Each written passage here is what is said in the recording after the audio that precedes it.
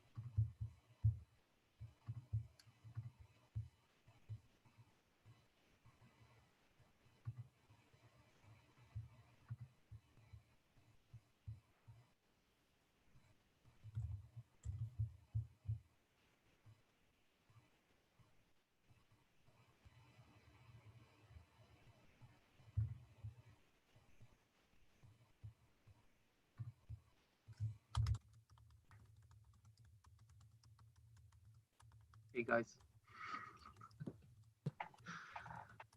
we're still here.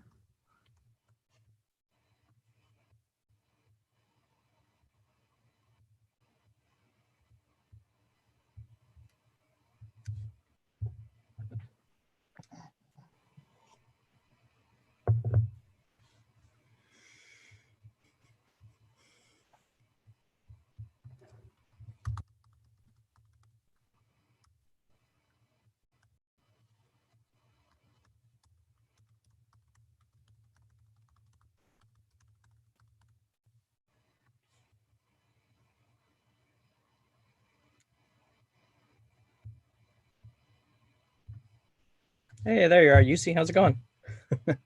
I don't know if you can, you can unmute. Yeah, Okay, cool. yeah. All good. I'm came from the forest from camping. Cool. It was quite nice, and I'm interested how how you run this. And now I'm looking at the most frustrating. Okay. Now I start thinking that okay, we are talking about the how are things over there? Oh, pretty good. I must say, this is a cool way to experiment with this. Yeah. Because it's There's, yeah, where's the list of, yeah, that's awesome. There's 5, 10, 15, 20, probably 25 people logged in as players right now. So I don't know how many people you've tested with, but it will work. But if the amount of votes, let's see if we had the bug already fixed when the voting starts. Okay, now you started to vote.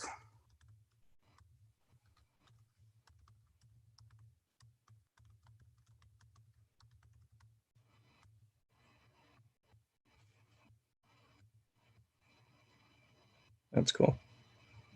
Yep. Oh, that's awesome. I can see them coming in real time. I'll take that also. I'll give my vote also. Oh, and one thing might be that in your screen, let's see if we fix the bug already, that it shows if when there's plus 10 votes, it might look in the screen like 1. The 0 doesn't seem like total, but in your phones and the player screens, it looks perfect. But okay. I think it's fixed already.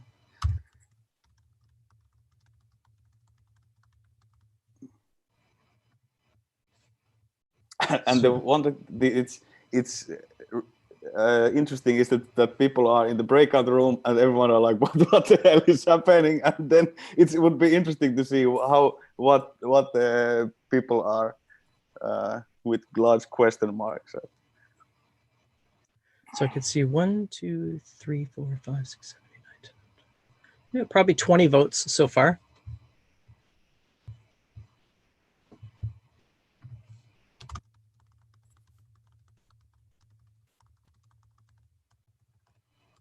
And actually, now that you do it this way, I realize that we should actually have a way to do it also, so that there would be just one game administrator who would play the cards to the table, and then, oh yeah, now I don't know how does it seem in your screen. It says accept failure got 5, feedback driven got 2, organizational perspective got 10, and approach change 1, and bridge building 3.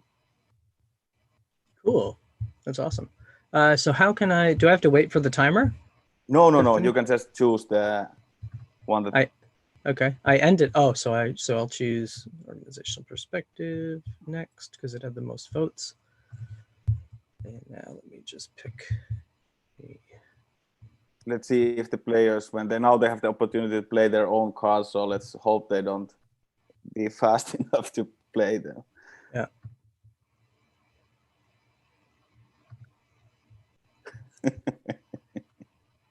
Okay, now I can see show picked cards.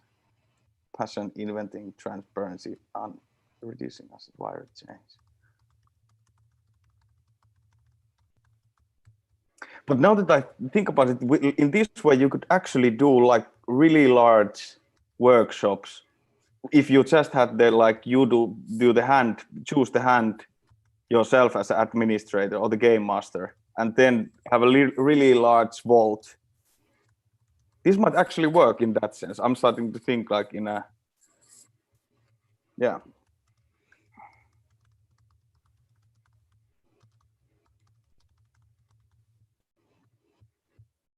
It's actually pretty smooth. Yeah, like think about it. You could have just one problem. There could be, let's say, 200 people online, and you could, as a game master, run the cards that are voted and discussed, and then you just gather the votes. Yeah. Okay.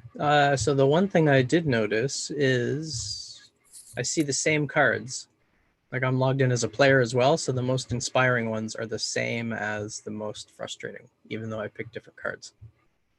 I can see in my screen, I can see passion, inventing, transparency, reducing. I think it's because you are, and if you refresh the page, you would see them. Okay. Show picked cards. Okay. There we go. Yeah, you need to click the show picked.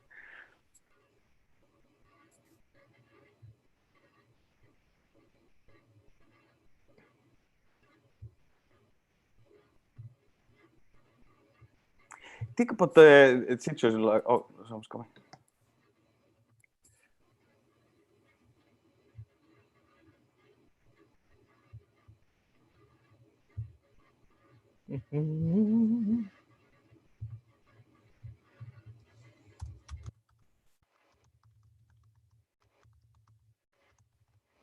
Yeah, if there was a situation that there would be, let's say, 500 people and they should have online quick discussion about their change, you could actually have a 1 round fast discussion with the 500 people and vote and see what the outcome would be. I think that's yeah, now I start to see the way it could be used. So they wouldn't need to be playing in all different games. There could be one game run by the game master. Yeah, yeah. That would work. And I think someone asked about the emails that when the player puts their email, we don't use it. It doesn't go to any list. The only reason is that you get the email from that. Okay. I noticed someone tried in the chat earlier. And you could also use fake address. So. Oh yeah, I guess so. Yeah. like this someone else, can one enter without giving away their email address? So it's not, we don't use it we don't list it anyways. Okay.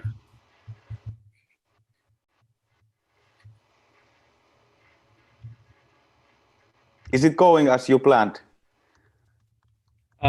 Yeah. Yeah, actually.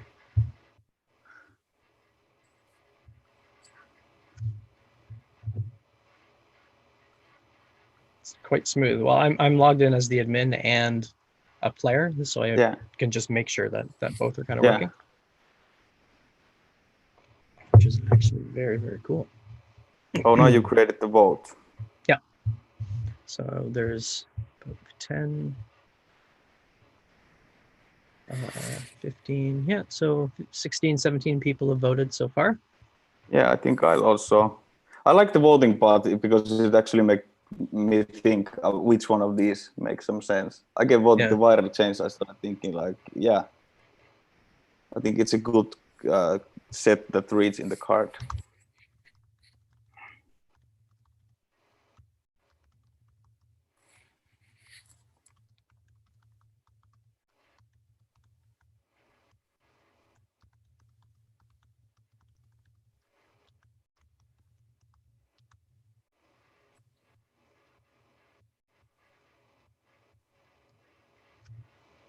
I probably should have had a timer here. I'm just kind of making up 10 seconds, 15 seconds. Yeah, but I think that's good. I do it that way.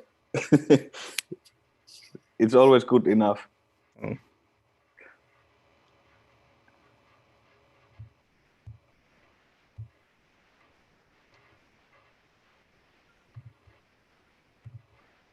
All right, so let's end the vote. Oh, we have a tie. Oh, yes, we do. Passion and transparency. So you could also decide to do a new vote. Like we have a tie, we need to do a new re-vote between passion and transparency. I'll just pick one. Yeah. For the sake of demo. Yeah.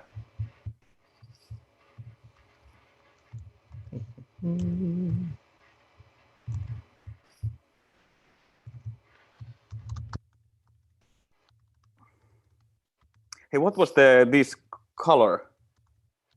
What was from the modern change stances? Which ones do you remember? These are both yellow. Co-creation. Co-creation or response. Just give me a sec. I have to jump in one of the breakout rooms. Yeah.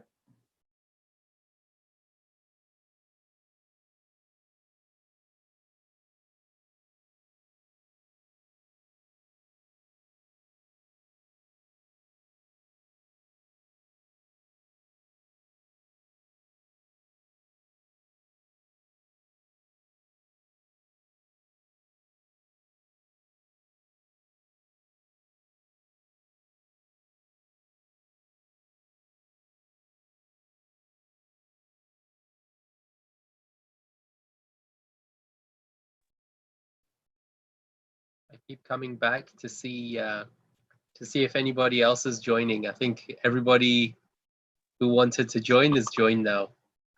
Yeah, I think Jason went to some breakout room. Yeah, he went to help. He went to help group 7. Yeah, they're good. They just weren't sure. They had because the 2 final cards weren't the ones they originally voted for. Oh yeah, they got missed. Yeah. Because of the dictatorship of the voting.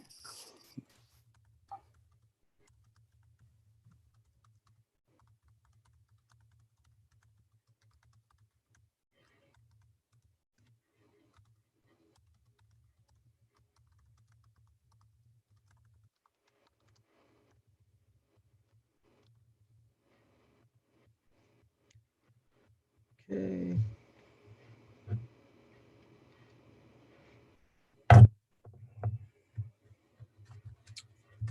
Yeah, I'm really happy with how this is turning out. I thought it would be more stressful to orchestrate across so many different rooms, but it's actually working quite well.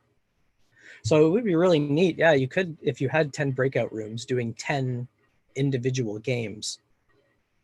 So you could, I'm only thinking just, in a global team, each of the local teams could have the thing that's most important there. And then as an entire global team, we could have the number one thing across the entire organization. That'd be cool. You're on mute. Yeah, I also started getting excited about this, the way that this already can be done in really larger scale. Because I haven't thought it. I've been so stuck with thinking about the team, Mm-hmm. or the smaller team.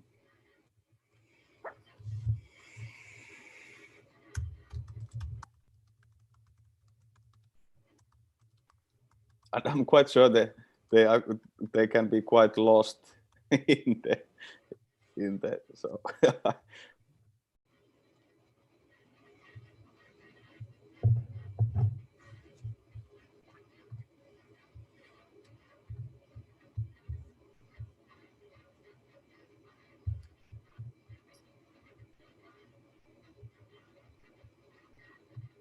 Okay, now it's the vote.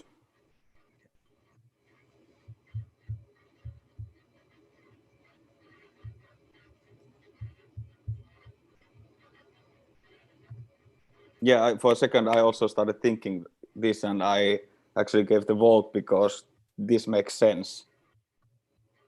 Like the voting brings it makes you think from the actual perspective.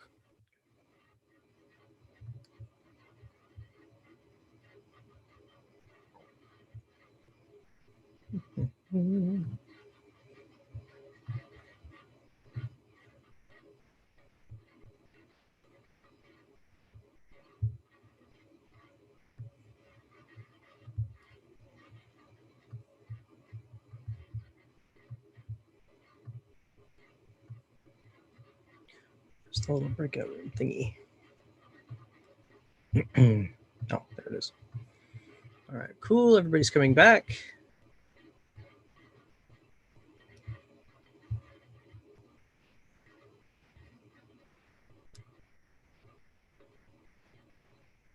Breakout room 10 must be having a really good chat because I don't see any of them back yet.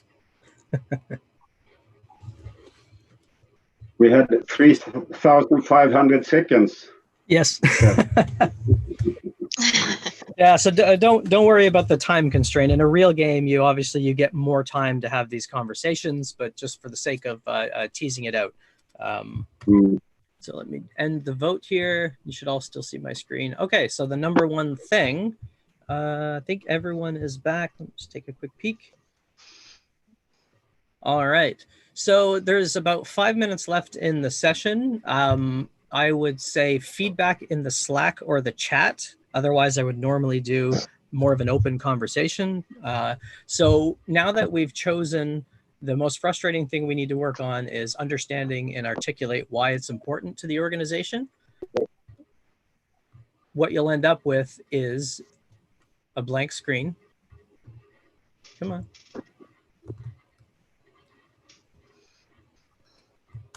There we go. Oops. And now, come on. I don't know why, it might just be doing this because of the share. Let me switch this off to a different screen. So it's going to give you, if it decides that it wants to stay on the screen.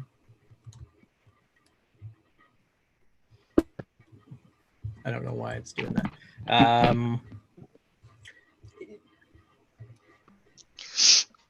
So you see, I don't know why it's, there we go. I couldn't get it. So it will load an experiment screen that basically gives you a link to where you could find some experiments you could try that are based on that perspective. Some stories of people who have had a similar problem anywhere else in the world and what they did about it. So you could take some inspiration from that, or some concrete practices that you could do. So you guys chose the organizational perspective. So you'll end up looking at these different philosophies And that screen that wouldn't load for whatever reason would actually link you to this organizational perspective idea. So it'll give you a little bit more context around some general ideas around why this is typically a problem with change and practices that you might want to try. So here's something that you could actually try with steps on how to do it and stories from people who've actually done it and how it worked for them. So it's designed to be kind of a crowdsourced wayfinder, if you will, or a GPS, because the cards are based on what I call the 5 universals of change. And that's, everybody knows what it's like to be in and build relationships, right? Like, what it takes to create a meaningful connection with someone. We all know that. We don't follow a framework or a method to say, well, I should do these steps. We just kind of know that. So there are certain universals that we can all understand. So after traveling to over 12 countries over the last 6-7 years, visiting organizations from startups to enterprises, all industries, global change teams, there are 5 universal patterns that helps people get unstuck that we can all understand. And each of those each of those universals have multiple lenses to look through. And it gives you the opportunity to kind of look at, is there something I'm not seeing? Because a lot of the times I've seen, especially with Agile transformation, people go to, well, those people don't get it. Those people aren't Agile enough. That approach doesn't align with what my beliefs are. And I have to get those people to change. When there might be a different way that we can look at it. So it helps us explore more about the system that might be stopping us from moving forward. So you can think of it as there's no start, middle, and end when it comes to transformation.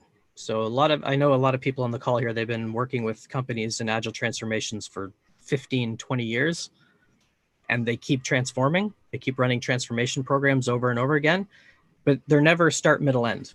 So how can you intervene in the organizational system at the right time and sort of to take a page out of something I learned from Don Gray, how can you swim with the current of the organization instead of against it? So how can you make a small little intervention that will nudge things forward in a certain time frame and get into that same kind of philosophy of how to approach change? So the game is designed based on these 5 universals. And just to close off with the actual game, the context is different. So UC, I don't know if UC, you want to pop in before we just wrap up and give us a little quick overview of the game itself and the different contexts. Yes, that was the invite for me to unmute myself. Yeah, if so, can you repeat the question so I get betterly answered?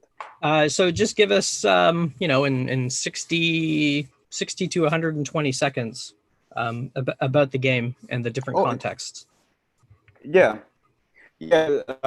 So Juskal in Helsinki at the moment, and we started the whole Topasia years ago. The idea was to create a game that would help teams to have dialogue. The bottom idea behind the whole game is that to have something that would help everyone to generate dialogue. The way of the game, first we did a few years these physical games, and then we started creating different contents, like realized that you could use it in retrospectives or different change initiatives, strategy work, teamwork, work community building, different kind of topics. That the one thing that is common is that there is something that the group or the team needs to have meaningful dialogue about, and that is the basic ideas of the idea of the game.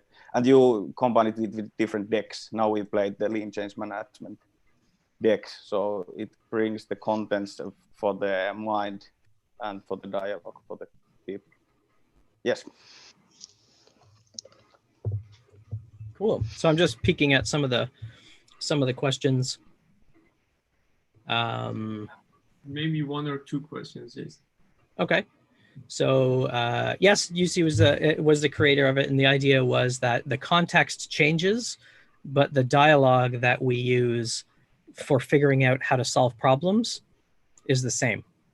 We gather insights, we explore our context, we create some options, that some things that we could do, then we decide what we want to do. So it's almost kind of like a retrospect your way through change, as opposed to what I've normally seen, which is get a big framework, analyze, plan, sell it to people, push it on people, then blame them for resisting. So instead of doing that, is there a different way that we can create these conversations to move things forward? So other questions, what are some other ones physically? So the firewall has blocked the Topazia website. Oh, that's interesting. Okay. The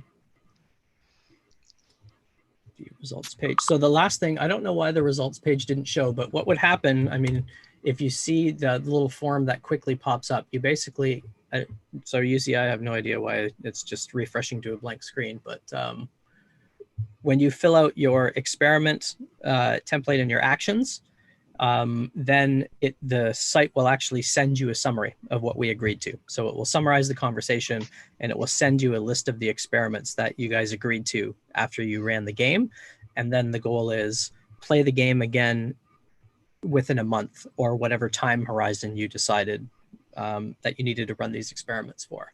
And then it will actually allow you to kind of track your experiments over time. And then you can see what type of interventions you'll start to see patterns about what types of interventions are moving us forward and which ones aren't working at all. So you can kind of learn your way through how your organization responds to change and align your approach to change based on, number one, how does the organization change? What does it expect? And number two, intentionally choose to be more disruptive and swim against the current. So, but that's your choice as the change people. There's no method that will tell you. You have to understand your context and then make more of a conscious choice about how to intervene in that system. And there's a couple of links where you can find more information about the 5 universals and the game itself. So we're going to stick around for the chat, and we'll be in the Slack. And I think I went 6 minutes over time. So sorry about that, Shaheen. I'll throw it back to you. No worries. Thank you, Jason. I'm sure it's very hard to do something in 30 minutes or very short, and we appreciate all of the speakers that are putting their time to make it as valuable as short and possible. So our next speaker will be Carlos. So if Jason, you pass the host to Carlos, that would be awesome. And Jason and other speakers will be around in the long break for everyone to chat with them. If you have any question that is not answered, they would be in the long break, and you can have a question or chat, or in a Slack as well, have a conversation with them. So Carlos, it's all to you.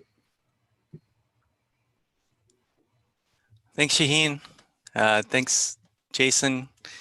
Thanks for the game. I had a lot of fun. We had some good conversations in our breakout group. So looking forward to playing that again, hopefully soon. Okay, so can everyone hear me okay? So just doing the quick check, thumbs up. Awesome, wonderful, thanks. Let me know if you run into any trouble. Otherwise, if you don't mind staying on mute just to reduce the background noise, that would be wonderful. And I'm gonna go ahead and share my screen. So let me go ahead and present. So first, I just wanted to really just give a quick thank you to all the organizers for Agile Games. Really excited to be here. You know, thanks to the group for putting this together, and for all of you that came from all over the world to come and listen to us. I know it's not easy. It's a Saturday. It's beautiful weather. So to be able to, you know, share some insights with each other, I think is awesome. So today my topic is going to be on problem framing and the art of reframing problems. And so a couple things. One, I spend a lot of time these days testing ideas with teams and running kind of design thinking workshops, design sprints to kind of, you know, de-risk and have some fun in the process. What I'm hoping that you get out of this session today is I'm really hoping that you are able to start thinking about problems a little bit differently, perhaps start to respond to them a little bit differently. You know, if you start getting a superpower in terms of how you can actually collaborate with your team members to perhaps look at different perspectives, that would be wonderful. I'll give a quick talk and then perhaps a quick activity to give you guys an opportunity to reinforce that practice, and then we'll do a quick debrief at the end. So first, what I want you to think about is how good is your company at solving problems, and versus how good is your company at solving the right problems. So how much time do we waste? How much money do we waste? How frustrating is it when we're not necessarily solving perhaps the right problem?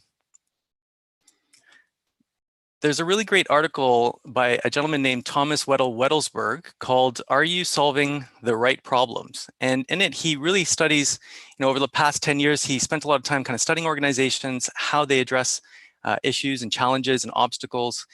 And one thing that he found in his studies and in doing a survey was that 85% of executives feel that they're really bad at diagnosing problems. So it's not necessarily that we don't know how to solve a problem. So we typically get pretty good at execution, at being able to, run through a series of steps. But really, it's about, where's our focus? Is it on the right steps, for example? Is it on the right particular challenge, the right outcome? And so what causes this? Well, there can be lots of different reasons. So perhaps we're jumping to solutions too quickly.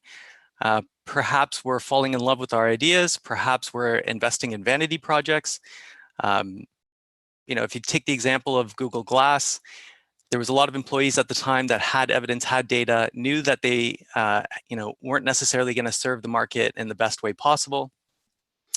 And they still went ahead with the launch, even after telling executives, showing data, showing that evidence, and spent perhaps 2 or 3 years' time of ultimately a kind of a big epic fail, only then to afterwards take a step back and then understand that perhaps there was other challenges that this could solve for that were more appropriate.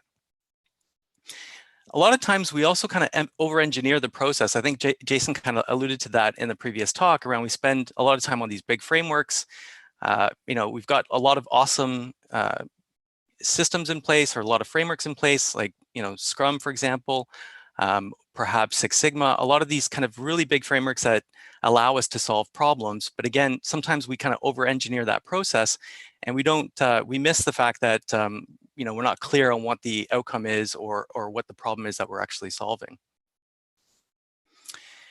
And so a lot of it is just really narrowly focused on the implementation or on the solution, and it's kind of a habit. So we got to change that habit. We got to look at, is there another way that we can actually look at solving problems that doesn't require our company to undergo, weeks-long training programs or certification programs for all of our employees? Is there some simpler techniques that we can use in our everyday work and interactions? And so this is kind of the concept behind reframing. And so I'll put the article and a link to the book as well in the chat. But in his book, it's called "What's Your Problem?" Thomas Wettelsberg really explores the concept of reframing. So using reframing to come up with some creative solutions by looking at problems from different perspectives and multiple perspectives. I'm just going to open up the chat so I can actually put the links here for you.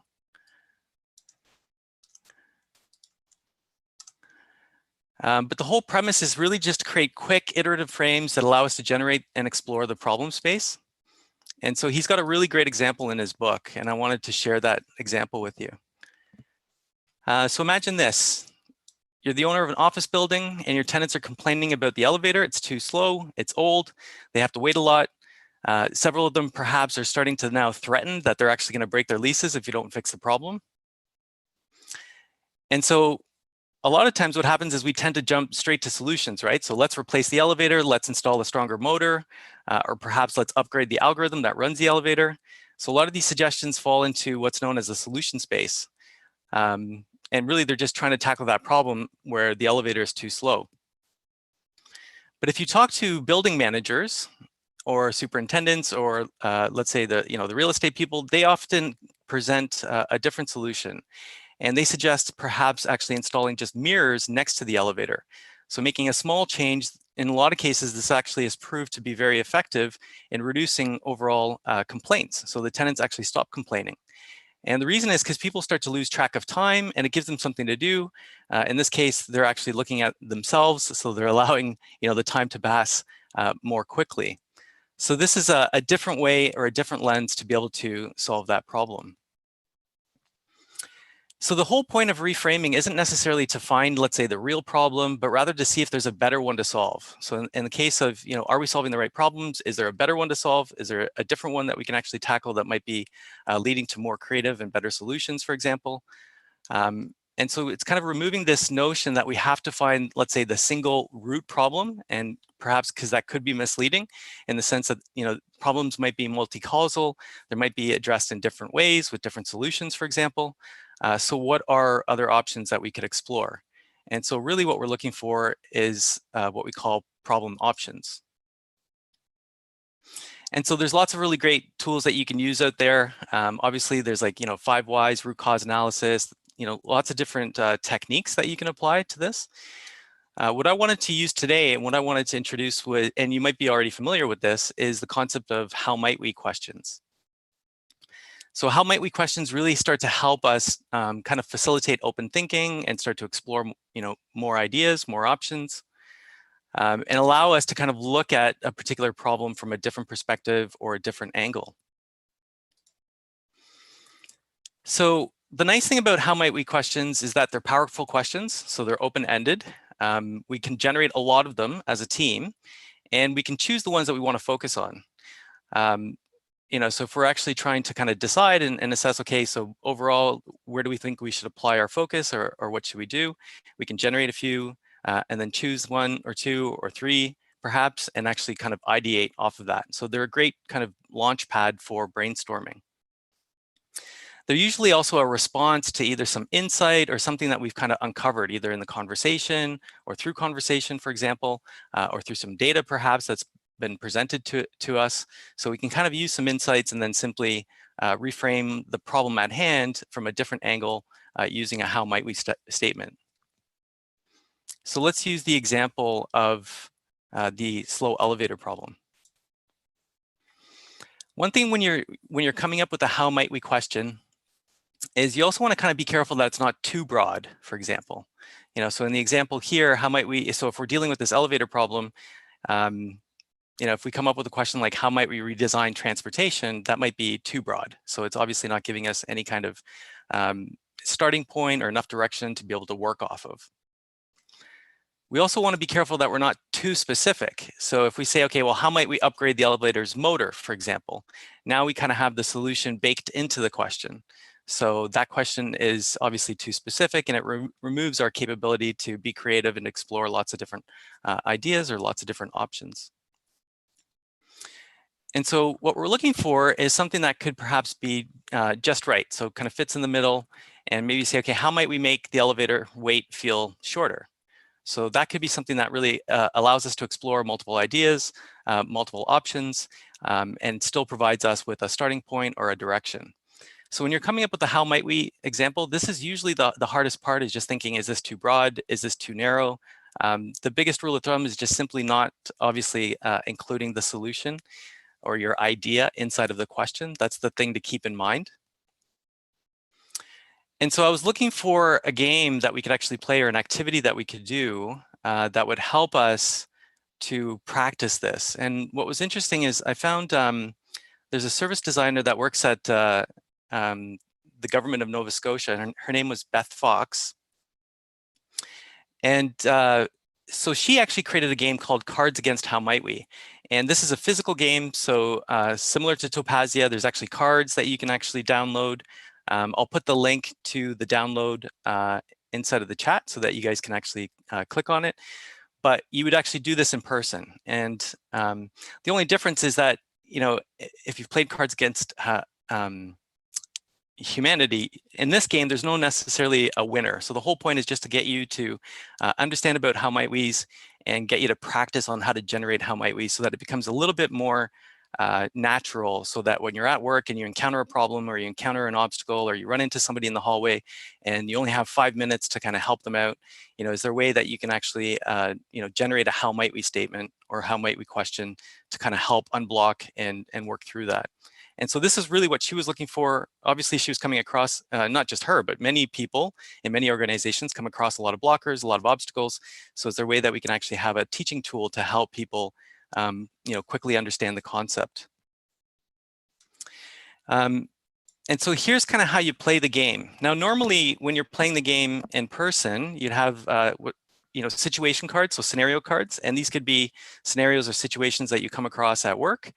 And so one person would deal a situation card, and then at your team or at your table, a number of people would lay down a blocker card, right, that would fit the sentence or complete the sentence of that scenario.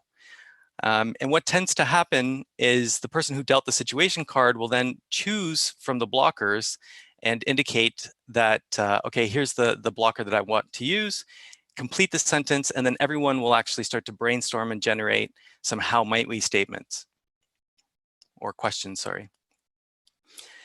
And so for us, because we're not doing this physically, we're doing it virtually. And although we could use Miro and Mural, and there is a link that also includes how to use Mural and Miro. So if you're looking to do this remotely and you want to do it with your team, for example, you can actually use that link. But for now, for us, we're going to actually just use Zoom and we're going to use the chat. So we're going to do problem storming inside the chat. Everyone can actually just write their answers inside the chat in Zoom, and we'll kind of work through it that way. And so the steps are like this. I'm going to present a common situation that occurs at work, and then you're going to pick a common blocker or obstacle that you think you might encounter at work, and then type it into the chat. Now you just have to type in the number. I'll give you a list of blockers, and you pick, you're going to say, okay, 1 or 2 or 3 or 4 or 5. And then from there, I'm actually going to pick the blocker and attach it to the situation. And then I'm going to give you a minute to think through what could be a how might we question that you would then use in a conversation when you encounter this type of blocker at work. And so the whole point is just to kind of get you thinking about how might we questions and how you would actually structure them or how you would create them. Again, there's no right or wrong answer. There's always ways, of course, that we can improve a how might we question, but there's no necessarily, right or wrong answer. So it's not like there's going to be a winner in this kind of instance. But then afterwards, I will show you an example. So I'll show you an example question and the thinking process behind it. I'll also kind of look at some of the ones in the chat, for example, and then we'll go through another round. So we'll do another iteration, and we'll do maybe two or three kind of iterations. And then afterwards, we'll do a quick debrief. I'd love to get your thoughts in terms of the struggles that you perhaps had when you were coming up with a how might we question. So we'll give it a shot and then see kind of how we made out.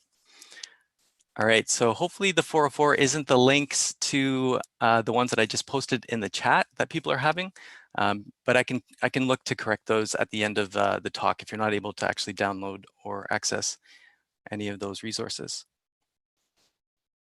All right, so just a reminder, there's no winner, there's no single right answer. Let's just have fun. What I'll do is I'm going to walk through one quickly with you just so that you understand the flow and that you kind of see how we're going to use the activity. And then I'll say, okay, now we're going to do it for real, and we'll walk through that example. All right, so let's do the first one. Here's the situation card. So you're in a new job and you've noticed some of the ways of working are confusing, outdated, and you're starting to suggest perhaps an alternative. So you have an idea and you're offering up an alternative. And so what happens is I present this type of card and then I'm going to give you blockers. So here's all the potential blockers. So one, people don't have enough, we don't have enough people or time to take on new stuff. So perhaps somebody mentions that in the meeting or in the conversation. Maybe they mentioned that there's no budget or that direction needs to come from the top, or I doubt that will work because I've seen a lot of things fail around here. Staff don't like change. They won't agree. So I see some of you guys are already picking some blockers. Everybody's filling up the chat storm. So you guys are probably pretty familiar with some of these common blockers. So when you're presented with this, so let's say I choose one. I'm going to say, okay, you know what? Let's say there's no budget. So somebody says there's no budget. So we'll pick number 2. How many number 2s did we get here? And the idea is I'm going to give you a minute to come up with a how might we question that you would use in a conversation or in a meeting to try and unblock the situation. And so, if the full scenario is you're in a new job, you've noticed some of the ways we're working are confusing or outdated, you suggest an alternative, and then someone says there's no budget for that. So what would be a question that you could potentially ask? And when you're coming up with a question, what you want to think about is there an underlying assumption here, right? Could I reframe this problem? Could I reframe this problem perhaps on the assumption that's being made or that's being implied? And is there a question that I can actually present that would reframe the problem? And so what will happen is afterwards, I'm going to give you a minute, and I want you guys to start typing out the question inside of the chat, but don't actually click send until the full minute is up, right? So that we can actually create a storm. The whole problem is to create a storm of potential how might we's and problem reframes inside of the chat. Okay, so I'm going to give you another scenario here in a second, so you don't have to go ahead and create a how might we for this one, although it seems like you guys are already getting kind of the point of the activity. But I want to give you a sample of perhaps what one could look like. And so I'm going to show you something here. So the first one is, okay, so if the initial problem is that there's no budget for new ideas, so there's no budget, that's the blocker. What's the assumption that's being made? Perhaps the assumption is that we need budget for the entire implementation of this idea, when maybe we don't. So is there a way for me to actually reframe this problem to say, okay, how might we test our idea without spending extra money? And so that could be potentially one how might we question that you could generate, for example, or you could use in that conversation to kind of unblock that situation. Just going to check the chat here. So I see some people have already started to generate some how might we's. Awesome. Okay, so you kind of get the point. So let's try another one here. And this time I'm going to actually run through it in the real way. So everybody ready? All right, so here's the new situation card. So you've been working on a new idea for a few weeks. At a team meeting, you share what you've been working on, and then someone says, so 1, we don't have people or time to take on new stuff. 2, that sounds risky. What if people don't like it? 3, the direction needs to come from the top. 4, I doubt that'll work because I've seen a lot of things fail. And then 5, staff don't like change, they won't agree. So let's see what you guys have. So everybody typing a number into the chat. Let's see what we've got. Lots of 3s, lots of 4s, 2s, 1s, lots of another 4. All right, I'm going to go ahead and pick a 4. So now what I want you to do is generate a how might we, and I'm going to give you 1 minute to do that. So I'm going to set the timer. But again, think about the scenario, think about the blocker, think about the underlying assumption that could be being made here or implied. And is there a way that we could reframe the problem? So what could be a question that you could ask, a powerful question to reframe the problem? Don't hit send until the minute is up.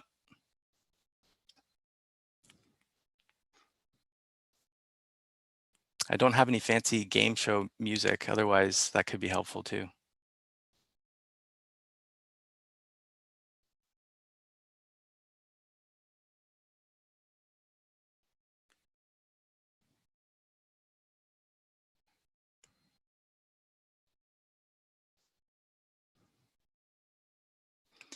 So you got about 15 seconds to come up with your question. And then when you're ready, you can hit the send and we'll see the storm.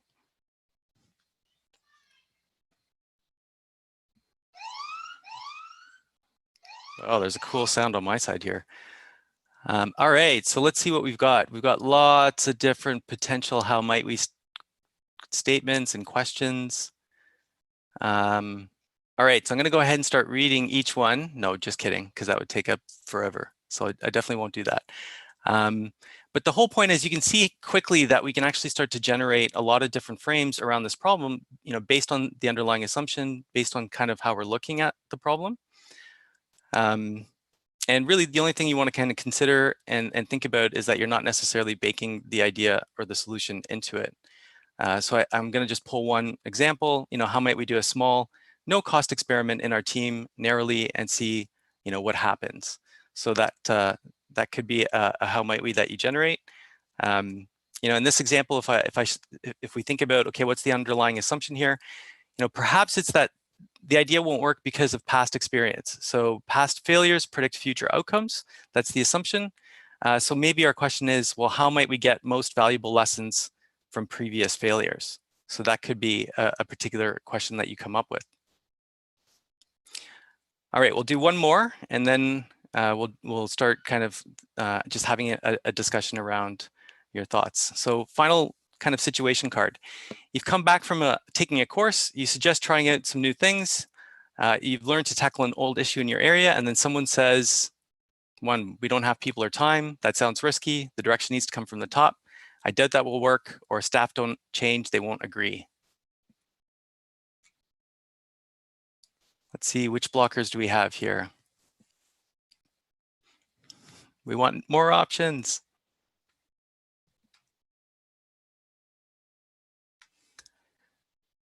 So we've got lots of 2s, 1s, 3s.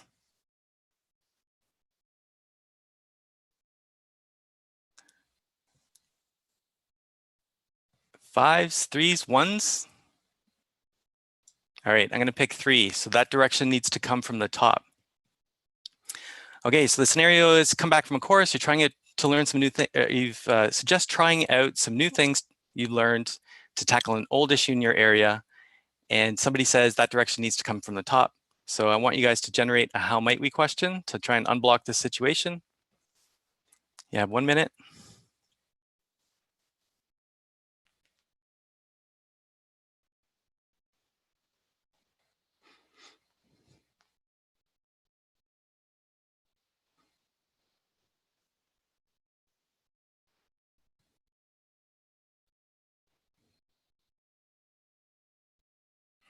So think about perhaps what, again, the underlying assumption is, and how might you reframe this particular problem.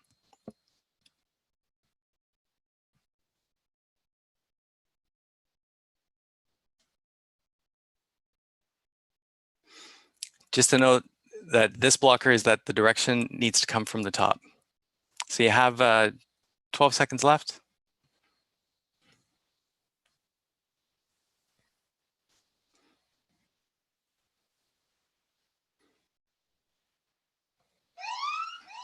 All right, so I see lots coming in the chat here.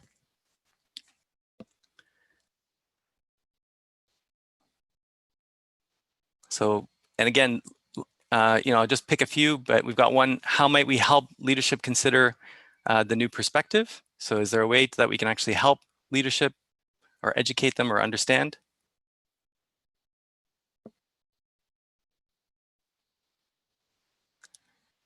How might we demonstrate how change aligns to the organizational strategy or the goals that are provided by the leadership?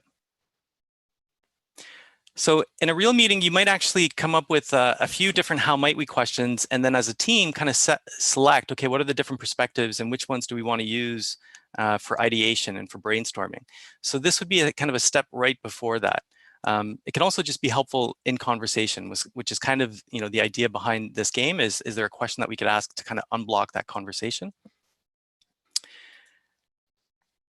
So if the problem here is, okay, we can't make these types of decisions because it's got to come from leadership, then, maybe one of the assumptions is that we're making that we don't have authority or we don't have autonomy, for example.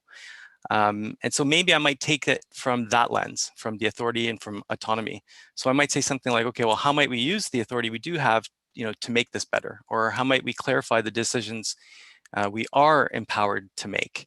So, that could also be another lens or another angle that you take it from. All right, so I hope that gave you, an understanding or a better understanding of how might we questions, of using them to reframe problems, of perhaps how you could use them actually maybe in a conversation so that, or, if you run into somebody in the hallway and they're struggling with something. So maybe I'll just ask you, and feel free to actually just put this in the chat, but what are your thoughts on how might we question? So what do you like about them?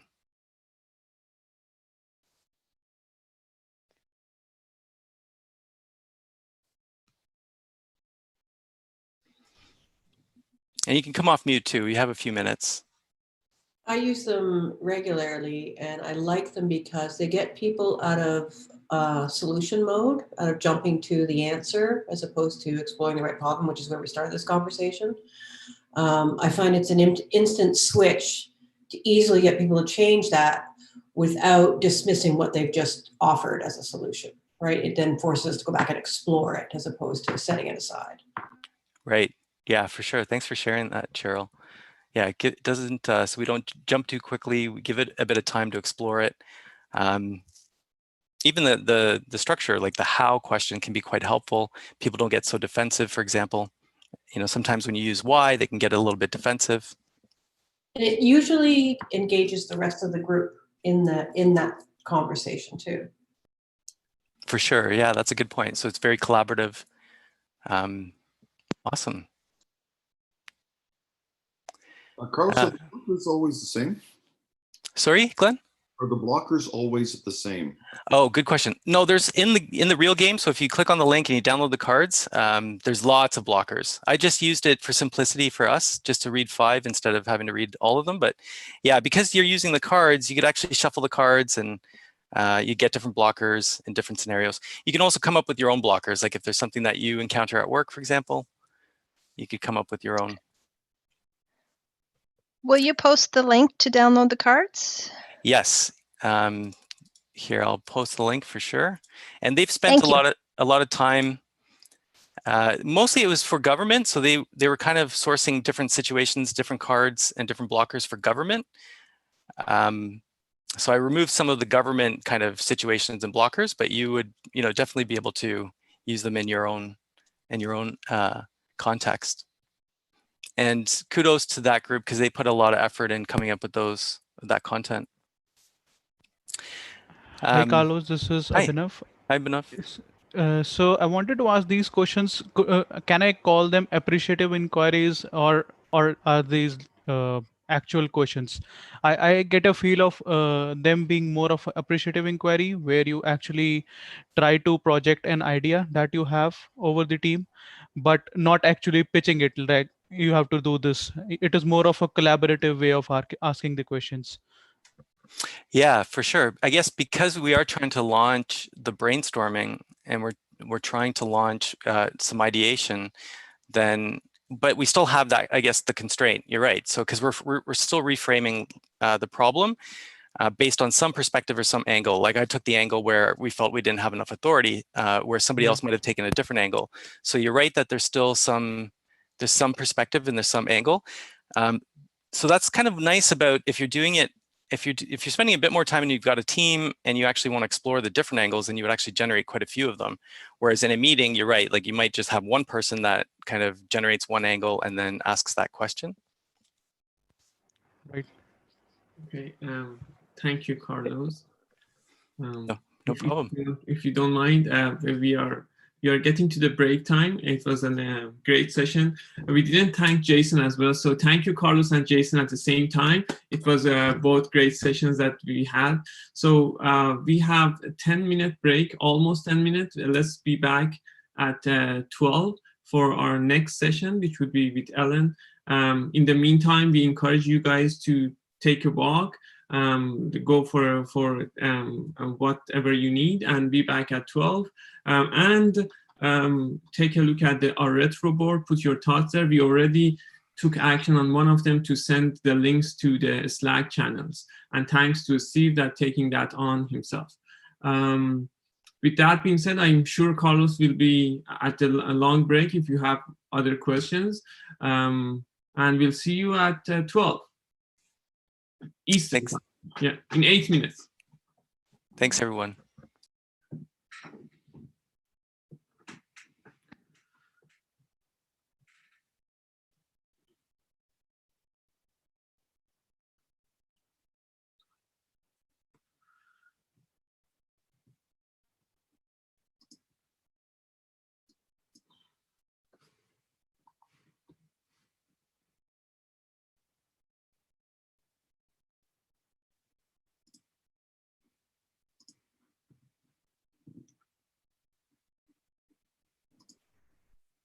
I guess it would be nice to have your music back, Shaheen. Yeah, okay. But that was a dance music. Let me find a better. And it's just a natural. Yeah, at least in this remote times, we can have a feel of being together. Any songs suggested?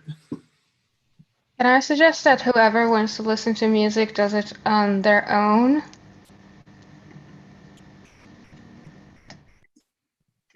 Well, that's a good suggestion too. So let me share this one.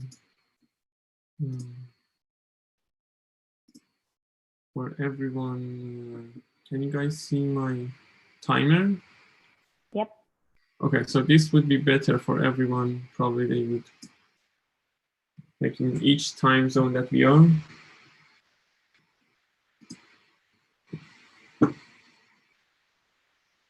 I'm going to take a walk and come back.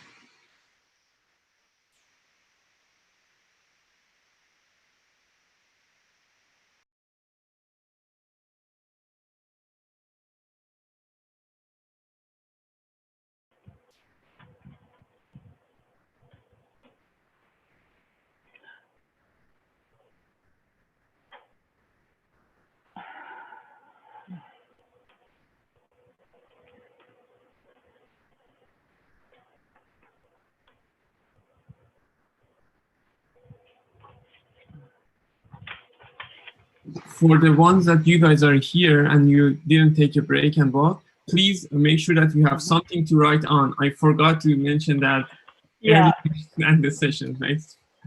I'll give people a minute at the beginning too. Yeah. I'm just gonna do a camera test right now because these are my high-tech slides. Right. So yeah.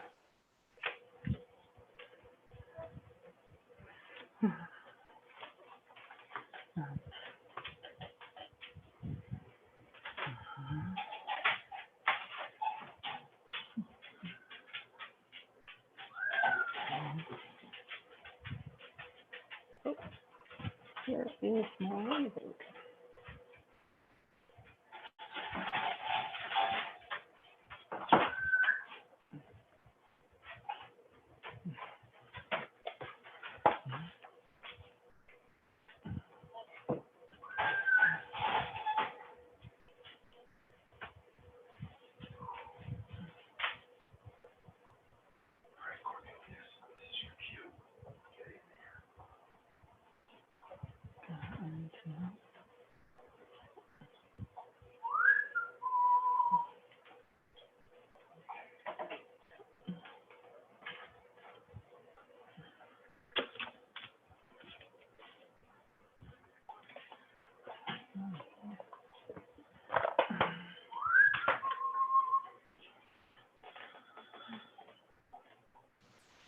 Ironically, putting a timer on the screen means you have to be in front of the screen.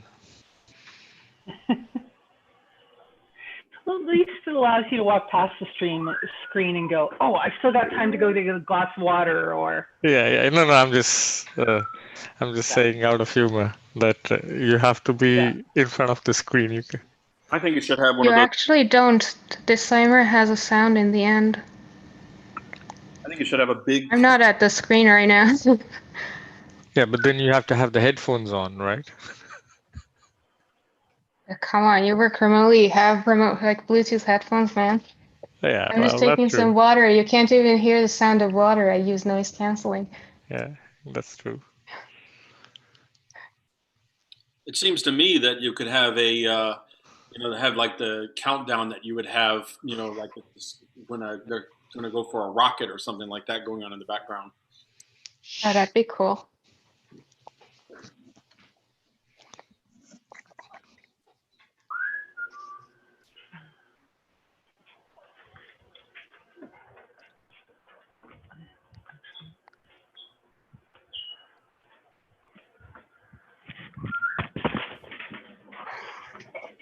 Good luck, Robin, with the sales of your house. Yep, I'm getting everything out of the way. Thank you so much.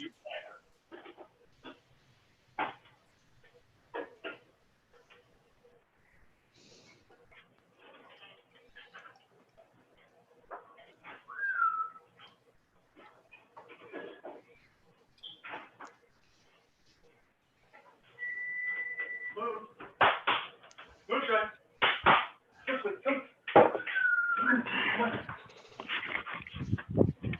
can be there. Okay. Okay.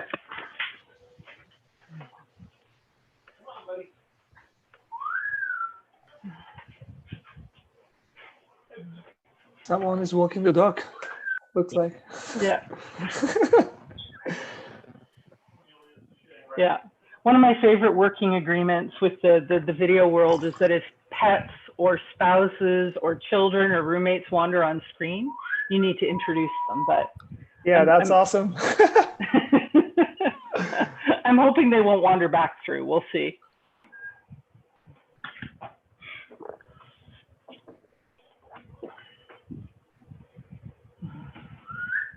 I like your chair. Or is that not a chair? What is it behind you? Oh, behind me? Ah, that's a pipe. I thought it was like a design of your chair. Yeah. It's the chimney for my wood stove. I see. It looked like some sort of Star Wars style chair. Yeah. Sort of, it's all steampunk. Yeah. Oh, Mulut, you should show your face to make those comments. We don't know. We don't see what's behind you. Okay. Sorry. Behind you. me is like my tiny, tiny living room. I'm in the corner of my living room, basically. That's where I am too. I've been working from my son's bedroom upstairs, but we're in the middle of installing a new desk in there and it's not ready yet. So I'm in the main room, which means yes, dog and husband might well wander through in a moment. We'll see. All right, Ellen, I think we're in time now. Okay. The floor is yours. What is mine? So let's spend the next 30 minutes talking about visual thinking. And just in case you didn't get the message, what I'm going to ask everybody to do right at the moment, if you don't have some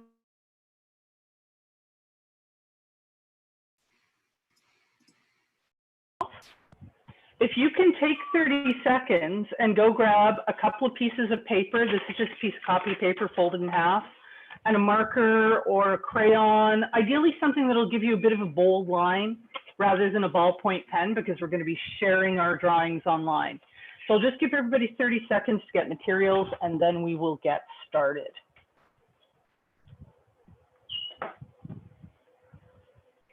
So I'll just warn everybody while they're grabbing materials, this is about as high tech as my presentation materials will get today. But it'll be in HD. Yeah, exactly. It'll be scribbling in high definition scribbling.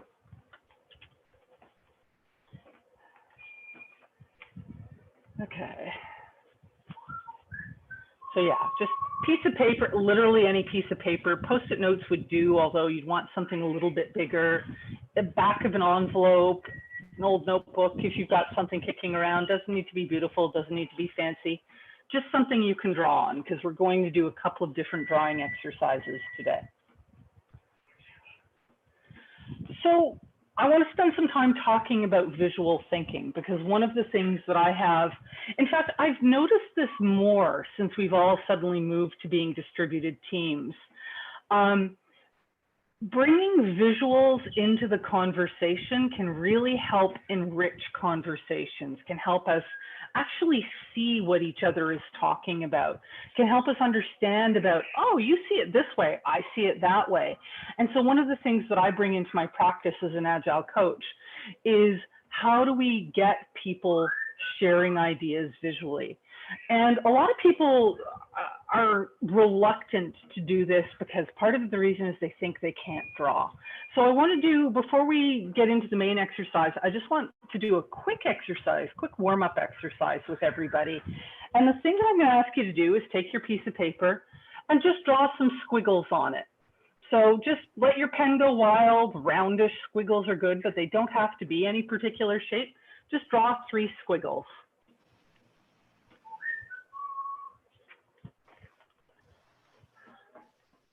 And then once you've got your squiggles, what I'm going to ask you to do is take them and turn them into birds.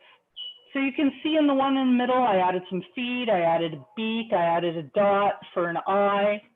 Just add a few little details like that and turn those squiggles that you made into birds.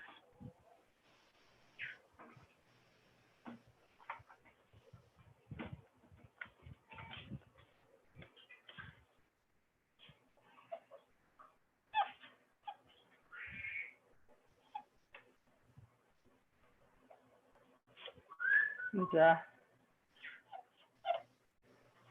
maybe what you can do is once you're done, just hold up your birds so everybody can see what you drew.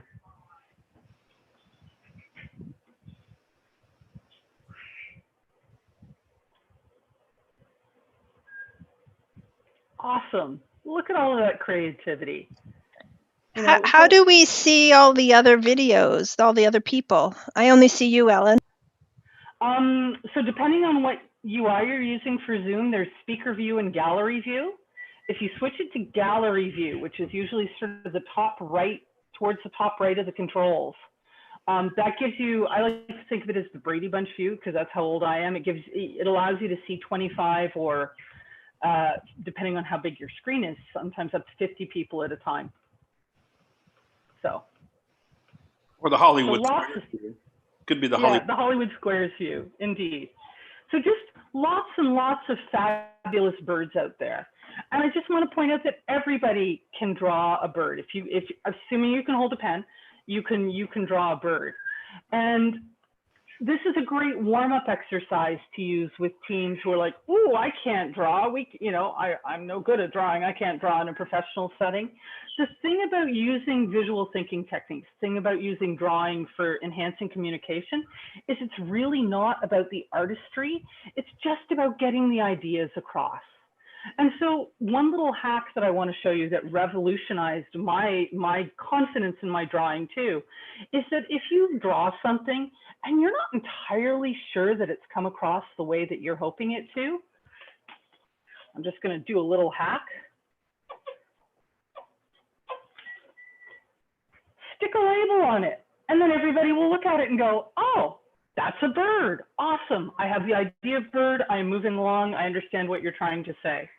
Revolutionary drawing hack. I highly, highly recommend it. But humans are pretty good at doing pattern matching. It's one of the things that people do well, right? So we're really good at pattern matching. We're really good at assigning shared meaning. And if you just put enough ink on the whiteboard, on the page, wherever to get your idea across, add a label if you need to, people will look at it and go, "Oh, I understand what you're trying to convey. Let's continue our conversation." So I just did this as a little warm-up exercise because what I want to spend the bulk of our time doing today is an exercise called drawing toast. This is an exercise I have used with a number of teams. I did not invent it. It started off with Dave Gray. It comes out of the book Game Storming, which I highly, highly, highly recommend, the Game Storming book or the Game Storming website. I'll share the link for that a little bit later. And this is a really simple visual thinking exercise that is designed to improve shared understanding. It's designed to get people thinking from a systems point of view as well. And it only takes a few minutes to do. So what we're going to do. Just a quick question, sorry to interrupt you. Oh, yeah. Do you have a bird at home? Sir, oh my gosh, yes. Oh, that's okay. That's okay, because I was trying to mute that sound, but I couldn't figure out where it's coming from. So it's coming from you. All right, we're all good. Apologies to everybody on the call. Yes, my squeaky parrot can be heard pretty much everywhere in the house, and there is no way to convince him to be quiet. Okay, I'm just hoping that all he does is squeak and whistle, and he doesn't shout any of his vocabulary in the background. Okay, if there's so suddenly bad words appearing from somewhere, I really apologize. That's all I can say right now. Okay. Parrot's name is?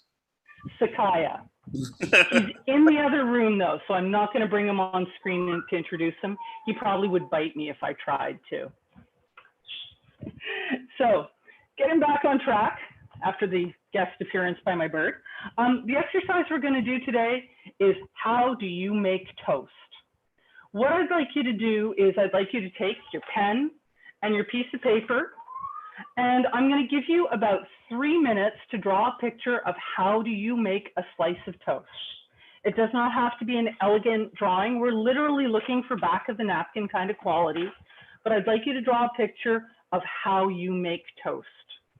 I'm going to give you about 3 minutes to do this, and I have a nice relaxing timer that I will throw up on the screen in order to give you a sense of the time, but start drawing. Simple diagram, how do you make toast?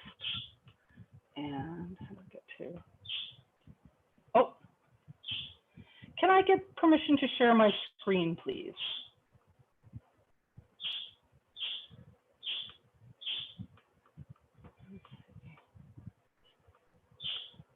Carlos, you are the host. Can you make me a host or make Ellen a co-host, please? You can also just give that access from the security tab. Any of the co-hosts can do that. Okay, Ellen, you should have it now. Awesome, thank you. No problem. Okay, so there we go. Did it go? Oh, sorry, I don't think it shared the right thing.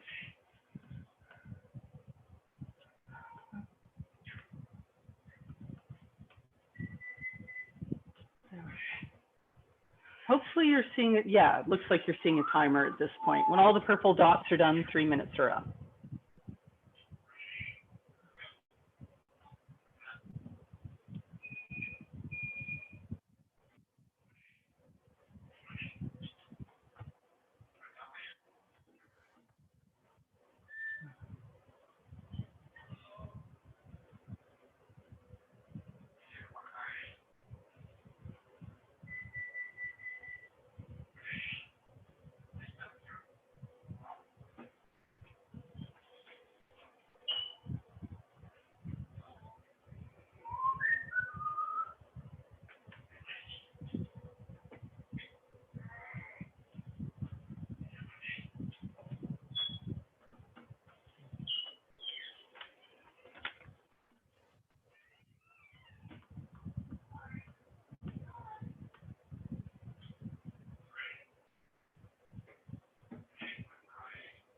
You might start to think about putting any finishing touches on your drawings now.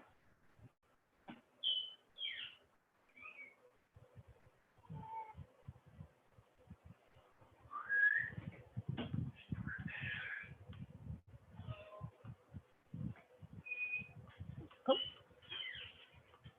Damn it.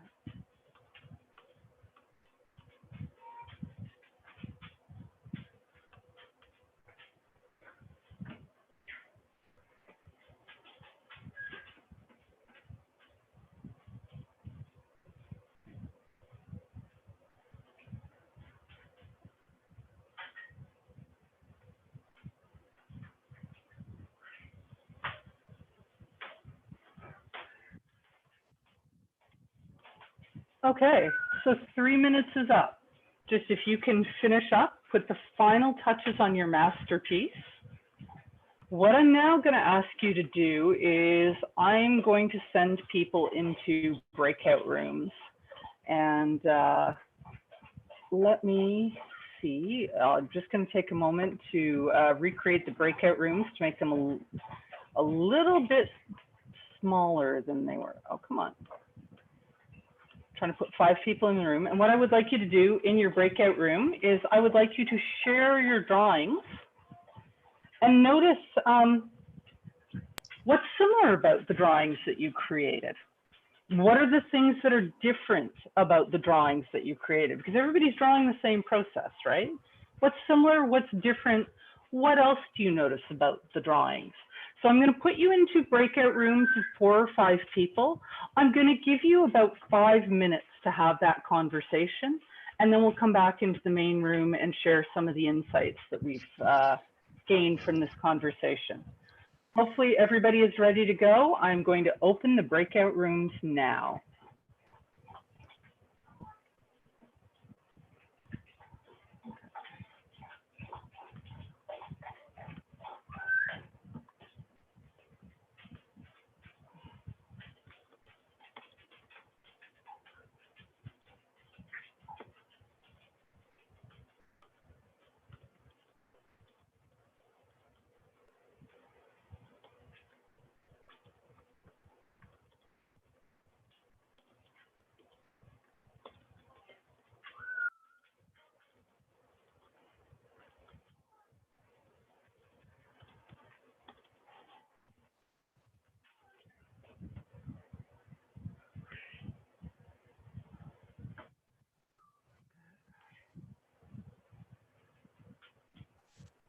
There's still. Are there people in the main room who did not get assigned to a breakout room? I didn't get assigned to one. Oh dear. Okay, so let me.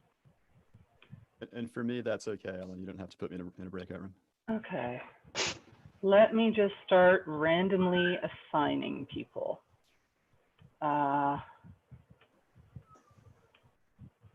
If you don't like the breakout room, you do always have the ability to come back. Richard, do you want to go to a breakout room? No, thanks. Okay.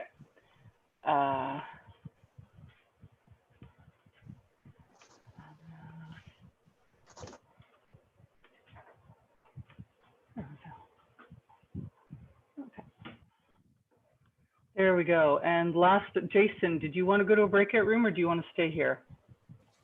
I'm okay. I'll stay here. I just had to run up and get more fuel. No problem.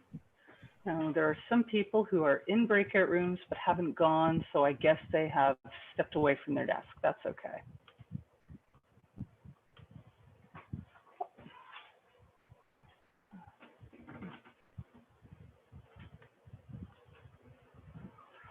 Nice.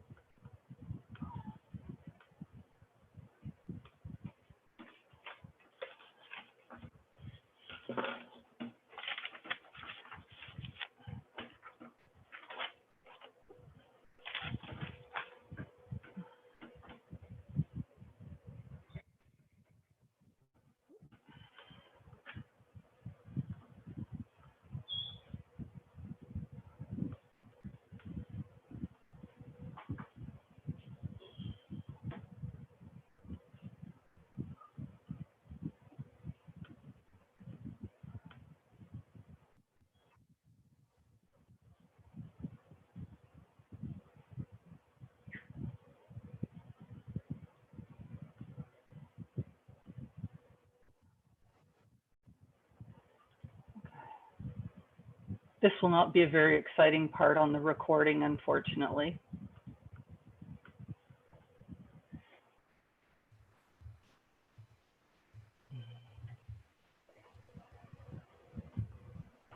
And the main room is still being streamed, right? On YouTube? I believe so, yeah. Okay. So we should do something interesting. Dance contest? We should. Singing. Anybody know any magic tricks? I can make you disappear. I'm just hoping my internet holds out. Yeah. What's the strangest thing you have sitting on your desk? At the moment, Cornelius. He's become my best friend since I've started working at this desk. What is that, Malud? It's a pen. It's the only thing that I could find out, but I use it for online celebrations. That's awesome. I have the best grandpa award. Best grandpa award. That's awesome. My daughter got at their school fair. They always have like these little crappy gifts you can go spend like 50 cents on and stuff. And I thought, what are you trying to tell me? I have a soapbox. Oh, that's so cute. Sometimes I do this. This is my signal to everybody. I'm about to do a 2-minute speech, and then I get off my soapbox. I have an actual soapbox that a product owner that I used to work with built for me. That'd be cool. That's cool. So I'm gonna close the breakout rooms now and get people coming back. So hopefully they've had enough time to have a good conversation.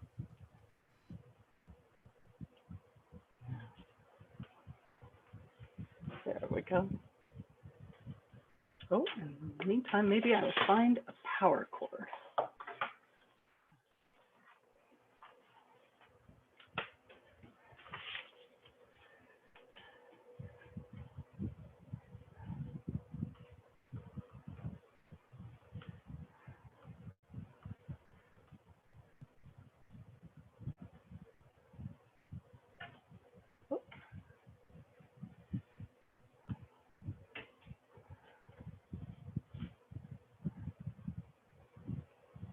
Okay, it looks like people are still talking in some of the rooms, so we'll give them the 20 seconds before the rooms close automatically before we reconvene.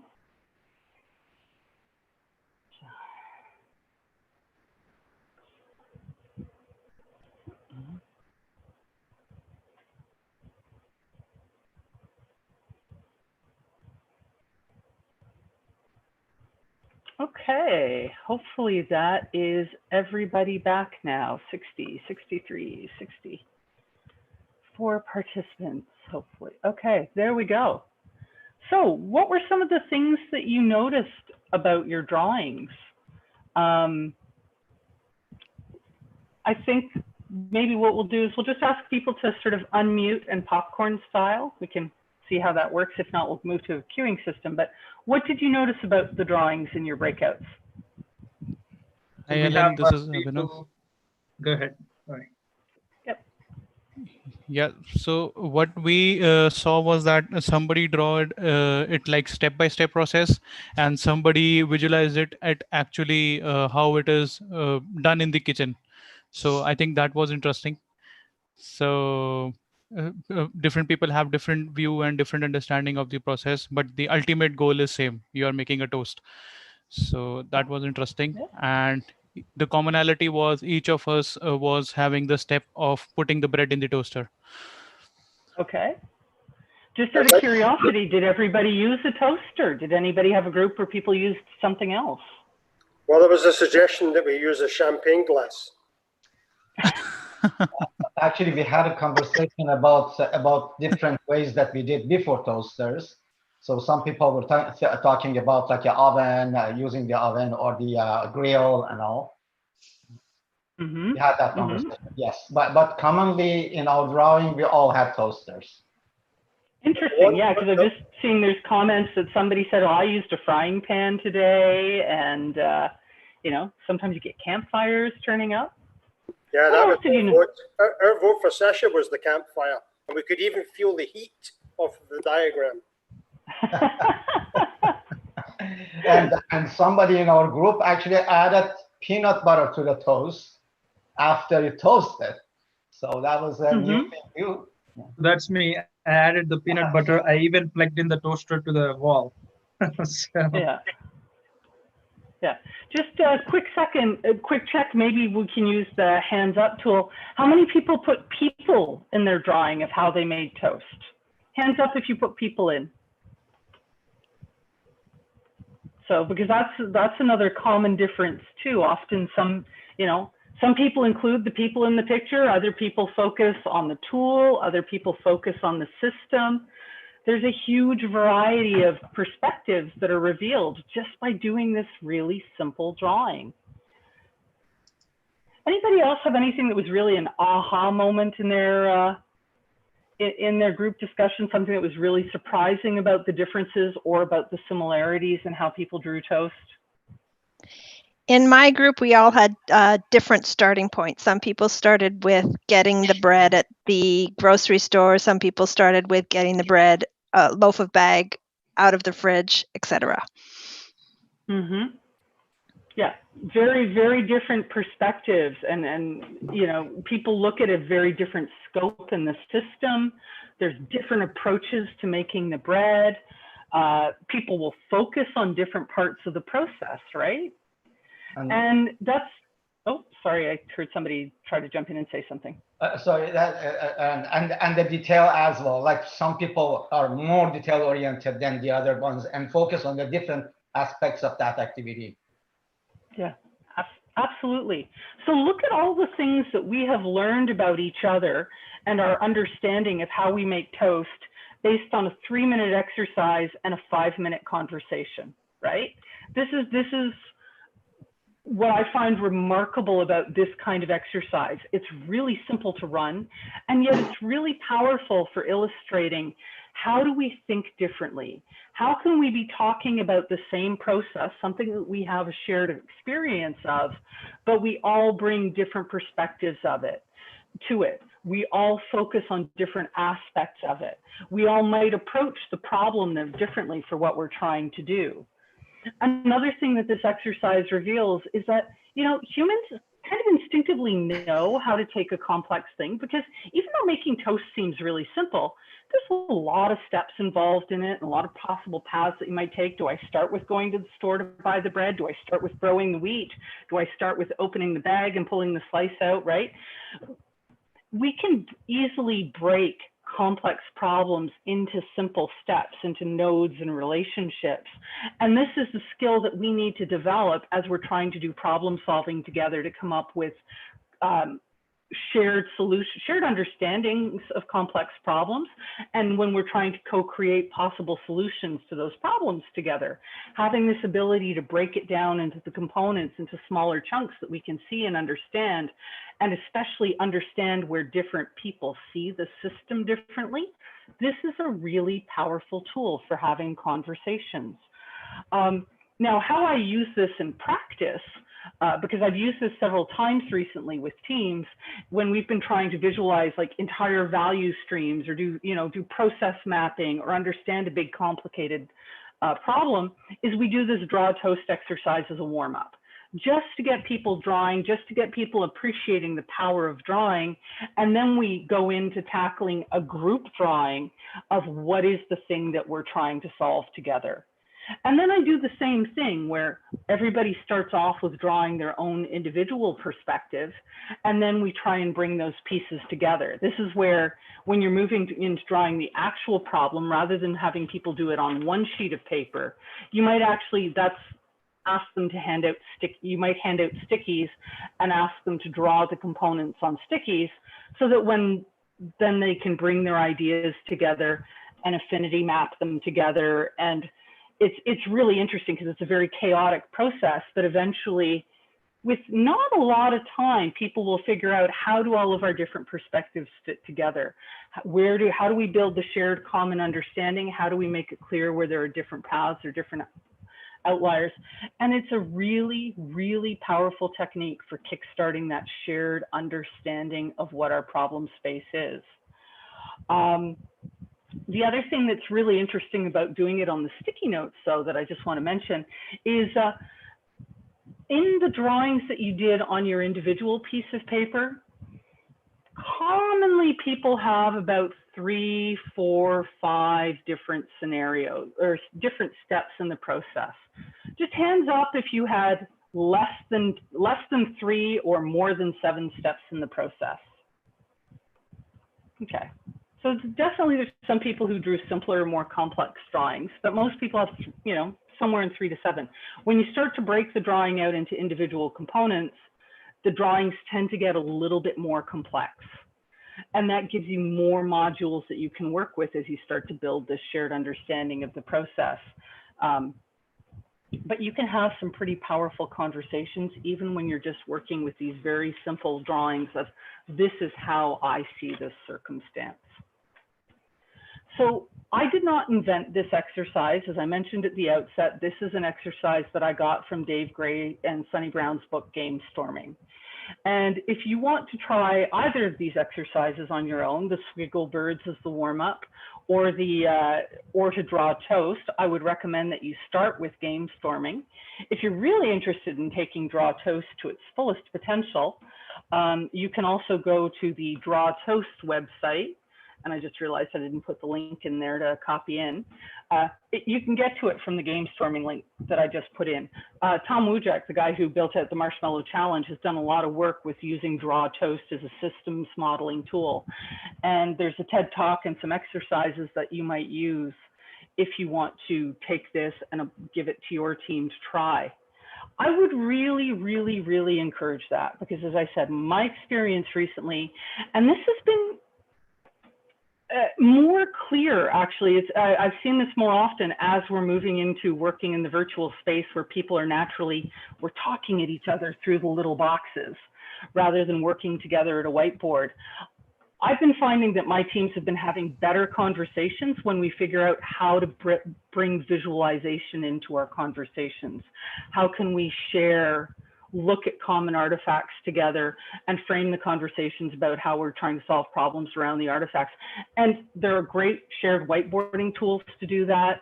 Miro is fabulous. There's other things, but honestly, the power of just doing this on a sticky together on a piece of paper. You show me your drawing, I'll show you mine. It's a really simple tool. You can pull it out anytime you need it. And using visual thinking is driving better conversation. So please, I would encourage you to try to experiment with this in the work that you're doing to help people draw better understanding. Well done, On Ellen. that note, Well done. thank you very much. Thank you. Thank you. I'll be around at the break, happy to entertain questions, and I'm going to hand the floor over to Richard right now. Thank you, Ellen. Hi there. Ellen, can you make me host as well?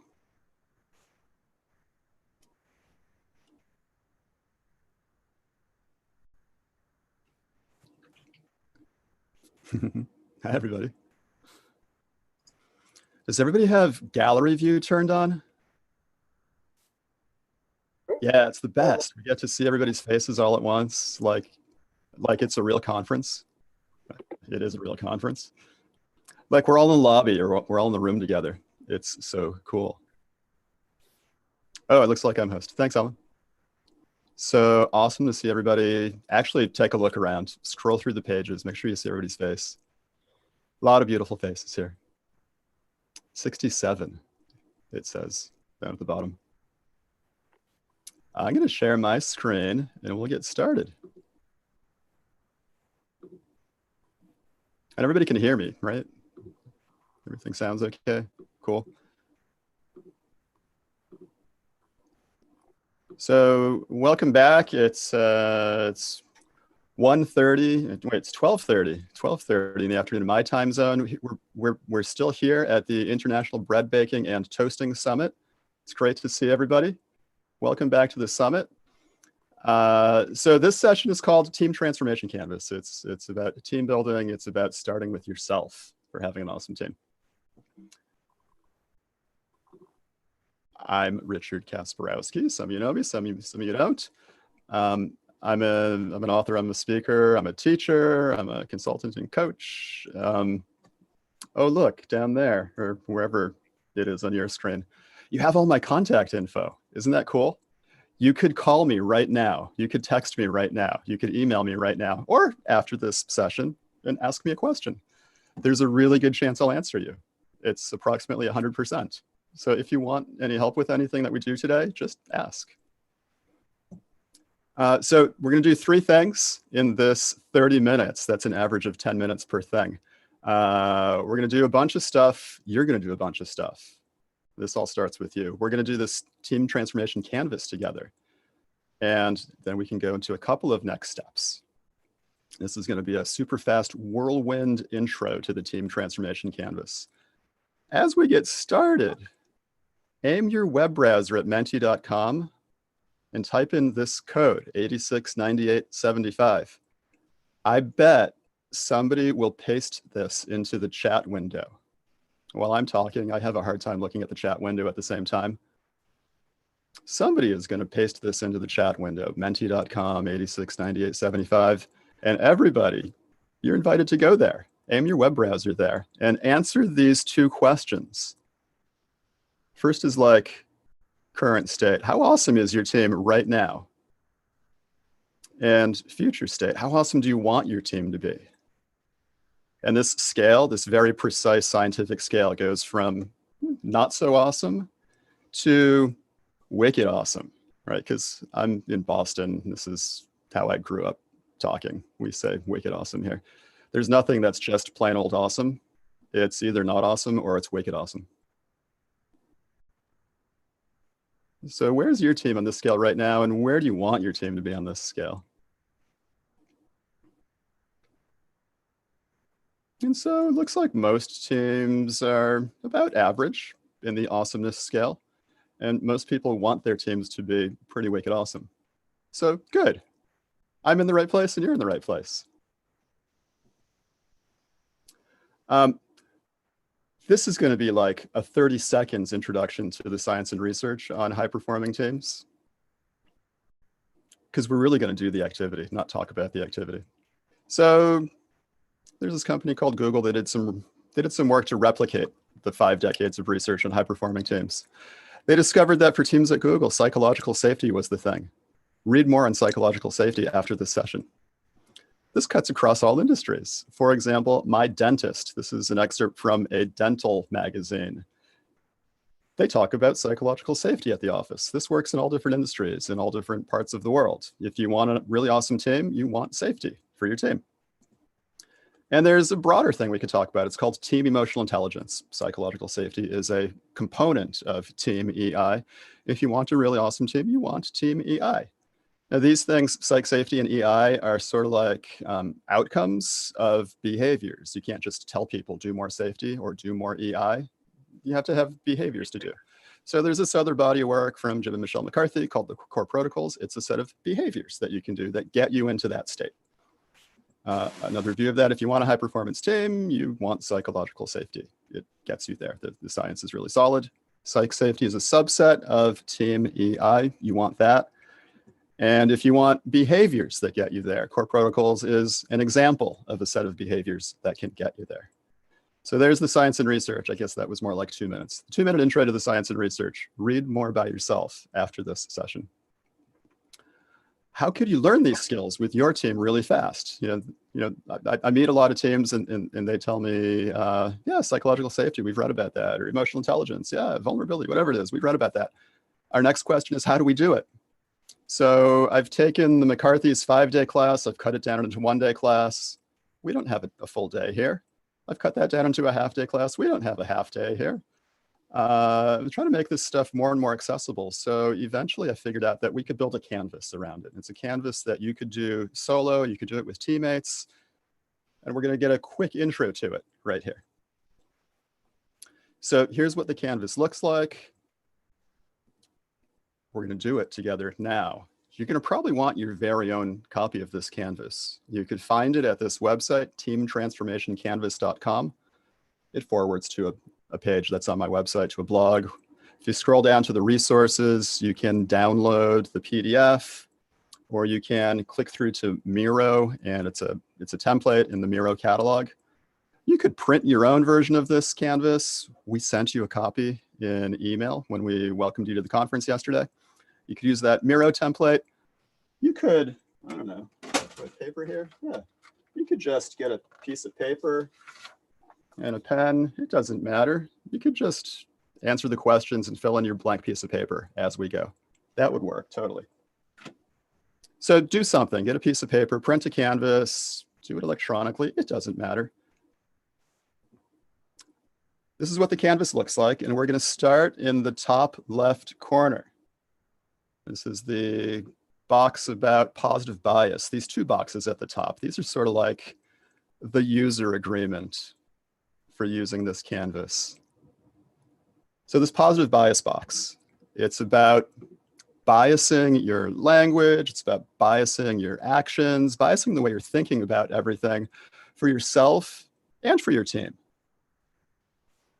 It's really about setting up the right atmosphere for doing this canvas by yourself or with others. And so the 2 statements here, I will use positive language. I'll sort of bias my language to be more like yes and instead of yes but or no. I'll bias my action toward positive outcomes for me and the people around me. If you want to continue with this canvas, make sure you create that environment and X those boxes, put a check mark in those boxes electronically or on a piece of paper, or just write down these sentences if you're doing that on a blank piece of paper. This is where we get started, setting up this context of we're moving forward toward an outcome that we want, and we're doing it intentionally. And if you're okay with that, we'll move on to the next box. It's about freedom and autonomy. If you're doing the canvas, it's the top center. If you're doing it on your own piece of paper, put it wherever you want. It doesn't matter. What's important here is that you actually have freedom. You have liberty. Again, this is sort of like part of the user agreement for doing this. To be able to do this canvas, we kind of have to be in an environment like this, where it's safe to say no. Nobody's forcing you to do anything. You can opt out of anything at any time for any reason. I think that's easier to do when we're online. Nobody actually knows what you're doing right now. And you can exit any situation anytime for any reason, whatever it is. You have this freedom. You have true autonomy. So if you can set up that environment for yourself, then we can continue with the Canvas. Check these boxes, write down these sentences, do it however you want. And then we'll get into emotional state. It's over on the left-hand side of the Canvas. And it goes like this. Line number 1, I feel blank. Complete the sentence. How do you feel right now? Use any words that you want to express how you're feeling right now. This is one of those moments where I pause and let you think and write.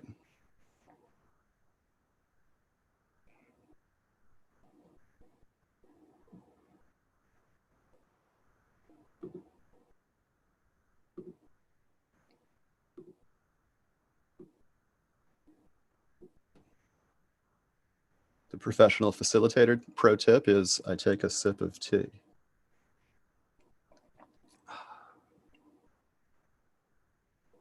All right, whatever you wrote there, move on to number 2.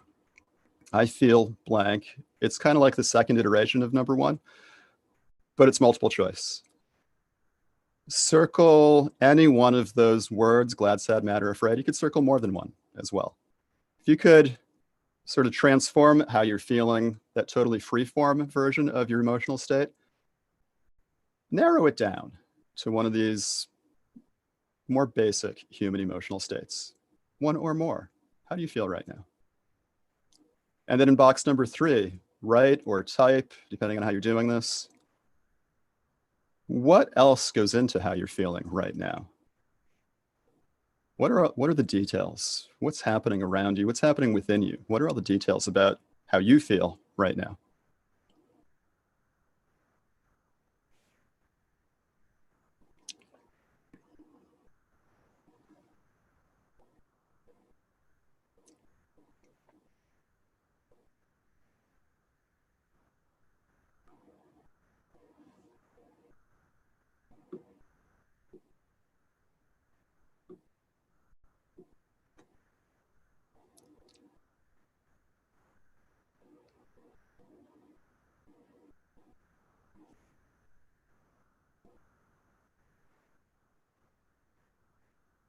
Right, and this is really an intro to the Canvas.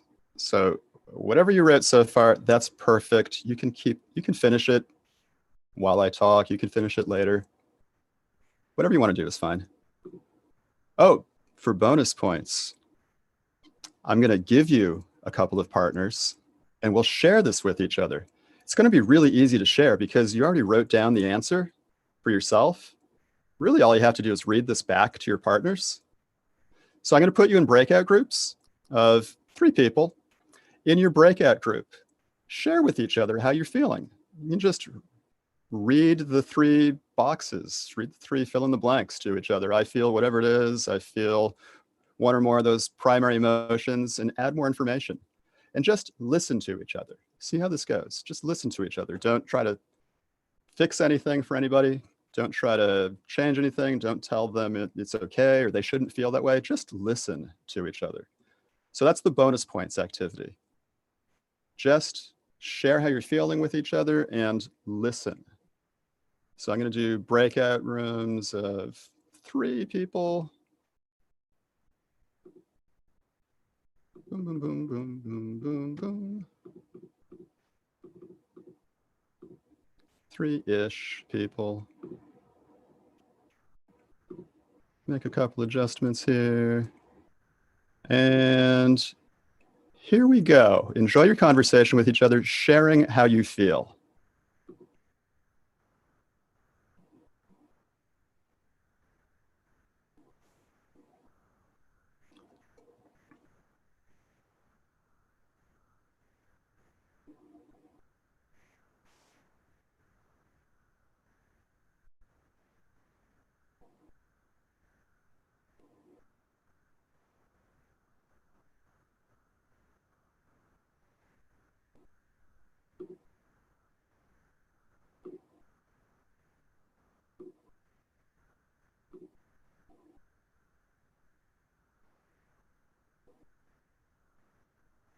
If you're still here in the main room, that's cool. Hi. If you want to go to another room, I can try really hard to send you to a breakout room. Or you can just hang out here with me. Oh, we could do it here together if you want. Does anybody want to read from their canvas? How do you feel right now?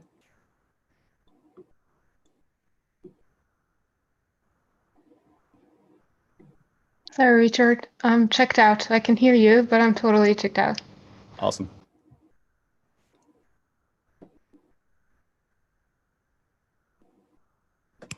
I can hear you too. I just cannot join the breakout room at the moment. Okay.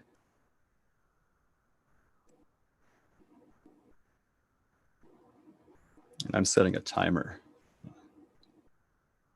1 more minute for people who are in the breakout rooms to share with each other how they're feeling. Nia, you're muted.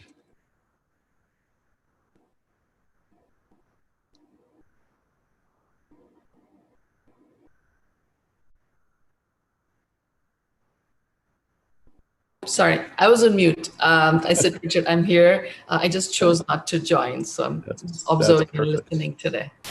All good. Yeah.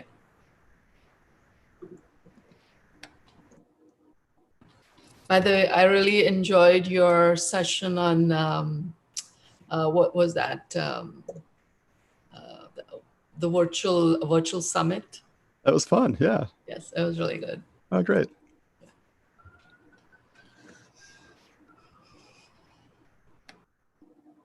And we are close to the end. I'm going to bring them all back.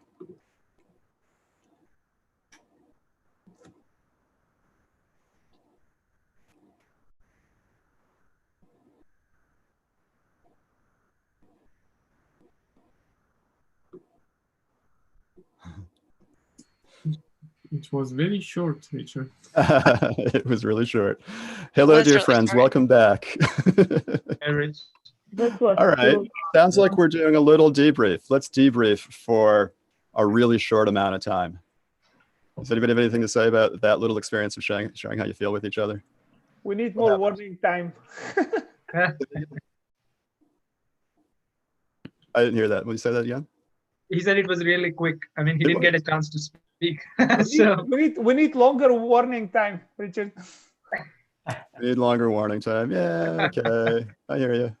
Same happened to me. I just bought the bread from the market and I was not able to put it in the oven. Let alone take a bite of that tasty snack. Whatever happened, it's fine. Do this with somebody you care about at home. Do this during a break with other people at the conference. If you want to give it a try, share how you're feeling. Here's another way to share how we're feeling. I'll share my screen again.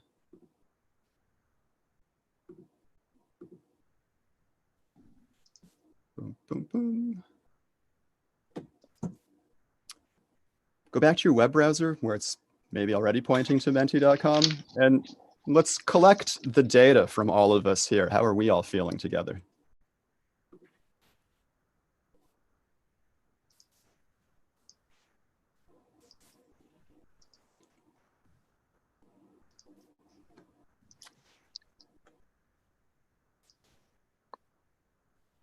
This is another one of those moments where I pause and take a sip. I'm actually waiting for something magically important to happen.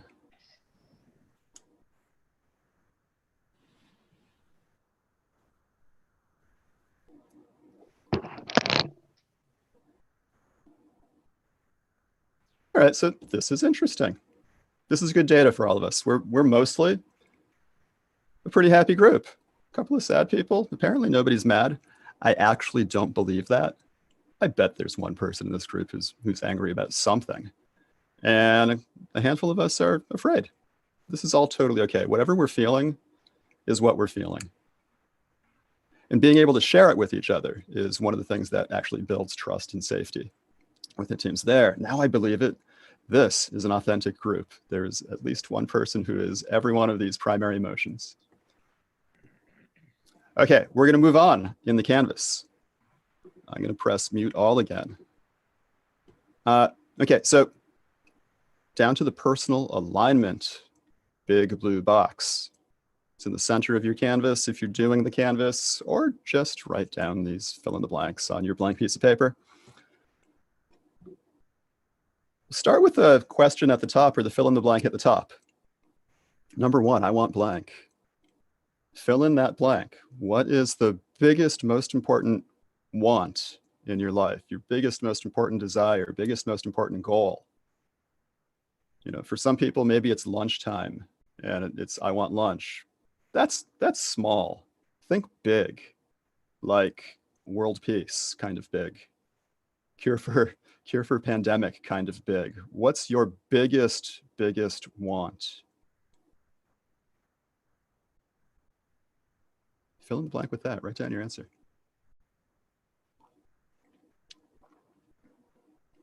And then number 2 here, what's blocking you from what you want? If you answered number 1 honestly and in a very pure kind of way, then it's something you don't have. It's something you want. It's a want, not a have. Or it's a want all of it instead of I only have a little bit of it already. So this most important, biggest want in your life, this biggest goal for yourself, why don't you have it? What's blocking you? If it's something you really want, you should already have it. So there must be something in the way. Why don't you have it? Fill in the box with whatever it is that's blocking you. Explain why you don't have it yet.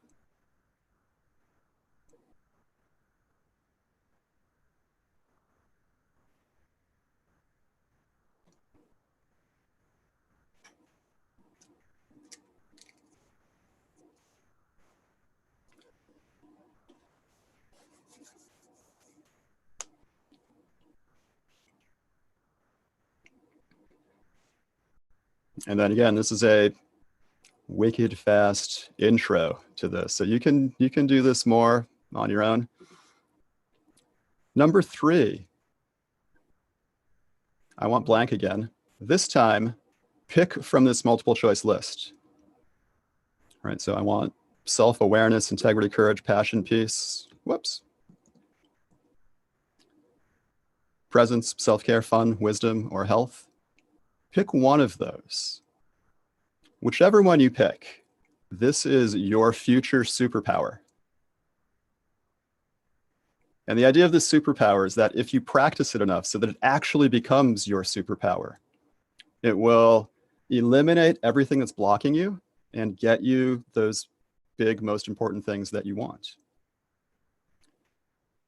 So which one of these is it? And self-awareness with the star next to it, that's the default answer. You can just use that one. Or you can pick any one of them. You get to define what they mean for you. They mean different things to different people. You get to decide what it means. It is, after all, your future superpower, nobody else's. So which one of those is going to be your future superpower? You're going to be integrity person or passion person. And you're going to have this power to wield, like you're a 9th degree black belt in one of these superpowers. You're going to practice it so much that it will just be emanating from you. And having practiced it so much, there's not going to be anything blocking you anymore. You're going to get everything you want. Which one is it?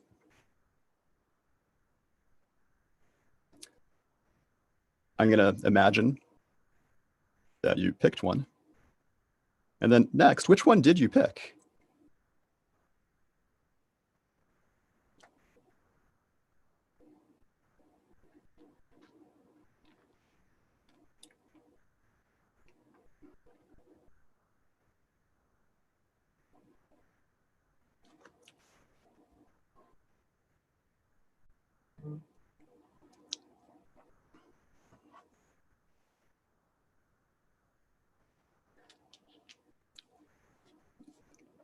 Well, that's cool. Looks like we have a full deck here.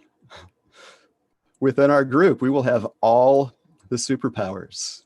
We will be the super friends, and we'll be able to get whatever we want together. And you might have a conversation like this with the people on your team. That's actually what this is about, doing this solo and together. We'll keep going. Number 4, my signal and response. This is a way to get your teammates or your friends, your colleagues, whoever, to help you build this skill and be like, when I do blah, blah, blah, will you also do this other thing? Let's say it's, I don't know, it's courage. When I, at a minimum, when I say, I'm practicing my courage, I want them to say, I support you. Or when I'm practicing wisdom, maybe wisdom is my future superpower.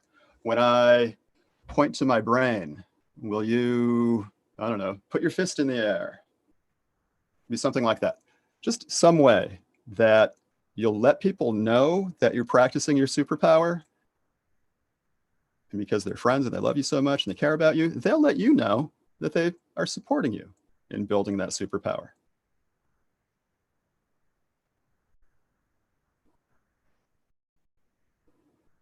So fill in those blanks. And then, this is probably more important, how are you going to practice this? This future superpower, you don't just say, I want peace, or you don't just say, I want health. You have to do something about it. What are you going to do? This is sort of like, I don't know, this is the Agile Games Summit. I guess Agile is really originally about building software. That's what I've heard. When you build a software product, you have some product vision. What if you were the product? Your product vision for yourself is like integrity. What are the things on your product backlog for yourself? How are you going to practice that future superpower? What are the steps you're going to take that are going to get you there? At least what's the one backlog item at the top? The one most important one that's going to deliver the most of that new superpower to you. How are you going to practice it? Every day, at least once a day, maybe 3 times a day, maybe all the time. Give yourself a way to practice. It could be as simple as you write examples of practicing your superpower in a journal. Could be something else. You decide.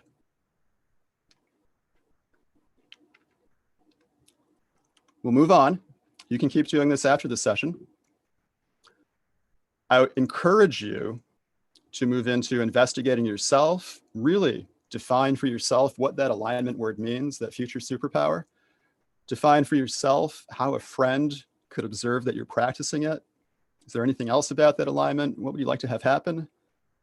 Some people recognize a couple of these questions. I stole these from Clean Language, a couple of these. That's a cool body of knowledge. You can practice Clean Language. It might help you with anything. So do this later on. Fill in this box for yourself later on. For more bonus points, do this with a friend later on. Could be somebody here at the conference, could be anybody else. Ask them about the most important thing in their life. And they'll ask you about the most important thing in your life. This is a really nice activity to do. Sometimes people call this big talk, right? I'm in Boston, I'm American. So everybody here knows that because I'm American, I'm one of the world's leading experts at small talk. This is about big talk.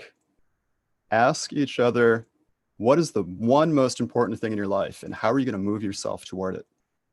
That's big talk. And maybe that's all we ever have to talk about with each other. Those would be interesting conversations.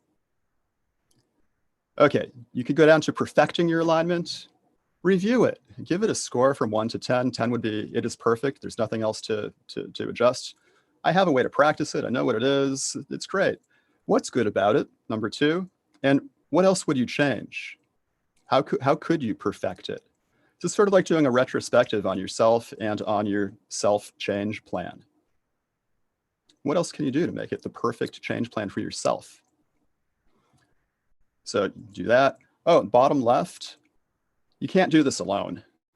I mean, maybe you can. Maybe you're so perfect that you could do this alone. But if you were that perfect, you probably didn't need this canvas and you wouldn't be at this conference. You'd just be doing your stuff. You're probably going to want help. How are you going to ask for help? Who are you going to ask for help? Very specifically, what is the help you're going to ask other people for? And again, you would connect with each other if you were doing this with people you care about. Maybe that's a work team, maybe that's a family, any group of people you care about. How would you ask each other for help to support each other on that future superpower for each of you so that you can be a group of super friends. Moving toward whatever it is important to all of you together. So try that later on. Think about and make it very concrete. How are you going to ask for help? What is that help? Who are you going to ask? Okay, next steps. So wrapping up our whirlwind, wicked fast introduction. What's your key takeaway from this wicked fast introduction to the team transformation canvas?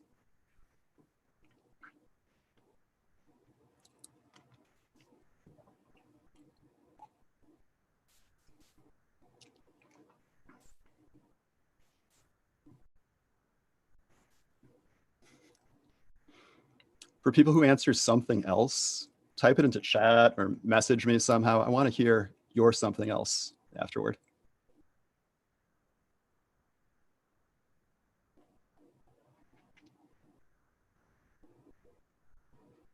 So we got the full gamut of key takeaways there. This canvas could help me be a better me. This canvas could help my team. Canvases are fun, I agree. I want to take a class on this and go deeper into it. Oh, there is science on high performance teams. It's not just stuff people make up. And a bunch of people had some other takeaways. Awesome. So cool. What else could you do? Oh, here's an important takeaway. There is this science and research in high performance teams. You definitely want psych safety. You definitely want team EI. This canvas is based on the practices of core protocols.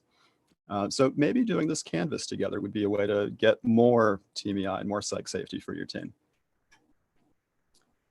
More stuff. Oh, yeah, I've mentioned this a couple times. Doing this canvas alone is awesome. It really can help build clarity in yourself about what's important to you and how you're gonna get there. Doing it with your team, that's wicked awesome. And most people at the beginning of our session said they want their team to be wicked awesome. So try doing this with your team, whoever that group of people is. Maybe that will help your team move toward wicked awesome. You can find the canvas at teamtransformationcanvas.com. It's just a URL that forwards to a blog that I have where I introduced it. If you scroll down to the bottom of that blog, you'll find the printable PDF as well as a link to Miro where it's available as a template. Ask me for help. You have all my contact info. This stuff is based on the core protocols, which are totally free. You can find them at thecoreprotocols.org. We've got more events coming up, including this full semester long course at Harvard that anybody can sign up for. You don't have to be a Harvard student. If you want to, I include this material, how to have an awesome team, in the full semester course on Agile software development. Turns out it's really important to have an awesome team if you want any of this Agile stuff to work. Oh, and we have a monthly Agile dojo. It's the first Thursday of every month. You can find all the details on my website. I briefly introduced Perfection Game. It was one of those boxes on the right-hand side of the canvas. I want your feedback. Will you help me? This is one of the things I do. I like to ask for help. Will you help me? Will you give me feedback?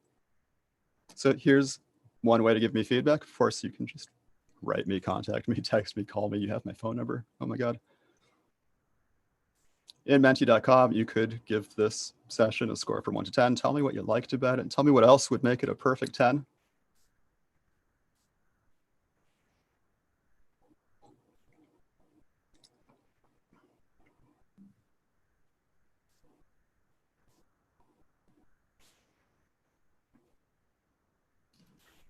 And I usually pause and wait until that number in the bottom right corner is greater than 0.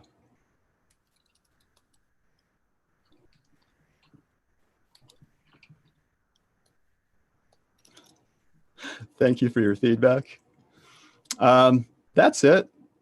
If anybody wants any help or has any questions, you can get in touch with me any way you want. I think we're about to take a break. I think the break goes until 1:30, half past the hour, whatever hour it is where you are. So we're going to take a break, and then Malud will be up with her really awesome game. You definitely should stay for her and the awesome game she's going to share. And if anybody wants to chat, I'm going to hang out until half past the hour. I'm going to stop sharing my screen. I'm officially done. We're all officially back together. thanks to everybody who was here. Thank you, Richard. It was an awesome session. I just want to remind everyone about the retrospective board. Please feel free to put your comments there. Actually, we're going to take a 35 minutes break as originally planned. So we'll be back at 1:40 p.m. EST or whatever time zone you guys are in. So please be on time. Mulut's game is also amazing. I had a chance to practice it. So I'll see you back in 35 minutes, or you can stay and network here with the speakers. Thanks, everyone.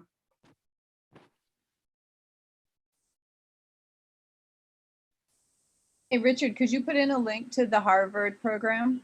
Sure. Let's see. Agile has its own website. I think that's what it is. You can copy paste that, right? It's not quite clickable. And we are putting all the links in the Slack as well for your further reference if we end up the Zoom.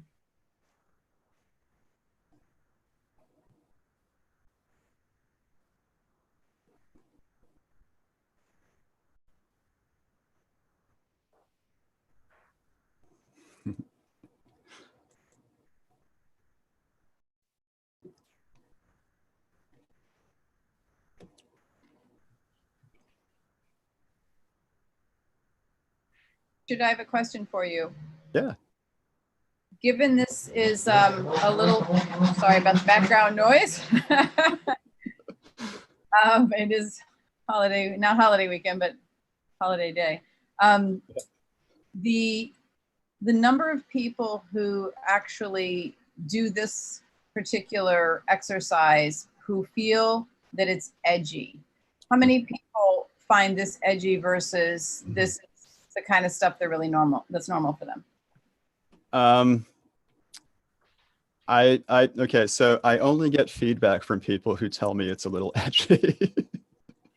My sample is a little skewed because people who don't think it's edgy don't tell me anything. So I don't know, but yeah, this canvas can go pretty deep if you're doing it honestly. It goes pretty deep.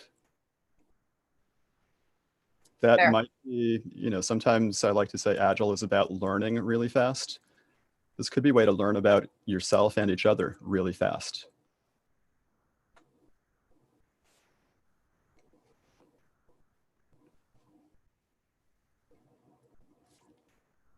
Hey, Richard, have you ever used this with people whose native language is not English? I have, let's see. Yes, and they've done it in English. Somebody is translating it to French right now, and it's open source, right? It's Creative Commons licensed. So anybody who wants to translate it, that would be super cool. No, I was leading somewhere else. I have a team in China. I have a couple people on the team who can translate for me. Oh, yeah. But language is a bit of a challenge. I think we're getting past it. But I was wondering if this would open it up and what your thoughts would be on trying something like this. Definitely try it.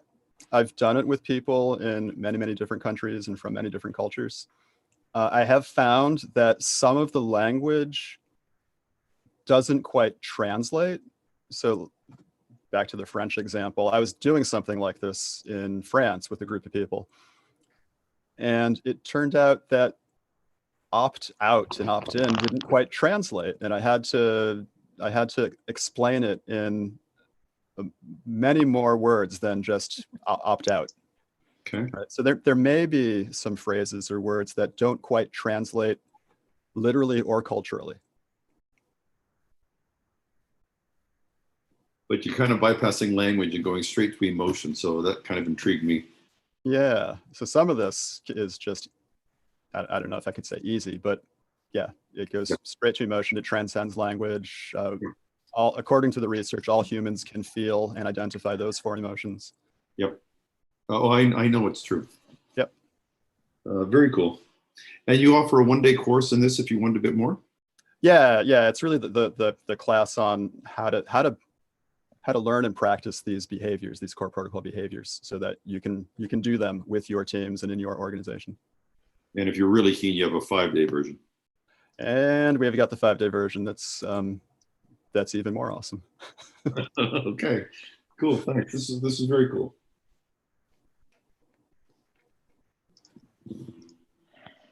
Hi, Richard. Can you hear me? Jeanette speaking. Hi, Jeanette. Hi. I was registered for your presentation on Tuesday with Scrum Alliance, and at 5 to the hour, I tried to log in and I couldn't get in. It said the session was full. Yeah. Do you know if that session was recorded? It was recorded. I have it on my website. It's probably the easiest place to find it. I have a link to the recording. I was really sorry that I missed it. I was even on vacation and was giving up an hour of my vacation to tune in. Oh, darn. Yeah, they were live streaming it on YouTube as well, but people, they didn't spread the word on that adequately. Yeah, and I had registered, so was surprised to find that I couldn't get in, even though I had pre-registered. I'm sorry about that. I just pasted a link into the chat for everybody. I have a version of the video there that you could watch. Awesome, thank you. I'm going there now. Not to watch it, but to bookmark it. Bookmark it for later.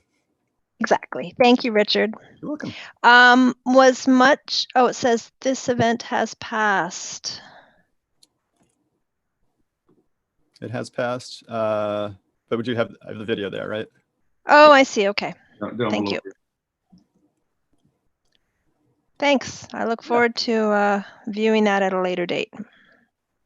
You are welcome.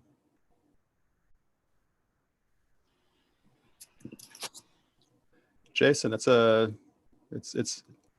the background. I assume it's real. Over your left shoulder.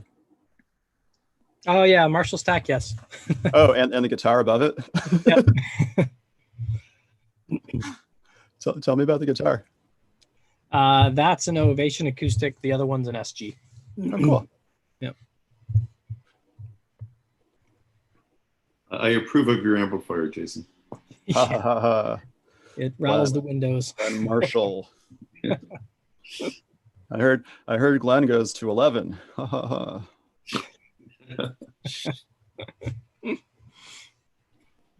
I found, I don't know why, but throughout all this COVID thing, people have been home, I guess, a lot. And so they've been doing a lot of house cleaning, and people are putting out the most amazing trash in front of their houses. So 1 month into COVID, I found a marimba on somebody's sidewalk in front of their house with a note on it. They were apologizing for giving the world a marimba that only had one mallet. That was an easy problem to solve.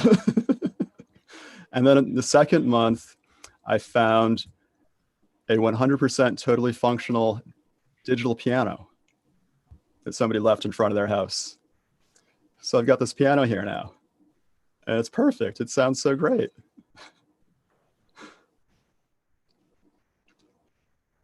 And my new current infatuation is the Guns N' Roses song "Sweet Child of Mine." I play it on piano like every day. Oh, right on. As well as on acoustic guitar. It's a really pretty song if you play it with appropriate instrumentation.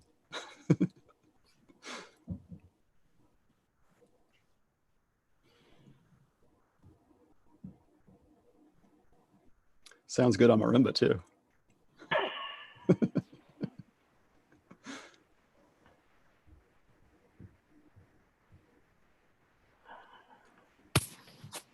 So this is officially the portion of the conference when you're supposed to stand up, get out of your seat, walk around,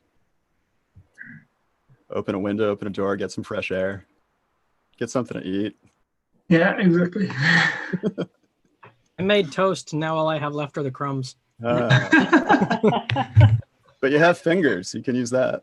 Yeah. Get those crumbs. Hey, Richard, in all of this subject matter, what is the most intriguing and curious and exciting thing on the horizon for you? What are you looking at that just is like, wow, that's progressive, interesting, new? Oh, I don't know. I don't know. I mean, a lot of what's interesting right now is how do we do all of this online without being in physical space? Sure. Right. So like I just finished summer semester teaching that course at Harvard, and I discovered a lot of things. I mean, first, before the semester started, we had to change everything to work online. All these face-to-face in the room activities that we do as teachers and coaches and scrum masters. Well, now they're all online. So that was interesting. And it totally worked. But also because we were all online, little problems got amplified into big problems.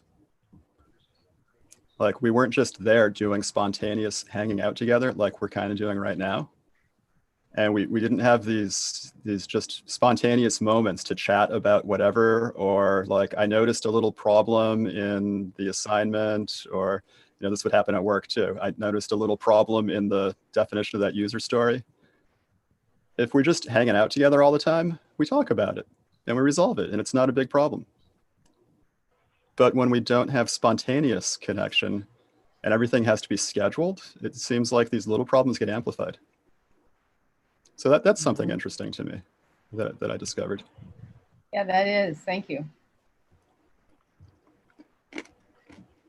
I guess Maulud will help us more on that in our next sessions that are going to come about working remote, whatnot. Yeah. Good. Hey, Rich, can I ask you a quick question? Yeah. I follow your podcasts when I go for walks. I listen to them. I have a question on one of the podcasts where we were discussing about the daily scrum, and you were kind of elaborating a bit on what if people don't show interest joining the daily scrum.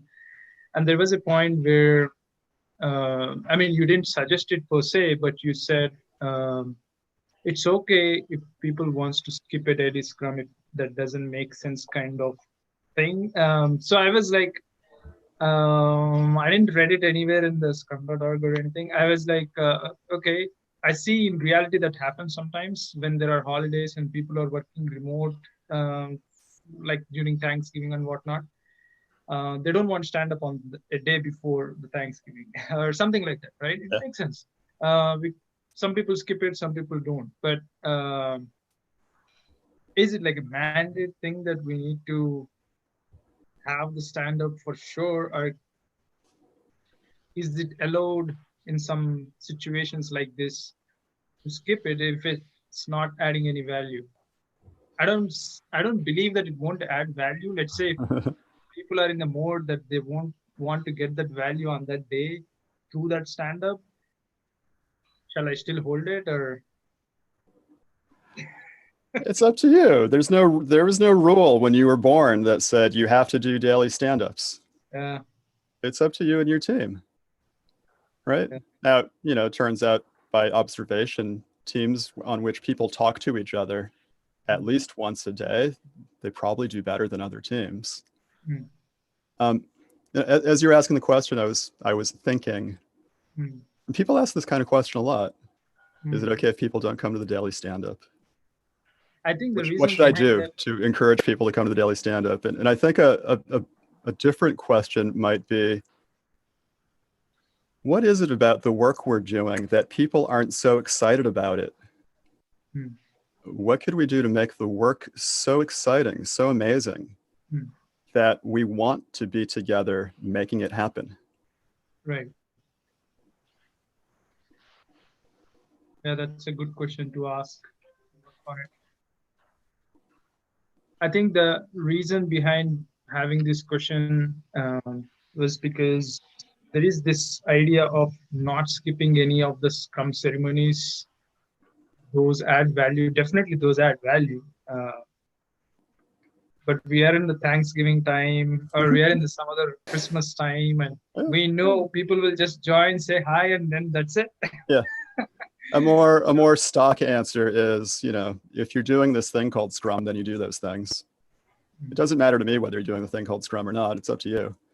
When I was a kid, there were like 20 other kids in the neighborhood where I grew up, and there's space between the houses. We would play baseball, soccer, football, everything, hockey. we never played any one of these games strictly according to the rules, but we still always had fun. Yes. I mean, we would play soccer in the space between the houses. It wasn't 70 yards wide and 110 yards long, but we still called it soccer. It was a little different from official soccer. We never had 11 players on a side. It was different from official soccer, but we still had fun. Yep. Right? Yep. And you did play soccer. It's not like you didn't play it, but yeah, that's true. That's true. You know, I could barely skate, but we still went out on the ice and we called it hockey. Yeah, it makes sense. Thank you. Thanks, Richie. You could threaten them. You could threaten them that the scrum police will come if they don't do it. Yeah, you could threaten them. Right. I mean, I'm not going to say no, but yeah, we could do that experiment and then talk about it in our retrospective. Well, let's introduce threats this sprint, just as an experiment, and we'll reflect on it at the end when we have the data. Actually, I've seen it with many experienced teams. The daily just becomes everybody saying hi, sharing something more personal, because what it actually was there, just to share information, what's going on. This already happens somewhere else, because people don't wait for dailies. They just walk over to a team member and tell them something. Yeah. And then the daily, if it doesn't happen for a magical reason, once or twice, I don't care. At least if the team does what the daily should facilitate, and this is talk to each other, I'm good. Yeah, perfect. Sometimes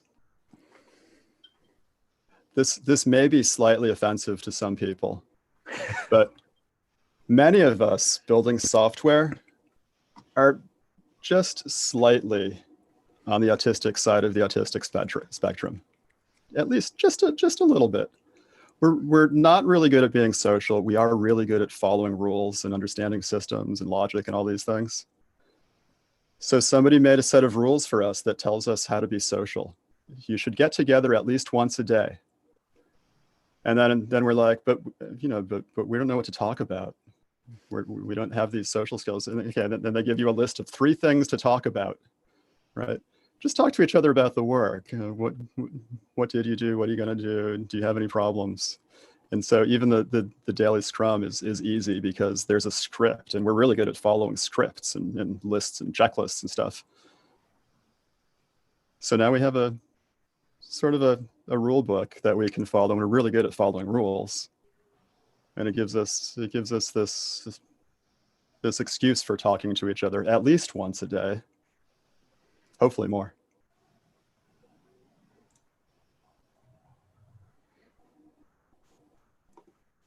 This is one of those soapbox situations. I'm off the soapbox.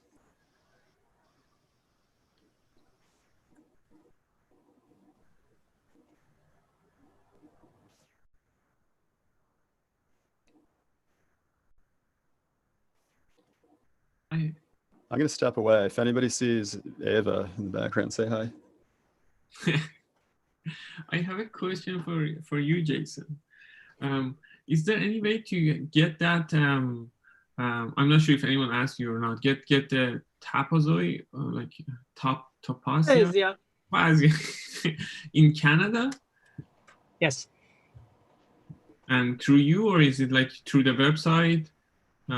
They ship it here? Through their website, yes. I have some promo copies, and the website actually has all of the 52 different philosophies and perspectives on it. But the actual game itself, yeah, it's usually through their site.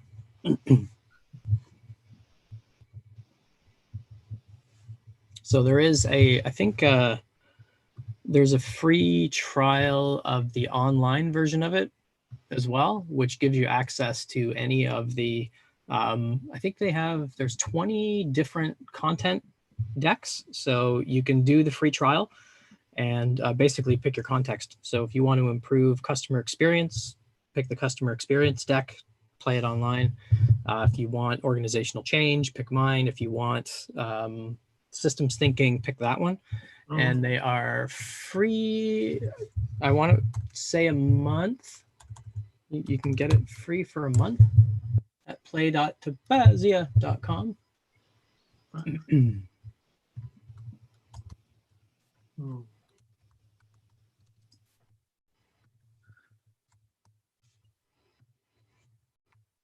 So we're going to be doing some live sessions. He's already done, I think, 3 or 4, where we play it within a certain context live and broadcast it on YouTube as well.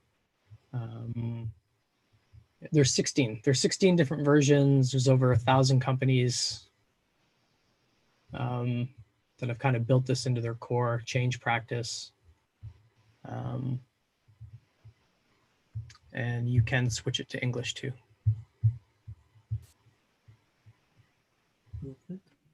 Good, thank you. Where is it? Yeah.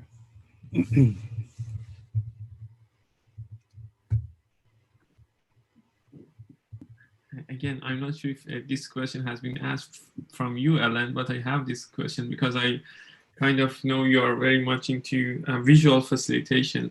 Like in these remote time working, like did you find any real awesome tool to do visual facilitation, or this is basically it? This is the most awesome tool. So there are different tools that you can use, but they're all, I'm going to say they're clunky in different ways. I don't find that, like, I don't know that there's a great shared digital whiteboard yet that allows everybody to have a marker in their hand. And so that's where, from doing collaborative drawing, which is what I really like to encourage teams to do, still struggling with how to do that best online. But this is why, I mean, I deliberately went so low tech on this because I want people to realize that, you know what, you can still use visual thinking in your conversations if what you have at your end is, I'm going to doodle on a sticky and I'm going to show you my picture, right? That simple to bring that into your conversations, into the work that you're doing. You don't have to prepare a lot. You don't have to, you know, have special tools. As long as everybody has a pencil or a marker or a sticky, you can still use the power of visualizing things, even if we're talking to each other through the little boxes in the Zoom window or on the Teams channel or what have you. But when you said that in a larger or I don't remember exactly what you said, but you mentioned with a team, right? To do like drawing a problem with the team, right? Have you tried that remotely to do that with the team? We've done that a little bit in Miro, but it tends to devolve into words rather than pictures, just because it's the drawing part is difficult. It's just clunkier with online stuff, to be honest. I'd probably, the next time I try it, probably what I'd be inclined to get people to do, I just don't know how well this scales, is to draw things at home on stickies and then just take pictures and upload them. And then we can use those to group things together and to do affinity mapping and create pictures that way.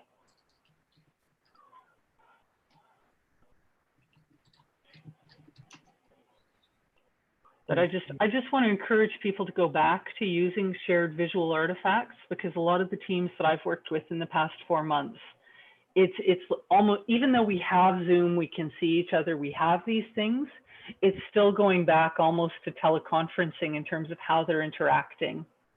We do everything through talking, and that's not the best medium necessarily for building shared understanding or getting different ideas out. It favors people who are comfortable talking. Sorry, I need to give Richard a call to make Molu the host. I'll be on mute for 2 seconds. Oh, yeah.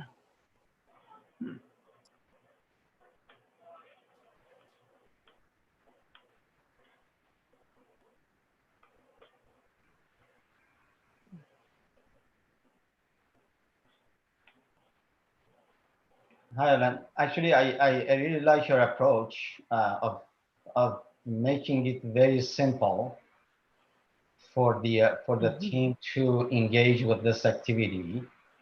I think tools are always good, but the problem with tools is the learning. And the learning sometimes is completely unnecessary, and I have seen it, unfortunately. This is the reality that I have seen it so many times, that the tool become the goal rather than the collaboration and the communication that the goal of that session is. And that's definitely is the way that you approach it is actually you're empowering the actual collaboration part. Yeah. Yeah. Yeah, and that is, I'm going to say generally my approach, right? Is when you want to foster collaboration, the tool can't be a barrier. Absolutely. The tool can't be a barrier, and when it becomes complicated, when it becomes hard to use at my end, when it becomes, oh, there's a certain way to use it. Well, after all, the first principle says that people are interactions over tools and processes, right? So that's, I always try to keep this in mind, and I always, when I coach or talk to the teams, talk to them about this. And definitely next time I'm going to use you an example of how she approaches these things and why she approached it this way, because I really appreciate it. Well, thank you. Thank you. As I said, my guiding motto with respect to tools, though, is also how can I put the tools into everybody's hand? Exactly. Because the person who holds the pen kind of has a different power than other people. So how do I make sure everybody has a pen? Everybody has access to do, whether it's typing together, ideas together, or drawing things. It's, we're in a better place online with the collaborative tools than we were, I want to say 10 years ago, 5 years ago even. But it's just, how do I make it as simple as possible for everybody to have their hands in the conversation? Can I say something? There's another aspect that I see to this, and maybe I'm old school, but it feels way more natural. It's more natural. It's more natural communication than something as a middleman to convey that conversation. This is I think this is much more powerful. Absolutely. Sorry to jump in. Maren, you are the host. Would you please you are making Maulud and everyone co-host, right? Yeah. Yes, I'm on it. Maren is the boss in administration. So why you are the queen? She's the boss.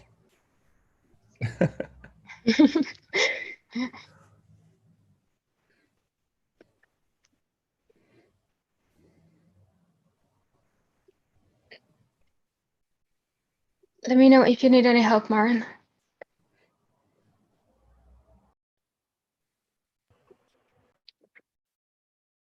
So let's ask, while we have Carlos here, how might we have a better Agile Games Summit, Carlos? What's an assumption that relies behind that?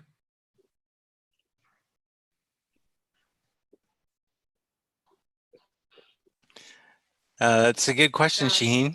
It will definitely be less stressful for you. So you're putting me on the spot. There are 63 people at the moment, 9 rooms. Take your time. Would you like me to put my answer in the chat? Or in the board, like wherever, or tell me like afterwards. But how, or let me ask this question: how might we improve? Isn't that the typical question that people ask themselves, or the change agents that we are? Mm-hmm.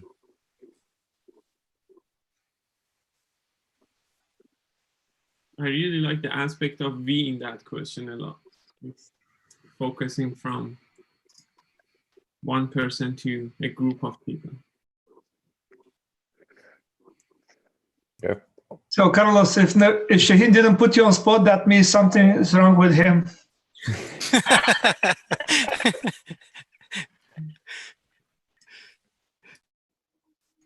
So if we're having change agents, why don't we have status quo agents?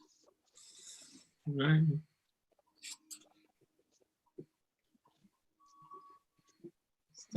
Yeah. You know what? If you're a status quo agent, you never need to change your job. I'm just saying, you know, we have change agents. Why wouldn't we have status quo agents? I think we tend to call them resistors, but that's There we go. Yeah, we have plenty of them. yeah. But I think that I always think that's kind of an interesting thing to think about. That's a good idea, right? Rather than giving out T-shirts with "I'm a change agent" or "I'm a resistor."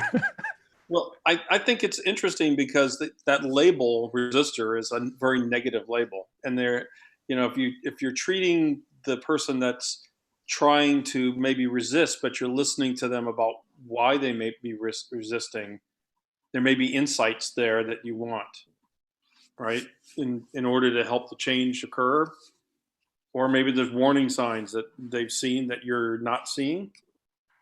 I think if you made them status quo agents, that sounds a little more positive.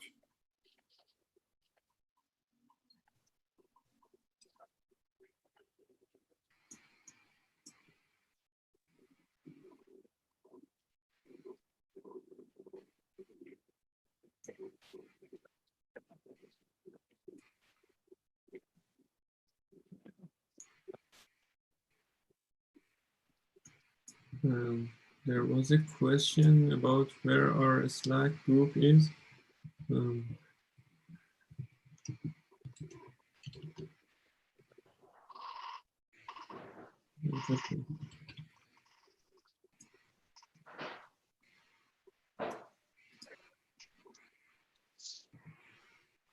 This is our Slack group, and if you need an invitation, let one of us know so we can invite you.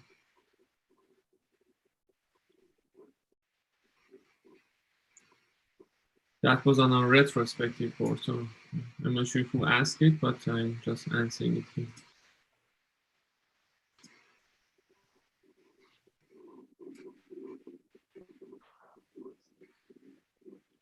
When are we starting?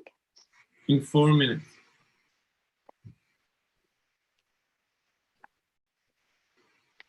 Thanks.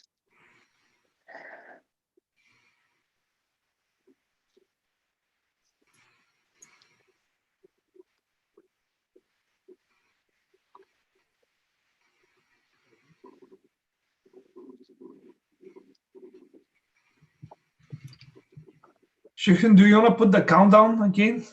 Like share the countdown? I think there's like 3 minutes, 3.5 minutes left.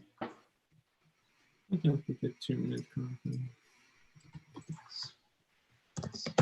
Or people can see each other this way. I can tell them it's 3 minutes, 2 minutes, 1 minute left.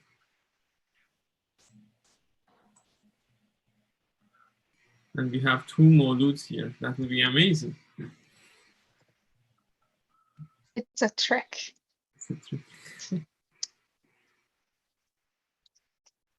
My record is actually facilitating 10 rooms and being in 10 different rooms at once. Wow. But unfortunately, Zoom doesn't allow that. So I have to log in twice. So we get to see 2 Mulut.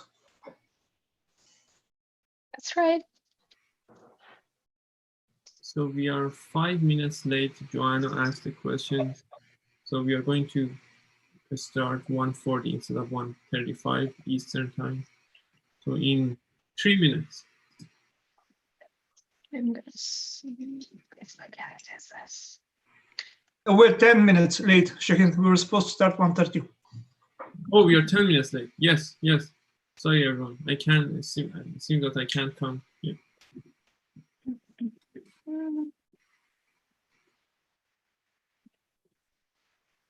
Two more minutes.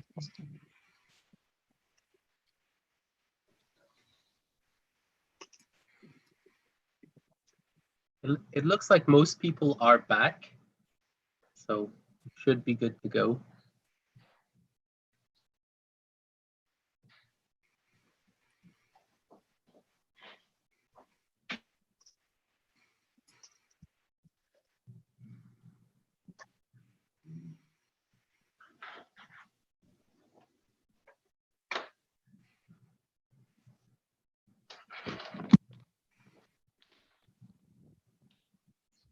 Do you have some music for us, Shaheen? Oh yeah, I have to. Yeah. Thanks for reminding me. There was a request. Where did I put it? I have 2 more minutes, so I don't need to rush.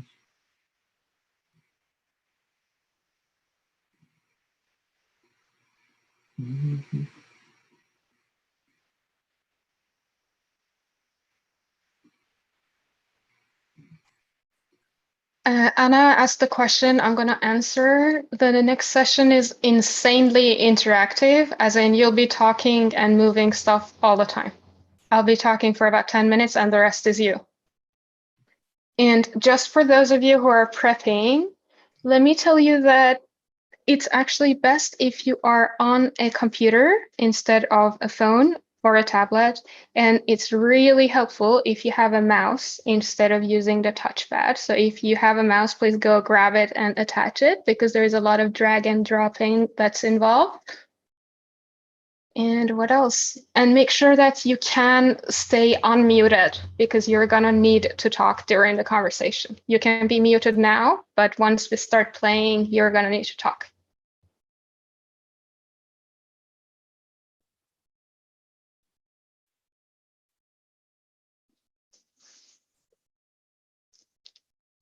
Oh, thanks, Jennifer.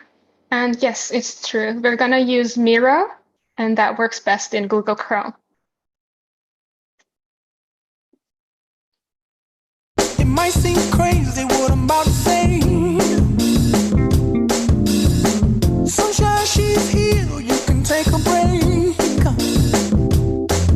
I'm a hot air balloon that could go to space. With the air, like I don't care.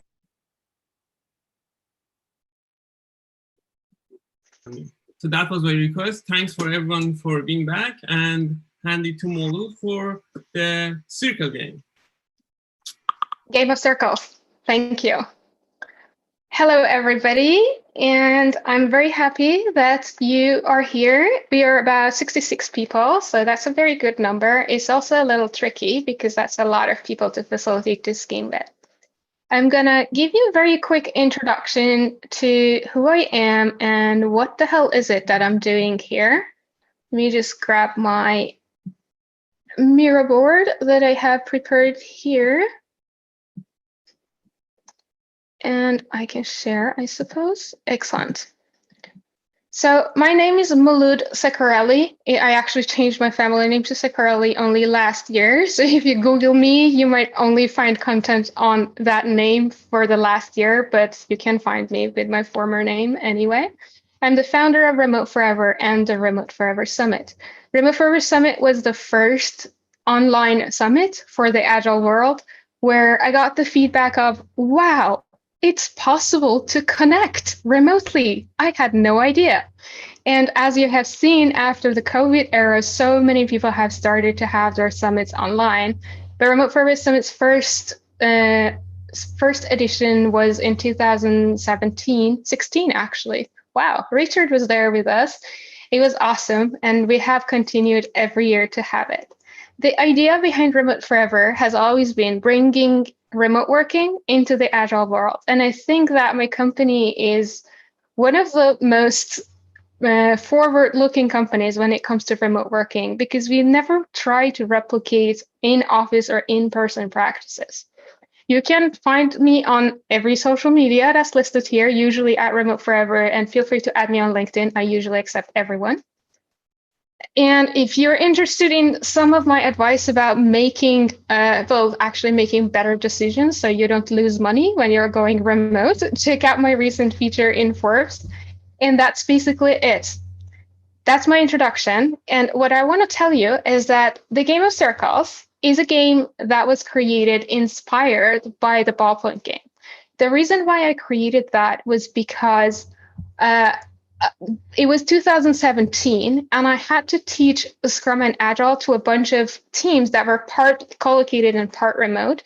And it was impossible to bring an experience to them that encompassed everything that you can teach with the ballpoint game. Who here has actually played the ballpoint game? Can you type yes in the chat so I can see that? Is there anybody who has not played it? Can you type no if you have never played it? All right, so we have some no's and some yeses. That's awesome. The good thing is, unlike many implementations of Agile games, you don't need to have played the in-person version to get this online version. What I want you to do right now is listen very, very carefully, because I'm going to walk you through the rules of the game. And it's important that you learn the rules before we go into breakout rooms and play the game. The way that this is going to happen is that we are going to, let me just take you to the next slide so you can see the name of the game. What is going to happen is that you're going to go into breakout rooms. Each room will have their own dedicated facilitator who will guide you through the game. But before we go there, I want you to pay attention and learn the rules of the game. This that you can see on the screen is your playground. The goal of the game is to pass as many balls as possible through the numbered areas into the big black and yellow circles. These are the balls, these are the numbered areas, and these are the final destination, the big black and yellow circles. Each ball must pass through all numbered areas in the right order. That is 1 to 2, 2 to 3, 3 to 4, and 4 to 5. That means if you have a ball that goes to 1 and then 2, maybe it is right over here. Be careful not to pass it like this, because it has to go to 3 first, and then go to 4, and then to 5, and then to the final destination. All the small black balls must end up in the yellow circle, and the yellow balls must end up in the black circle. The first person who picks the ball from the beginning has to be the same person who takes it from number 5 and puts it in the final destination. So if you're the person who has taken this yellow thing from up here and and that can happen, by the way, and puts it in 1, you should be the same person who takes it from 5 and puts it in the destination. It is not allowed for one person to move the same ball twice in a row. That means if you're the person who moved it from 2 to 3, somebody else has to take it from 3 and put it to 4. And it is your job as a team to self-organize and figure out who does what. Each sprint will be 7 minutes. You're going to have 1 minute of planning and strategizing about how to make this happen and how to score as many balls as possible. You're going to have 3 minutes of playtime and 3 minutes of retrospection, in which you need to figure out how to make it even better next sprint. You should look at what works for you, what doesn't work for you, and allow yourself to innovate. And those are the rules of the game. Are we ready? Can you just type yes in the chat if you're ready? Or if you have any questions, just unmute yourself and ask the question.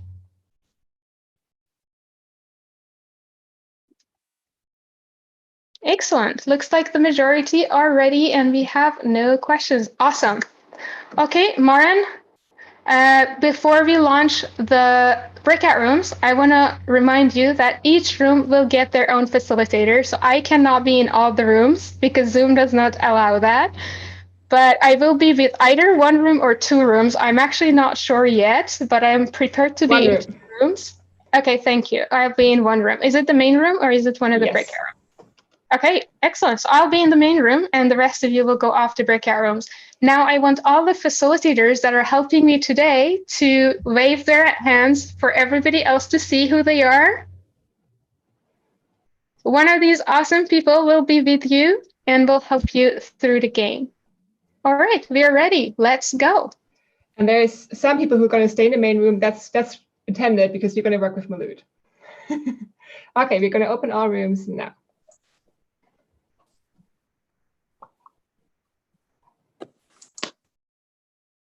Facilitators will give you the links to the Miro board.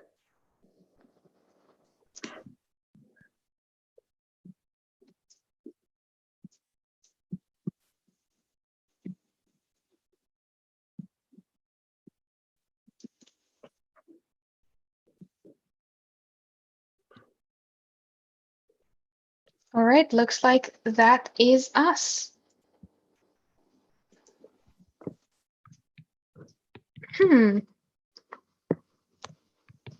Did you guys get any prompts? No.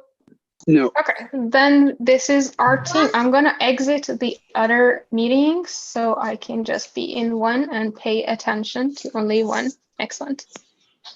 All right, guys, here is your mirror board.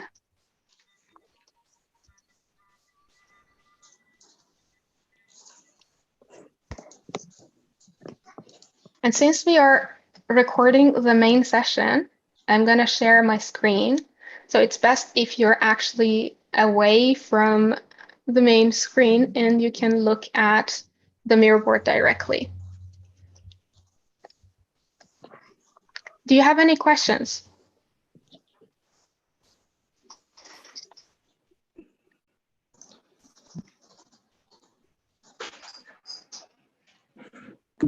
I need you guys to unmute yourselves because we're going to be talking all the time now. Is there any difference in terms of points between yellow and black? Is that stated in the rules? No. Then no. Fair enough. All right, I'm going to start the timer. You have 1 minute to strategize.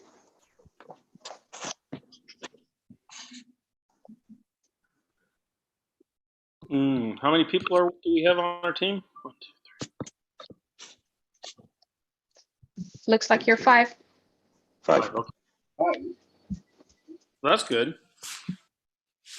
Oh, sorry, I didn't see the rest of the people. That's more than 5. 5, I see 12. 12 people. That's not so good. Okay, can you guys type in the chat box if you're playing? Just type yes so we see how many people are in this game right now. Yeah, so when I flip to doing that, I lose the board. So that's... I'll give you the board again. No, I don't need a link to the board. I mean, it takes it away. It brings me back to Zoom. So Yeah, of course. Okay, 1, 2, 3, 4, 5, 6 people, guys. You're 6 people. All right, 6. Those of you who are playing, could you be on camera? And those who are not playing, please be off camera. I prefer not to go on camera because I'm on holiday and I'm doing data roaming. And okay, we can count you in. Well, I'll put They're it going on to for a count you minute. in, right? Okay. Perfect. Thank you so much for just telling us. But everybody else who is off camera is not in the game. That's the assumption. Okay. All right, guys, I'm going to give you 1 more minute because we couldn't get that. 1, 2, 3, go.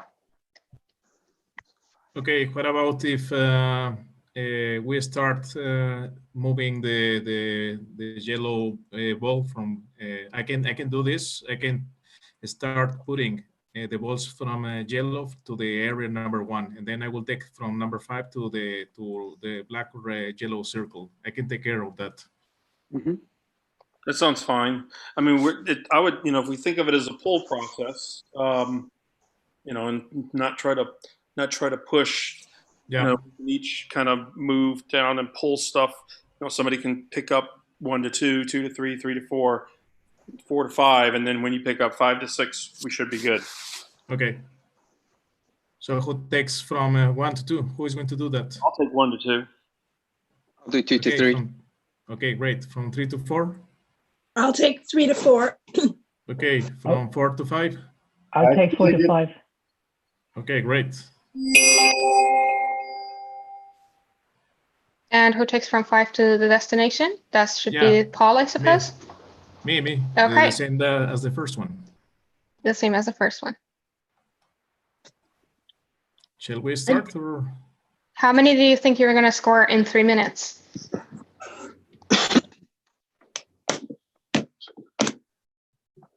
don't know. Just guess. I'd say about 10. Okay, let's 10. go with 10. Yeah. Let's go with 10. How All do right, I go- get to the board to move Say stuff? again? How do I get to the board to move stuff? There is a link in the chat. Click that link. I can't see the chat right now. And be on a Google Chrome browser if possible, because that's the best one. Thank you. You're very welcome. All right, guys, I'm giving you 3 minutes of playtime. Let us know when you're in.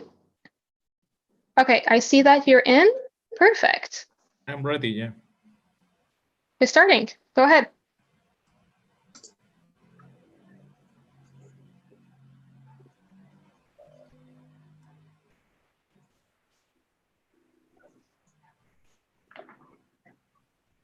Come on, 3 to 4. Come on, 3 to 4.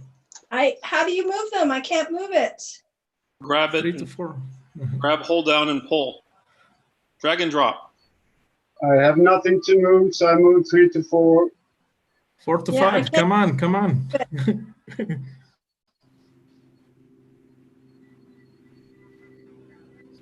4 to 5, you're... Yes, I'm struggling to move the whole thing, actually. Just a second.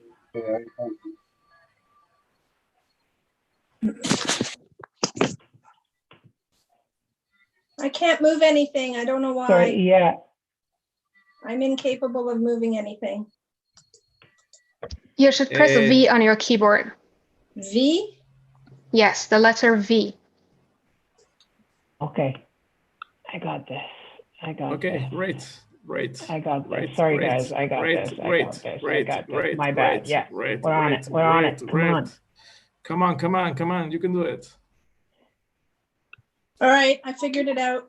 Gold plated that estimate.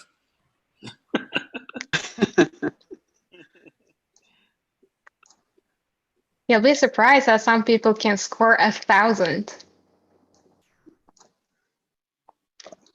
That's motivational.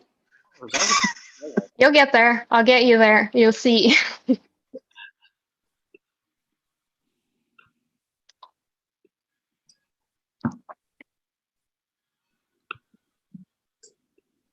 So then I have nothing to do. I suppose that's what we need to think about. 54 seconds left. You see the timer? Yeah, I can see it.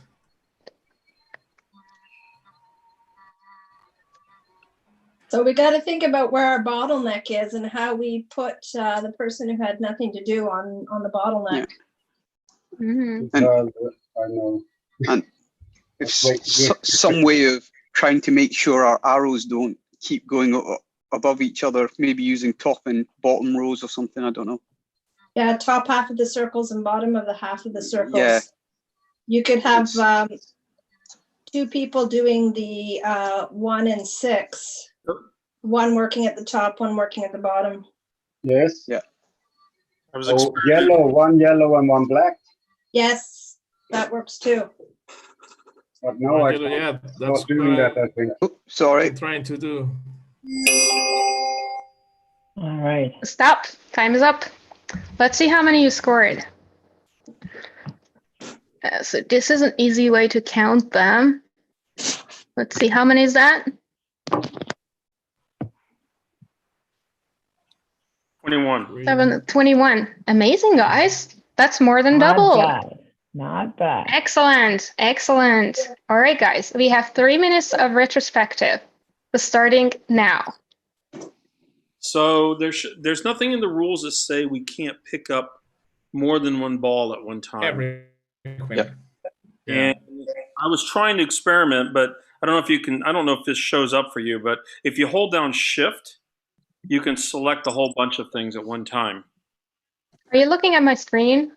I'm giving you a whole new set of balls, and I'm moving all of them at once, as you can see. Wow. So that's how you do it if you want to do bigger batch sizes. Yeah. Is that what we're saying? The downside to that you have to be very careful about is not crossing over into areas, right? Yeah. You need to have them pretty close because remember, if you look at it visually, 3 is a space bottleneck. Yeah. Right. You have less space, particularly in. However, if you select, if you can do a control select, and if you select spaced, could you just put 5 in one go?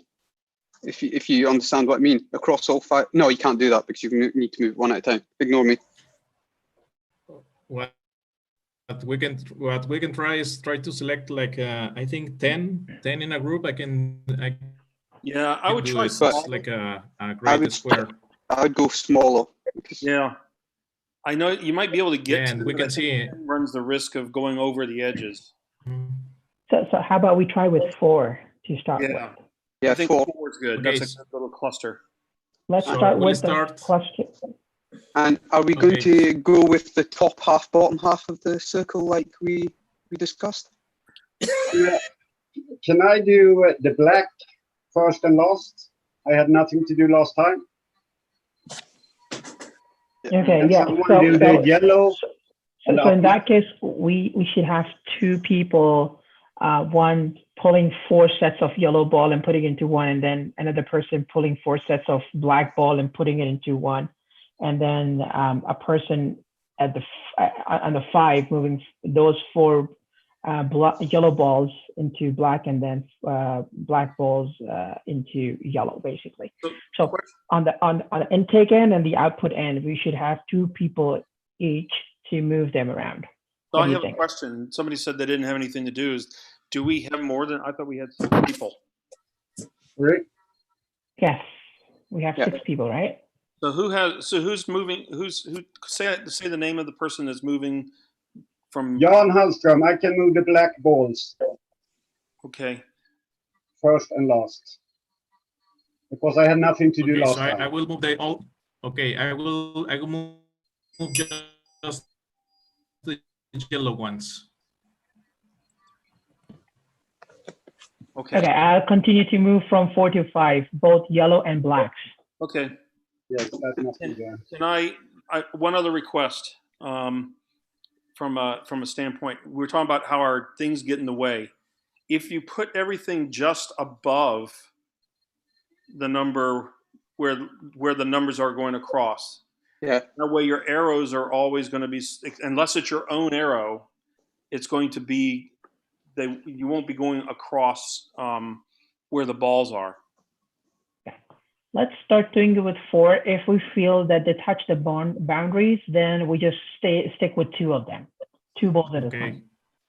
How Hey about guys, that? time has been up for a Time's while. out. I'm going to Okay, give let's you start. 1 minute of planning so we don't cross the time of the session because we have to be done Right. on time.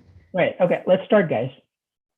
This is I'm the planning standing by. time, so you can still continue and plan and strategize. Okay, that was the retrospective we did. So Yes. starting with 4, moving from 1 to 2 and great. 3 and 4. So I am going to move both yellow and blacks from 4 to 5. No more on here. Is that okay? Yes. Okay. Now, what you do 4 to 5, yes? Yes, 4 to 5. I do black to 1 and black 5 to out, yes. And I will do 3 to 4. I still got 1 to 2. And I've still got 2 to 3. I'm just not sure how to move multiple balls at once. It's fine. You just probably select like this. Just hold it. That is the and problem. that's That will be the tricky Hold the part. shift key down. Hold the shift. Someone's done that. Yeah. Yeah, to the 4. Okay, guys, how many do you think you're going to score? I'd say What do you 30. think, 4, I thought we started. 40. We got 25 or 21 last time. 40. 40. Okay, 40 it is. 40 it is, and I'll give you 3 minutes of playtime. Awesome. Starting, if I can set it. Yep, I could set it. Starting now. 1, 2, and 3. Go. Okay. I cannot move. I have problem. Now I have it. If you can't move, that means you need It's to really click a complicated V to move. on your keyboard. There you have it. Yeah, good guys. Good. Yeah. Easier said. We need a person moving from 1 to 2, please. Yes, 1 to 2 needs to.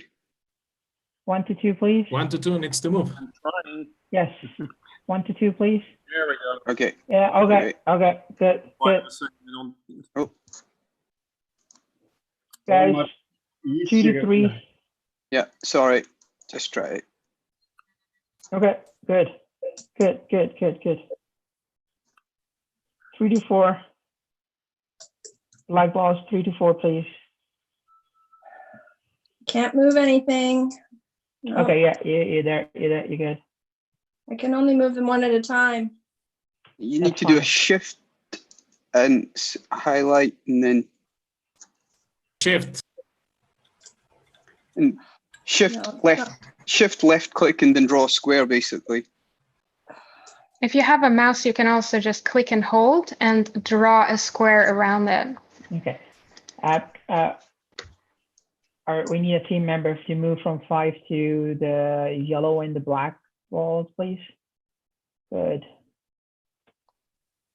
So it shouldn't be on the line. Okay. It shouldn't be on the border. Okay. It shouldn't be on the border. It's on the 3. Yeah. Okay. That's me. I'm moving. Sorry. Oh, come on. Come on. Yeah, I'm there. Please, come on. This is. Whoops. Are you saying come on or no on? You can do this, guys.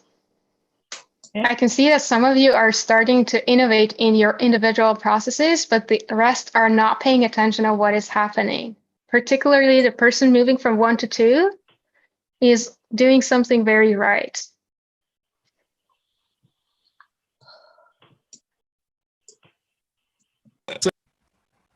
It's called slowing down to speed up. Yep.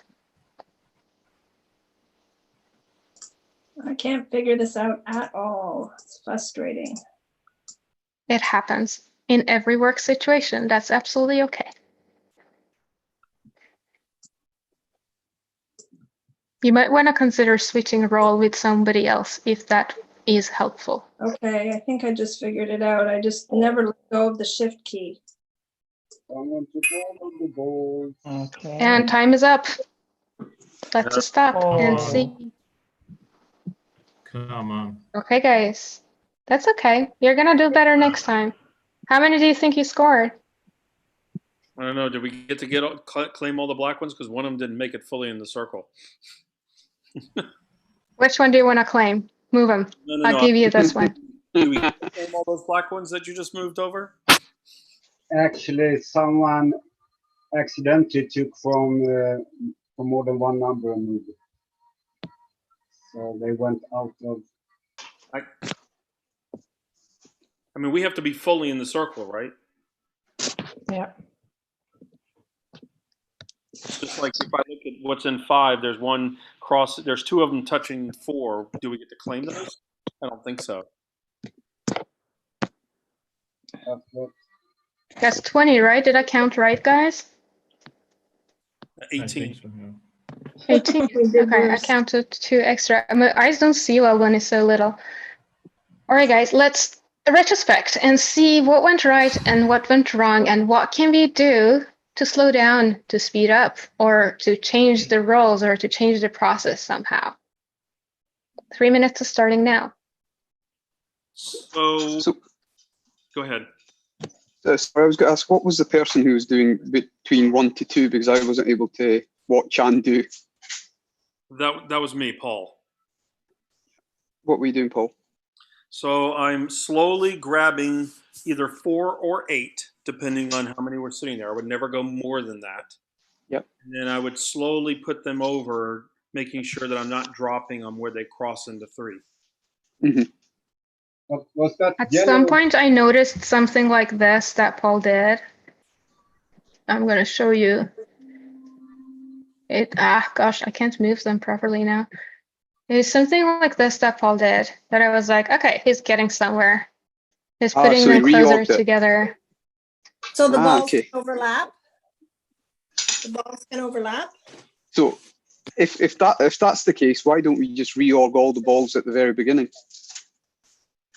So I didn't think I was overlapping, but that's I might have overlapped when I dropped. Overlapping before I dropped. Yeah, it's possible because when you move them out. I mean, just for clarity, when I had a setup like you see in number 2, So I'm just going to drag these back to 1. I'd select all 8 of them, and then I just make sure that when I drop them, they're clean, right? And there I accidentally grabbed some from 3, so you have to be very careful about how many you're doing. Most of the time, Correct. you're in groups of 4, not 8. Correct. And I guess we... Do they need to be clean, Paul? Is there any rule that states that they need to be completely separate from each other? No, when I think of clean, I'm thinking about dropping it off so where it doesn't cross over the boundary of 3 when I'm dropping in 2. Thank you. Because I'm not allowed to drop into 3. So good thinking. Just a question here. So if we're one person see didn't what have I'm anything. doing? Sorry. Do you see Go what on, I'm Jan. doing? Do you guys see what Jan is doing? Jan, your voice is a little distorted, probably because of your hand covering your mouth. Could you just remove your hand so we can hear you? That's exactly what I was going to suggest, Janya. Why don't the first time around we had one person not doing anything? Could they do a kind of making sure that everything overlaps at the first point, as in you collect all the balls on top of each other? Yeah, that sounds like a great idea. I think it is. Nothing in the rules that say they can't overlap. No. Yeah. All right, guys. They just need to be tight, just like you see here in this group. Yeah. Somebody put together. Who did this? Whoever did this is the best person to do this, I guess. Jan is the winner. Yeah, because if you're doing it, then all we need to do is just shift and put a small square around it and then move it on. All right, guys, guiding question. Is there anything in the rules that says people cannot collaborate pre-play area? No. Like before you enter anything? Okay, good. Now you have 1 minute of planning. And I want an estimate after it. So my only thing on the planning is that if you look at this group in the black that just went away, it needs to be really, really tight. All right. So if you're going to have an overlap, it needs to be a very tight overlap because we need it to fit within 3 cleanly, not crossing into 2 or 4. If it's not tight, we stand a chance that it might, when it's dragged, it will be, not fitting in there. And the only other thing I'll mention is, Command or Control Z is your friend. If you see you're stretching them bigger, just quickly do that to get it back to the right space. We've got 10 seconds to agree who does what. Yeah, we got 10 seconds. Go faster. So let's try to group the things before passing, as you mentioned. Overlap the most that we can. So who's doing that? I can do the yellow ones. I can try to do the yellow ones also again. Okay. I'm going to still move from 4 to 5, whatever comes into 4. Same movements, just somebody help out on the overlapping. Yeah. Okay, guys. How many do you think you're going to score? I'd say 40. We didn't get 40. Yeah. 40. Okay. Yeah. When I played this yesterday, at this point, the team said 400. And they managed, and they had 1.5 minutes extra. I'll tell you what they did afterwards. All right, guys, we're going to start the play time. 3 minutes is starting now. 1, 2, 3.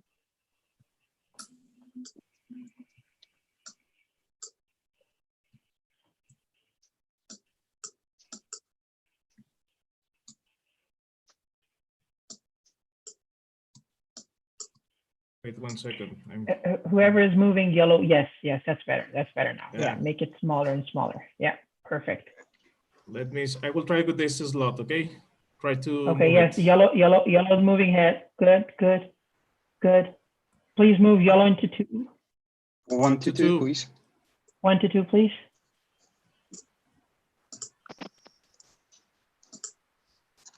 Oh, wait. What was it? Yeah. V to get access to this keyboard? Oh, God. V is just this button over here. So it can be a hand or an arrow. If your cursor turns into a hand, just press a V so it becomes an arrow and you can move stuff. Can we move from 2 to 3, please? The yellow ball. Sorry, my thing's not working. So I'm trying to press V. Do you want me to help you? No, it's because I'm stupidly looking at the Zoom. Come on. Boy, error. Okay. Okay, look at me. I thought I had a winning team. You have another Amazing, block of guys. yellow 1.5 ones. minutes. Yes. You're doing yes, great, yes. guys. 1.5 minutes left. Okay. 5, please move from. This is good. Okay. 3 into 4, please. I can't move anything. Okay. Come on, Okay. you Yeah. can do Yeah. it. Yeah. No, I Yeah. can't do Yeah. this. Okay. Good. 5 into the boxes, please. Somebody help out there, but we'll move from 5 into the respective big circles. Yep. Don't concentrate too much on the beginning. We got to get to done. I'm moving it. I'm Why moving. can't I Now you have it. Perfect. Good. You can do this. 40 seconds. Come on, guys. You can do this. Guys, stuck within 3. Somebody else move it from needs to 3 move to 3 to 4. This doesn't work for me, and I'm very frustrated. Cheer. I can 26 do seconds. from 3 to 4.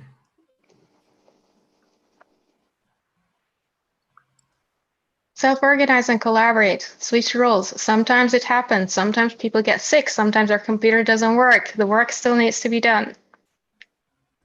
9 seconds. How Move do it you from 4 to 5.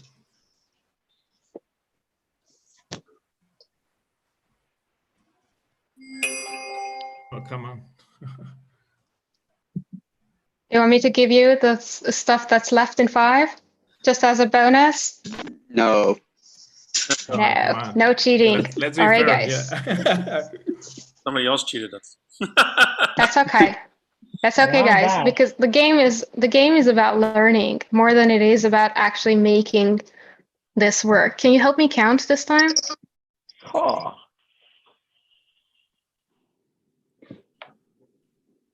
How many is that? I don't know. Is that the bigger one covering something? Yeah, that one that is bigger. I don't. Yeah, it's just changed size. It's kind of okay. I can move it. Okay, 3, 6. Okay, 3, 4, 5, 6, 7, 8, 9, 10, 11, 12, 13, 14, 15 for row.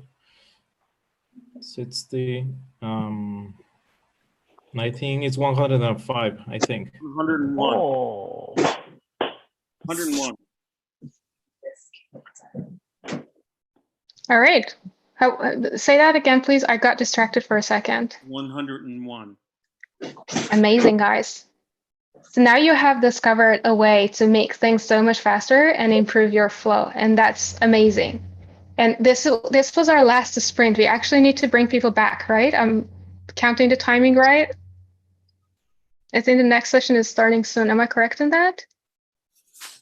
I just know I'm after you. I actually don't have the schedule in front of me, so I don't quite remember exactly at what time it starts.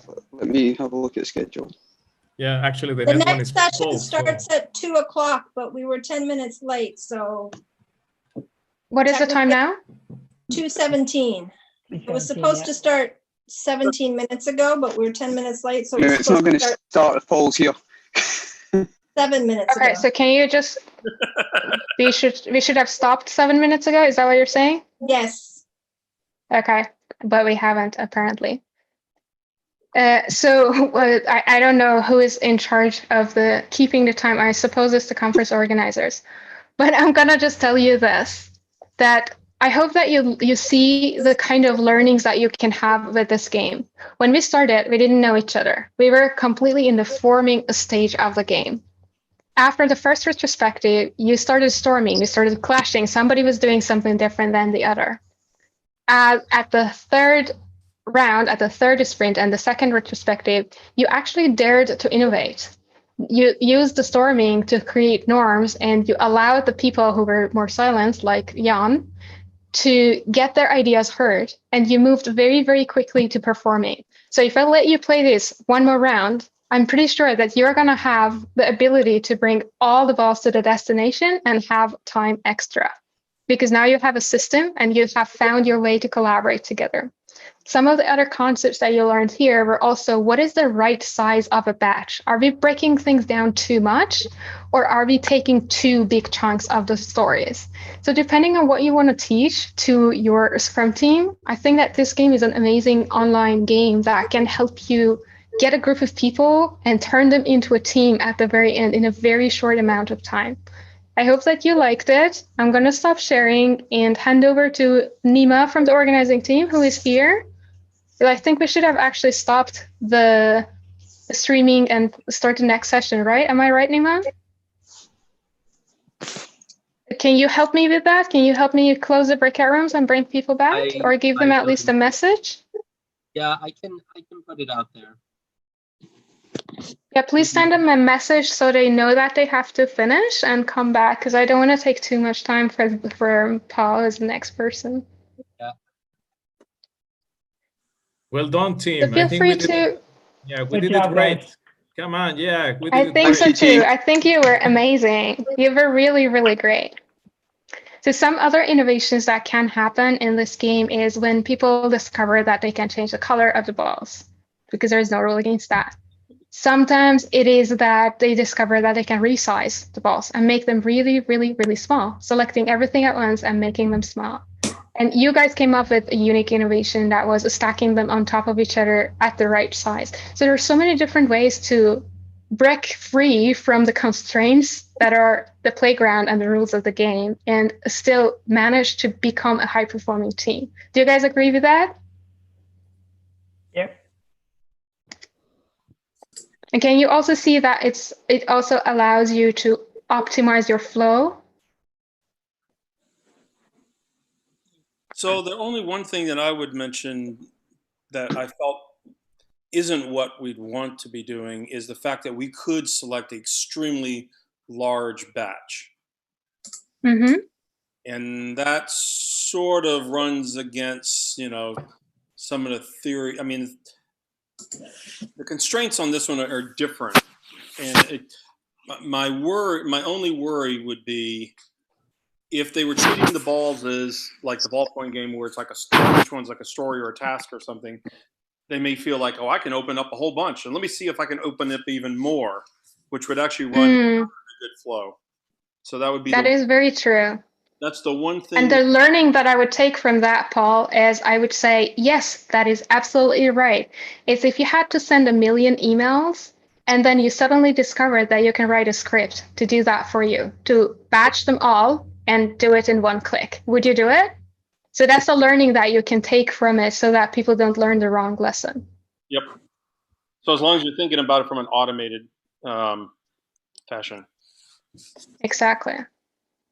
Thank you, everyone who played with me. I'm going to hand over back to Shaheen, who's our host. And yeah, that's basically it. If you want to get the game, you can also go to my blog post and sign up. There is a link at the bottom that you can sign up and you get the template of the mirror board along with a facilitation guide. I'll just post it in the chat box for you guys. Thank you. Thank you. You're welcome. Thank you. Thanks. Shaheen, can we make sure that we bring everybody else back? Yeah.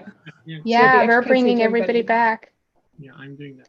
I had no way of communicating with the rest of you guys for some reason because Martin had started the breakout rooms. I wasn't able to broadcast any message. Mm-hmm. So thank you, Molu. That was tense. Do we have a minute? Thank you, all the facilitators, for helping me making this happen. Dimitar, do we have a minute for questions or no? Like we can give 2 more minutes. Like Okay, yeah, a couple minutes for questions, and let's start your session at 2:25. Okay, Mahmoud, you can multi-select the balls. Is that a bug in Miro, or is that fair game to do? It is fair game to do. It's part of the innovation that you can do in your process. to choose the right batch. We were just talking about that before you joined. Okay. Oh, we could have cheated and we didn't. Oh my God. No, it's not I will cheating. remember for the next time. No, it's not cheating. It's optimizing. It's I know, innovating. whatever you call it, man.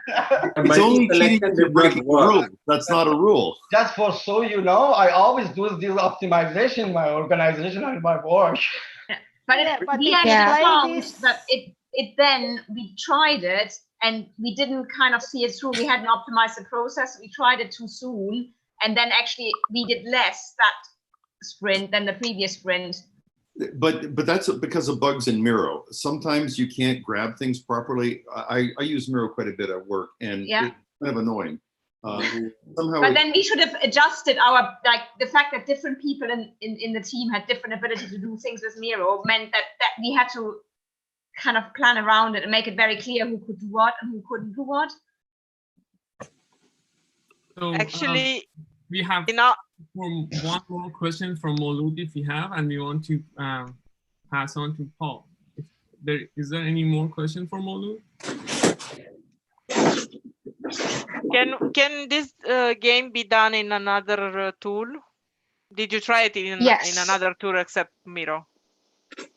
Yes, when I first started it in 2017, Miro did not allow people to just join without logging in. So yes, I tried it with other online whiteboarders and it worked kind of okay, but Miro is the most powerful one right now. It's also possible to do it in Mural, which is okay. But if you're more than 5 or 6 people, Mural right now gets very, very slow in rendering all the objects because you're moving a lot of things at once.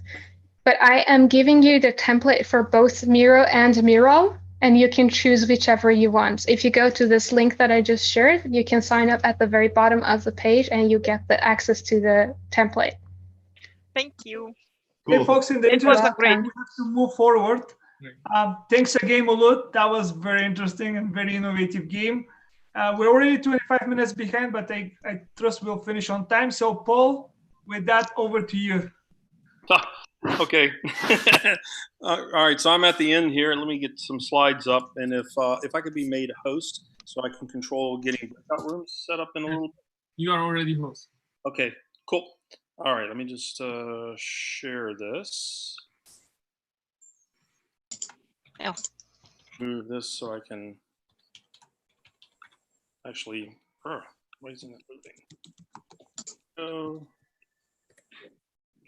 Presentation mode. All right, so we're going to close out where we're going to talk about software development, and we're going to talk about it actually from the viewpoint of game mechanics, particularly board game mechanics, because I'm more of a board gamer than a video gamer. But we're going to look at it in that way, and I'll give you some reasons why we would want to do that as we step through. But first, let's remind ourselves why we want to think software development as a game. And Alistair Coburn was the person that sort of coined this idea of software development being a cooperative game, that we all work together. So, and the idea is, of course, we're trying to build something useful. And I'm hoping that by getting this metaphor of bringing in some board game mechanics, that we can also make it more fun, because everybody likes to, do work that's fun and useful. Now, board games, or any game, has 4 different things. It has players, it has rules, it has consequences, and it has payoffs. So players in the game of software development, particularly if we're doing agile development, are the development team, product owner, the scrum master, and anybody else participating in doing that. The rules are the approaches that the team decides to do. We're going to kind of play around mostly when we get to the exercise portion with Scrum, because most people are familiar with Scrum, but it could be any approach. And that's your rule set.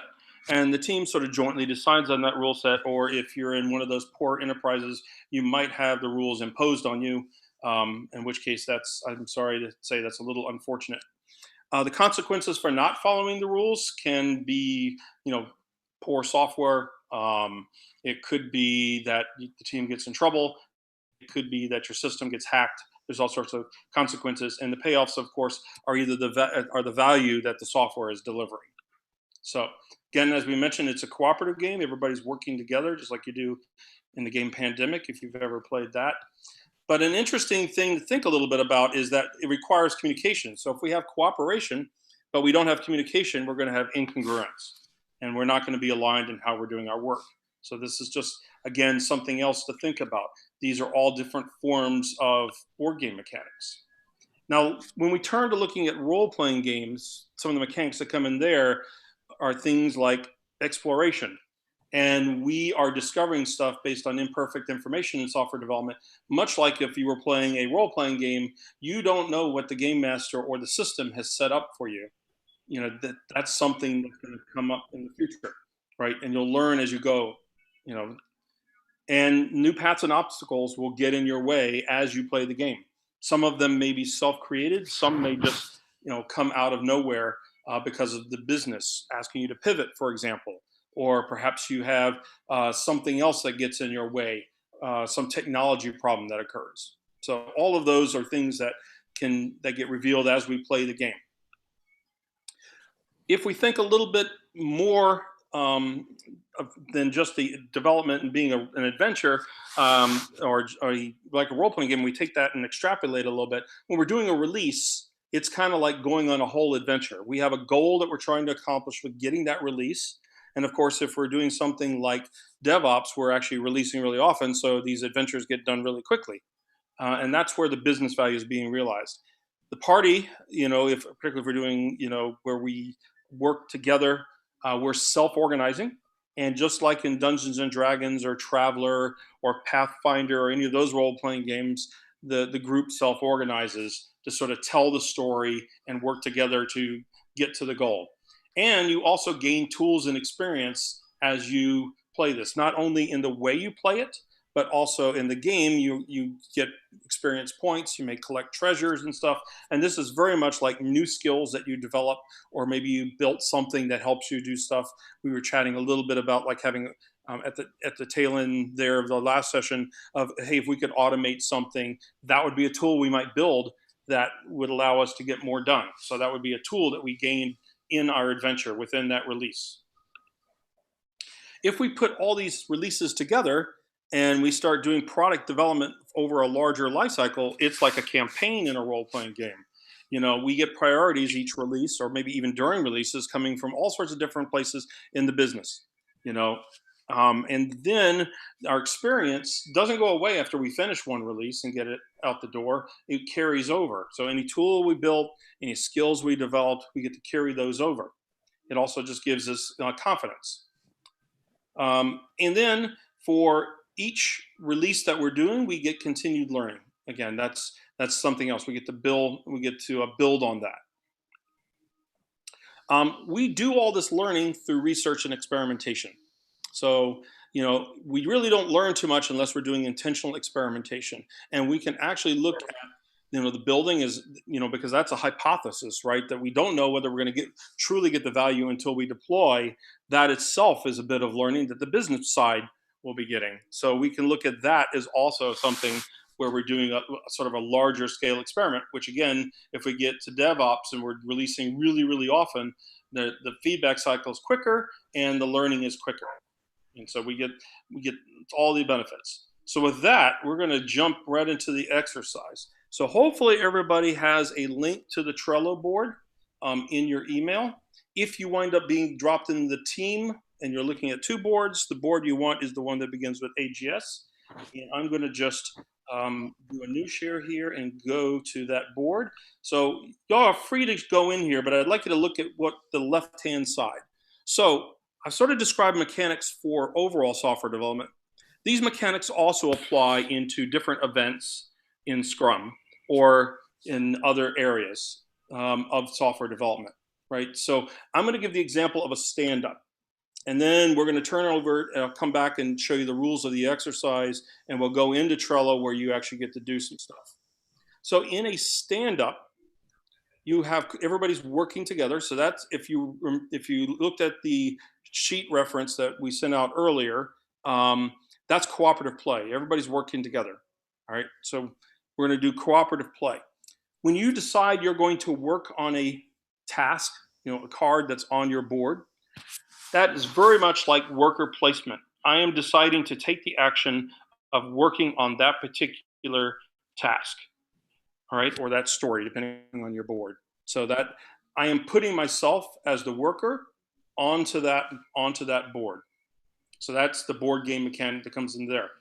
At most stand-ups, you know, you have what you're working on, and you're going, even if you're working on a card from yesterday, now working on the same card today, you're still sort of mentally putting yourself and staying in that same place, and you're sort of all mentally doing that at the same time, right? You might reveal what you're doing in order, you know, in whatever order that you work your stand-ups, and however you do that, whether you throw a ball around, whether you go by alphabetical order, whether you go around the room in a round robin fashion, doesn't matter, but you're sort of selecting to do that at the same time.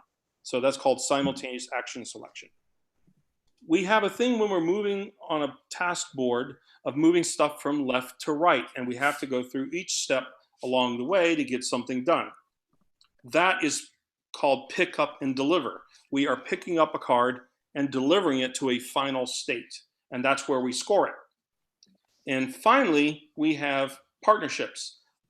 During this particular item, you know, that when you're working together, two people might decide to put themselves on the same card and work together. You know, maybe they're deciding to pair, or maybe it's even 3 or 4, or maybe we're going to do swarming and have a whole bunch of people go on one card. Those are creating partnerships during that particular iteration. So that's how sort of the stand-up can be portrayed in board game mechanics. So it's kind of a fun way of looking at that. So let me go back and show you what we're going to do for our exercise.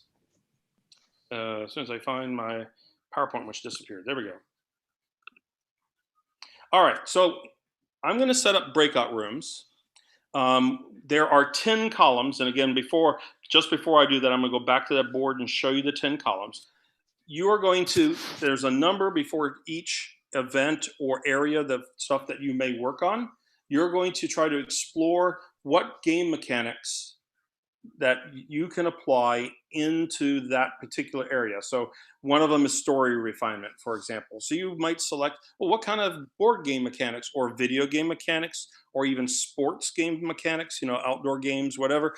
I don't really care what mechanics were and where you draw them from, but I'd like you to use those mechanics to sort of describe what's going on for like story refinement, if that's the group you get assigned to. That would be whatever breakout room 2 is. All right. So that's what you're going to do. In the Trello board, your little group is going to create cards for each mechanic that you think applies.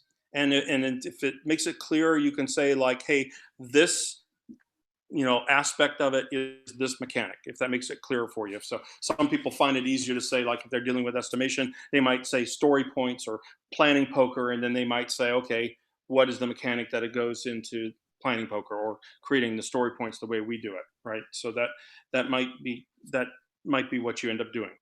I also don't really care if you want to invent your own mechanic. There are things that are not on that sheet that you might associate with board games, such as taking turns. You know, that might be clearer than some of the other ones. That's okay.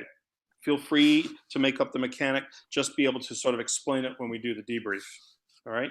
And then the last thing is, just so we can get through the debriefs quickly, I would like you to elect a spokesperson when you come in, so we have one person that sort of speaks for that group. We'll have 10 different groups. All right, if you have any questions on what we're doing, please go ahead and post them in the chat so I can address them.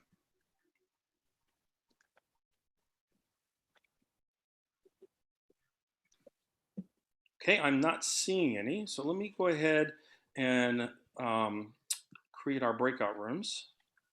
So, well, actually, before we do that, let me just quickly, oops, oh, we'll need that one in a second. Let me go back to the board just so we can, I'll show you so breakout room 1, whoever gets assigned to that will be dealing with estimation. 2's got backlog management. 3's got story refinement. 4 is pair programming. 5 is technical practices. So make sure you sort of name the practice if you're attaching a mechanics to it. Then 6 will have sprint or iteration planning. 7 will have the review. 8 will be a retrospective. 9 will be a program increment release. And then 10 will be Scrum of Scrums. Paul, I was having issue accessing the Trello board. Is this because it's under the change team? Is it like? I got the same message, but you have to log in. After logging in, it worked. Oh, okay. That's why I sent everybody an invite in through a link. If you're not a actual user, you won't be able to edit. All you can do is view at best. So Paul, can you address again the whole idea of the game, because it seems like myself including, we feel a little bit lost, some of us. So just I'll walk through it again. Basics. So if we look at stand up over on the left hand side, you should be able to view that. Yeah. The example that you're trying to do is to select a board game mechanics that would apply. In this case, I've picked out 5 mechanics that I think apply to stand up. Okay. All right. Your job and your breakout room is to select the mechanics. And again, they can be drawn from anywhere. These sheets that we sent out earlier are ones around board game mechanics. So you would look at a description of what that mechanic might be, and you say, oh, that applies to estimation, right? If you're in the estimation, so you'd be trying to select the ones that you're doing. So, and if I were to give an example for, let's pick out backlog management as an example. One thing, if I'm trying to do backlog management, prioritization might be a mechanic around wagering or betting, because I'm trying to wager or bet how much value I'm going to really get. Does that make sense? Yeah. Okay, got it now. So you're basically trying to select however many mechanics you think are going to apply into this. Right, and you can use the sheet. You can create mechanics sort of out of thin air if it's clear for you to describe it in some way that you already know, or if you're more familiar with video game mechanics. I know some people like that. Then you would go ahead and select. You would select that mechanic, and from video games. I know a lot of people like power-ups, for example. They like to talk about power-ups and being a mechanic. All right. So Paul, can you just remind us just a little bit, because maybe I just lost the train of thought here, that what is the purpose? So where are we trying to get to with this exercise? Like just list those items and then this exercise, all you're trying to do is create new cards that have the mechanics associated with that area. Okay. And when we do the debrief, we'll talk a little bit about, hey, what might you do with these? Okay. And I've seen a couple comments. I'm guessing that we didn't get a very good, clear thing out that people were supposed to read, or at least review the sheet a little bit ahead of time. So I apologize. That will be something that next time we'll try to make sure is clear. We should have. I'm looking at the way the timing is going. We should have some time. If we get to the 8 and I'm not seeing groups, pulling together and getting some stuff in, I'll check in with them and see if they, might need a little bit more time. We might extend it beyond 8 minutes. We shouldn't have that problem in being able to do that. So the people that have a little bit, you might want to rely also in your group, whoever plays board games a lot, or video games, or other type role-playing games, you might want to rely on them a tiny bit. So, all right. Any other questions? Very good. All right, let me create the breakout rooms.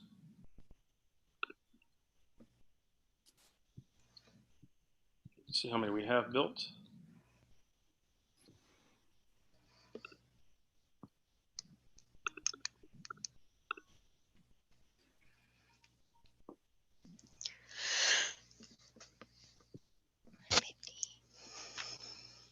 All right. I'm going to open them up, and again, you'll be on a timer of 8 minutes from this point to try to get what mechanics you think apply. All right, here we go. Back.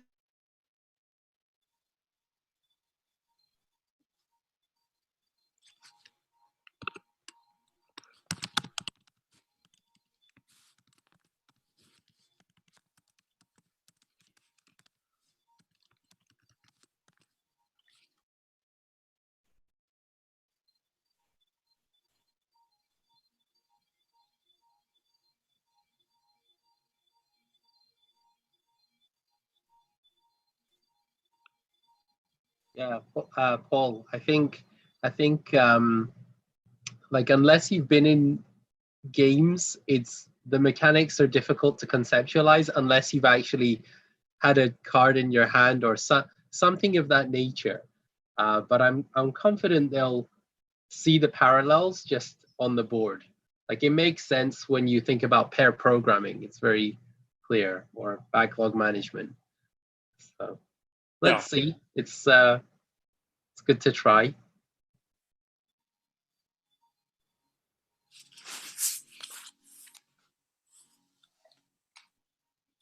Yeah, we'll see. We'll see how it goes.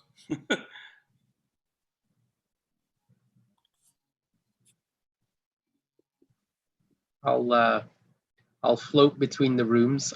I don't think anyone else is going to join, but if anyone does, I'll come back and let them in. Okay.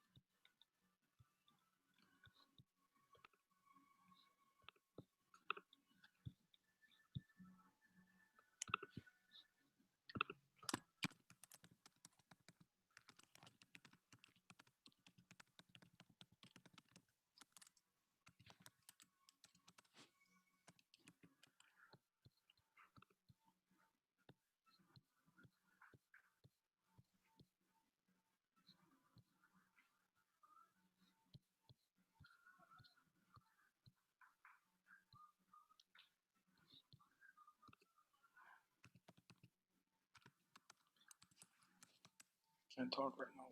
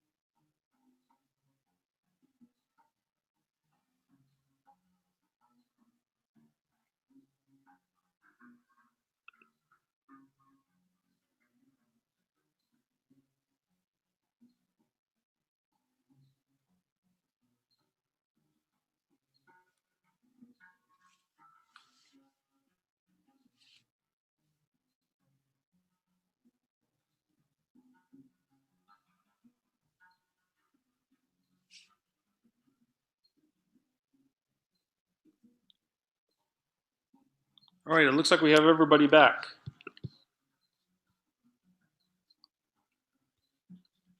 All right, just because we're going to mix it up, let's start off with whoever was in breakout room 10 that had Scrum of Scrums.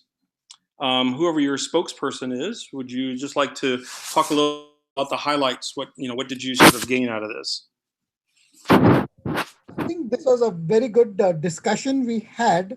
We all collaborated to come up with some ideas, and we went through your list of mechanics that would apply to us, and we came up with a few. So, we came up with cooperative play, because I think we all need to cooperate as team of teams, and hand management. We came up with pattern building, ownership. So we need to take ownership of the stuff that we are actually collaborating on. Trading, because we need to give in something to get something between teams. Rock, paper, scissors. Storytelling. Voting, if there are discrepancies in priorities, and if we need to reprioritize. Partnerships, because we are building partnerships between teams. Anything else to add from the team? Anybody else wants to chip in? That's it then from us. Okay. Yeah, this was awesome. Awesome, Mustafa. Thank you. And so let's move on to breakout room 9. Let's focus in on highlights. So what were some of the highlights you had? Whoever that spokesperson is.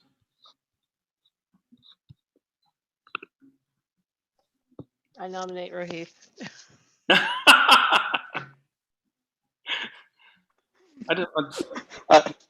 I've got a mouthful of melon as someone nominated me.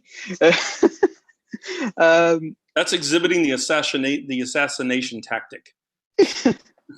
You're being stabbed. Yeah, we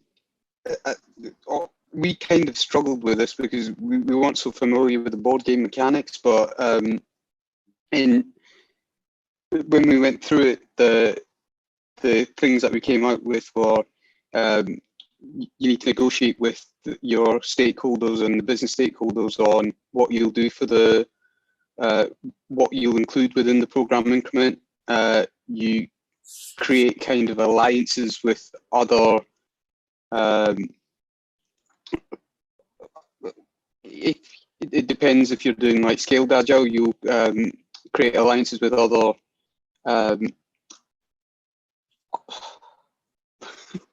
how do you say Other teams? Yeah, with other teams. I don't know who mentioned deduction or who added deduction. Who from our team added that? I can't remember what that meant.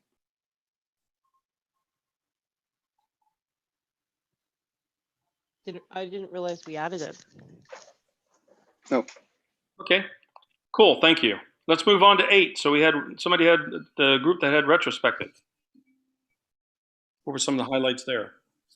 Yeah.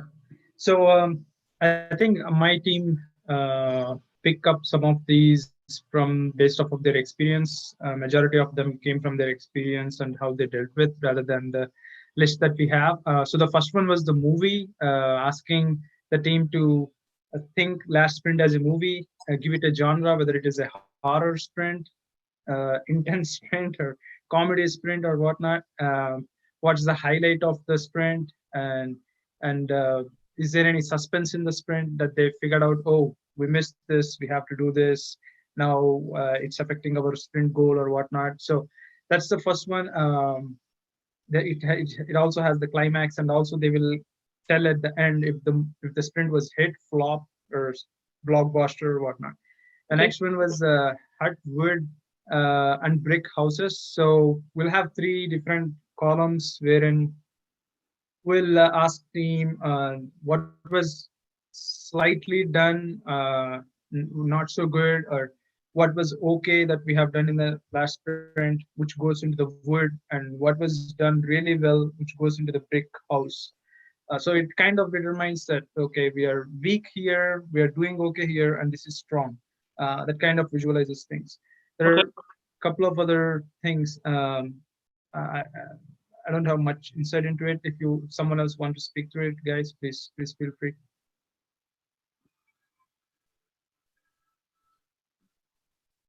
I think that's it from my. All right, so let's move on to 7. What were some highlights you had? Again, let's not try to go through all of them, but just focus in on ones you thought were the most important for the review. Who would like to do that one? All right, I'll go with it. So 7 was sprint review. So this is where you demo your product. So we picked a few of those. So hand management, basically you get the most value from based on the hands that you were given in the game. We pick up and deliver, roll, spin, and move. Again, this is to do with given the situation.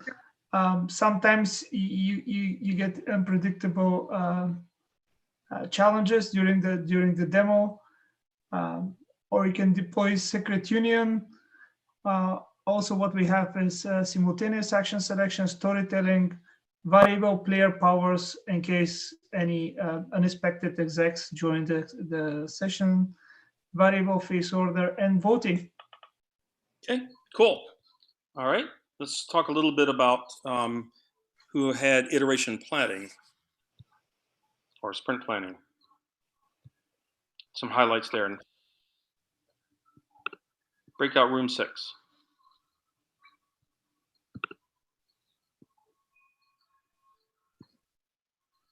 Anyone? Bueller? I guess we're a quiet bunch. If someone else wants to pipe in, go ahead. We just, we had a really collaborative session. Everybody was making suggestions, pulling from the list. We discussed some things. I don't know that there's a theme, but lots of interesting things to try, I guess. Okay, cool. All right, breakout room 5, the one with technical practices. When do you guys go? I don't want to go. All right. Yeah, we had a bit of problem at the start actually figuring out what we're going to do and what technical practices are, and then we just noted down whatever we found. The most fun thing actually which came to me was negotiation, because 80% of my job is negotiation. Therefore, negotiation, and I'm done. And trading, because I thought of estimations and also working with customers. It oftentimes is a trading in between. And sharing the story of the easiest Agile contract to the others as I've ever worked on is just, okay, I get this much amount of money for that amount of story points. And in 3 months, we look each other in the eye and say, okay, is the team exhausted and have you paid more or less? So that's all trading and negotiating. Okay. Yeah. That's it. All right, cool. Pair programming. Got an awful lot here. So what would be some of the highlights from breakout room 4? Yes, we were very excited about this topic, pair programming here. So very, very enthusiastic, I guess. So we put up everything that we could come think of at that point in time. So summarizing it, what we take, it's about collaborative play. It's about partnership. It's about focusing on the problems. It's about switching roles. It's about planning and balancing the resources and getting the best solution out. It's paying, the objective is to pay down the technical debt and come up with the best possible scalable solutions. Single keyboard, the concept of a pilot and a navigator, and basically, yeah. So we'll try to pull the mechanics from that sheet as well, but most of it is pretty much in a layman's term, just to make it easy for everybody to read through and understand. All right, that works. All right, let's move on to breakout room 3, story refinement. Yeah, so we had quite a bit of fun here since most of our people do not familiar with RPG games. So actually the discussion almost like a process for us to clarify what is the story refinement and what is the boundary between the story refinement and the iteration planning, or even sometimes a daily scrum. So so we chose eventually actions like including clarify the stories. So that's a big group, including like a player elimination, secret unit deployment, storytelling simulation, card drafting, and line drawing. So it's all about the clarity of all the user stories or coming work. And of course, the story refinement, we want to have a bit of estimation, so that includes like auction bidding, voting, cooperative play as well, and the highest and lowest scoring. And that will eventually result in some like a high level adjustment in the story backlog. So the tile placement, hand management, all be included there. So it's a lot of good discussion, and as I mentioned at the beginning, it's almost also for ourselves, each team member kind of clarify what is the story refinement we need to do and what is the goal there. Okay, very cool. All right, let's move on to breakout room 2, backlog management.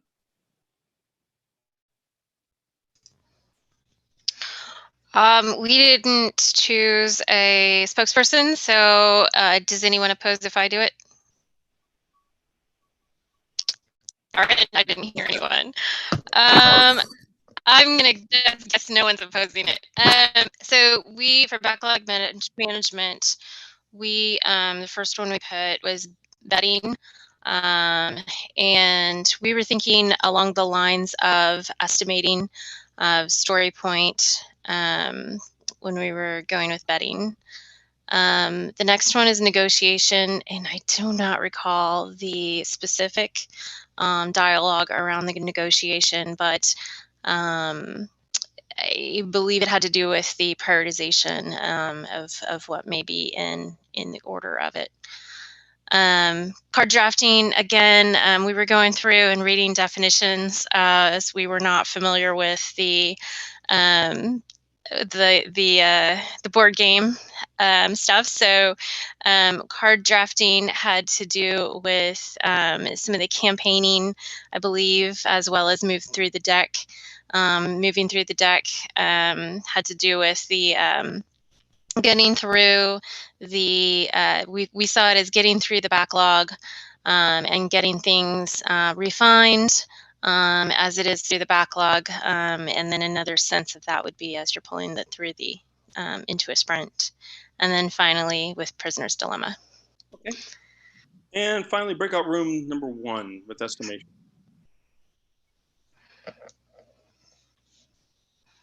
Unmuted. So for us, this is like everything else or most things cooperative. There's an aspect of storytelling involved in explaining cards, voting, betting, wagering, action point allowances all kind of combined together on in estimation, negotiation, which plays into variable player powers that was mentioned earlier. Whether you've got leads or people with seniority or just people who talk loud, there's all kinds of that going on. There is a piece about pattern recognition in estimation. So what have we seen before? What happened last time? What have we estimated this as historically? And that there's a lot of patterns going on with that. And then I think this press your luck piece, if I interpreted correctly, was, we go until we run out of time. This is typically a time box exercise. So you're always trying to sort of fit in as much as you possibly can. Very cool. All right, so let me just pop back to the presentation here. All right, we did our debrief. So what's cool about this? Well, if we think of terms of game mechanics, one of the things that's interesting is that we can start off with very simple mechanics that describe like what's going on in Scrum, for example, and that's sort of like the shoe level. And then we might decide, hey, this is not, we think there's some improvements here. Let's remove a mechanic that's not really working for us, or swap a mechanic out, or let's customize it a little bit, right?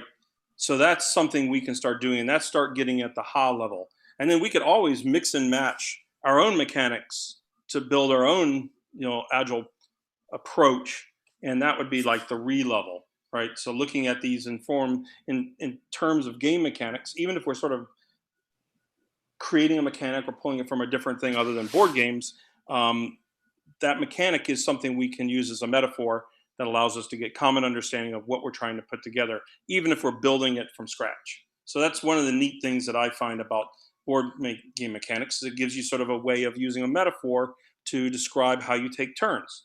So an example might be, let's say I was doing something that I have run across a lot of teams when they're doing story refinement. They do it by taking turns. And the turn taking is actually the story that they're working on, right? They'll work on one story at a time, whole team together, then work on another story at a time, the whole team together.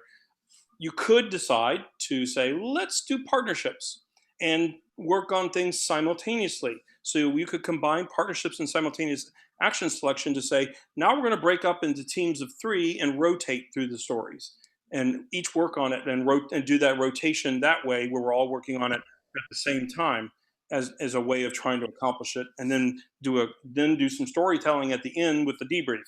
That would be another form of mechanics that you could do to pull things together. So you can now start seeing that, oh, if I swap these mechanics around or implement them in a different way, then I might get a different result.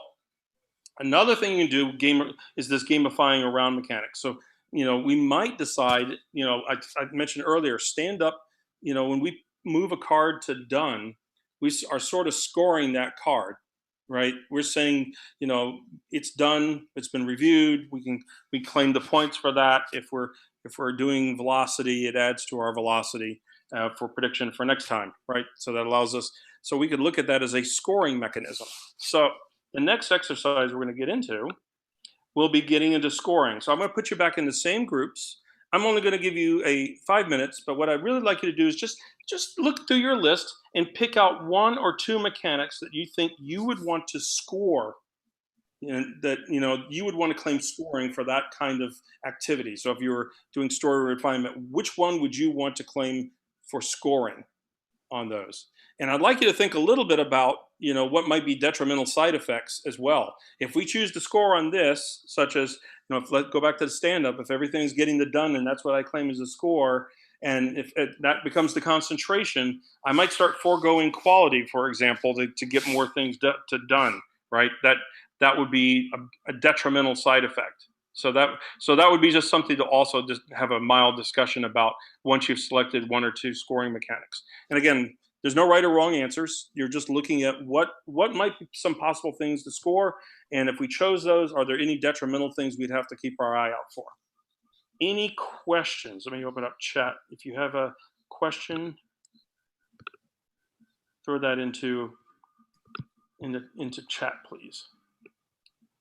You're not scoring anything, Jeanette. You are picking what you would want to score. So if you were in story refinement, you were saying, all right, we want to score storytelling.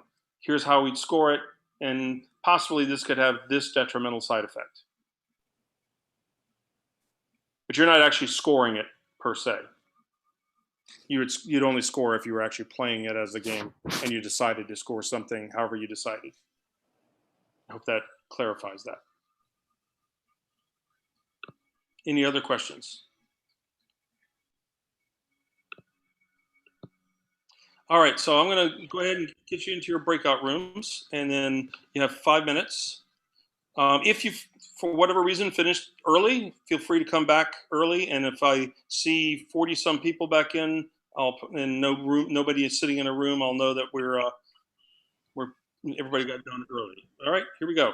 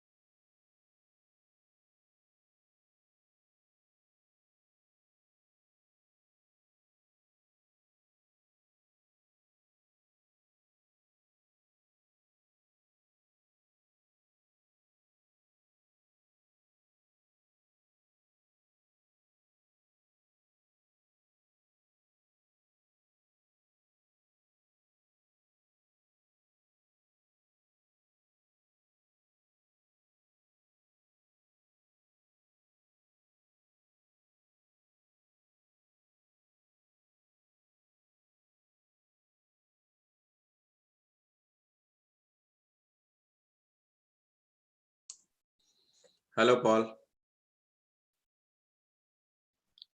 Hello. I'm sorry, I had myself on mute.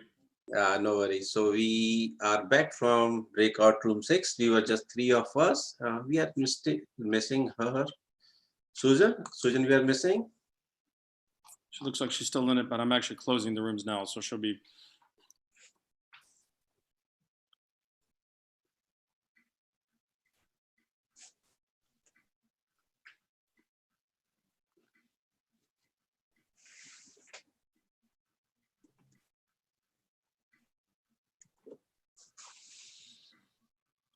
All right. Looks like we have everybody back. I don't see anybody still in a room. All right, let's start off with breakout room 1. Would your spokesperson quickly like to just share us the 1 or 2 things that you're planning on scoring and what detrimental effects you think might occur if you weren't careful with it? Well, we lost half of the room, so that was the problem. And if I understood this correctly, we need to gamify this 1 of 2 of these items. Was that the request? Yeah, you're basically choosing the gamification is through the scoring mechanism. Yeah. So, for example, for betting, would be then that we do the estimations, and then at the end of the sprint we look back and we see who was the closest, or which part of the team, who in the team was close to the actual, what we feel should be the actual size estimate. And then I think the good point from it is that we learn by looking back, and then the rest of the team also learns from it. Okay. Any detrimental effects that you might get from doing that? We ran out of the time. We didn't have time to discuss. Okay. Good enough. All right, let's go ahead. Who had number 2 for backlog management? What did you end up choosing to score? Thank you, Anna. Finding my unmute button. So we ended up taking a good look at negotiation. At this stage, if we're deciding what's in, the order of the backlog and the way in which things are handled, the order in which they're handled and delivered, then we're looking at what we're adding, what value we're adding. And if we're scoring based on the value we're adding more value down the chain as well. If we're not scoring, not negotiating in terms of adding value and delivering in the sprints, then the scoring would skew us towards just delivering something that didn't add value. Does that make sense?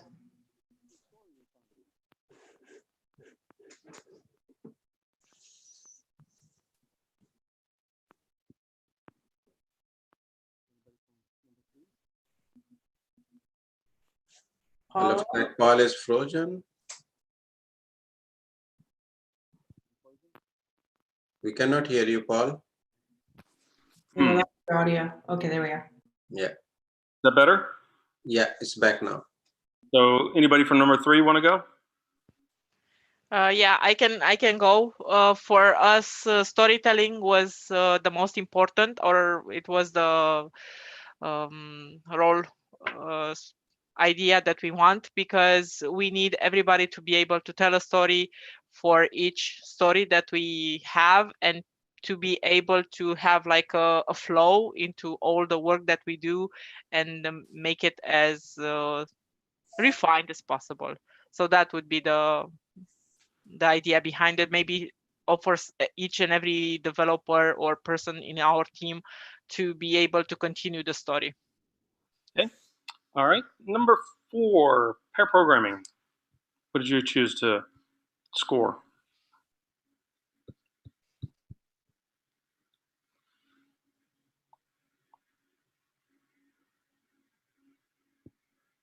Anybody there from pair programming? All right, we'll move on to number 5, technical practices. Anybody choose something to score there? Yeah, we found out that most of those things could be scored. Because many of those technical practices are there to be measured in whatever score. And if I take, for example, last but not least, we had the pull systems. I could take whatever amount of working pile I have in front of a team and just say, okay, if it's somewhere in between 2 and 5, it's good, because it always tells me that people have work to do, but it's not too much work that they're getting trouble prioritization. Yeah. Okay. Basically it. And then we stopped at the question, when does scoring go wrong? Okay. How about number 6, iteration planning? Hi, this is Dhanesh. So I would be representing number 6, and we also lost half of our team from the previous breakout. So the 3 of us kind of discussed very collaboratively and agreed upon that area enclosure, which represents the scoping, or rather sprint goal, to be the mechanism which we are going to use for the scoring. And this would help us in seeing the trend, and this is least likely to be gamification from, or rather going to be abused by the teams, because we will see the trend in terms of whether they are under committing or over committing, and if everything is happening right on dot, that means something is wrong, and we can quickly figure out what's going wrong, and we can work with the team to improve upon those items. Okay. And if I may add, it's to get better at stop starting and start finishing. Absolutely. Thank you, Jeanette, to add this one. All right. It was your thought. Into number 7, review. So we only had time to look at one, but we looked at storytelling, because that's very much what the demo is all about. And you kind of get scored based on whether you've actually achieved what you said you would achieve. So it's a kind of a natural place to put scoring in. One of the possible downsides that the team came up with was building false expectations around things being complete or not. Yeah, sorry, there's quite a lot of noise in the background, so I'll go on mute again. All right. Thank you, Joanna. Number 8, retrospective. Who would like to talk to that one? Actually, I don't have anyone on my team in my group. No one joined, so I would. One-man army. Yeah. So I would pick the 3 pig house. So it will. There are 3 things. It will show us where we are weak, where we are doing okay, still needs improvement, and where we are strong at. So that's good. The only drawback I would say, if that would have been there, it would have been great, is the action plan or action items, which will help us make the remaining things which are weak also come into strong bucket. It means the brick house bucket. So that's the only thing. Apart from that, this is a good way to assess what are the things that we need to do better on, and where are we with that currently. Are we really weak at that? Are we doing, but we still have to improve? Okay, this is all good, stuff like that. Okay. All right. Number 9, who had PI or release planning? Yeah. So I think we discussed in the team. So we decided to score the negotiation here in the program increment. But I think at the same time, I think it's important not to overdo the negotiation, because that would mean we compromise on the collaboration, and more we tend to waterfall. I think if everything is based on negotiation, so I think we need to be careful to not to overdo the negotiation when we do this. I think these are the points we discussed. All right, and whoever had Scrum of Scrum, number 10.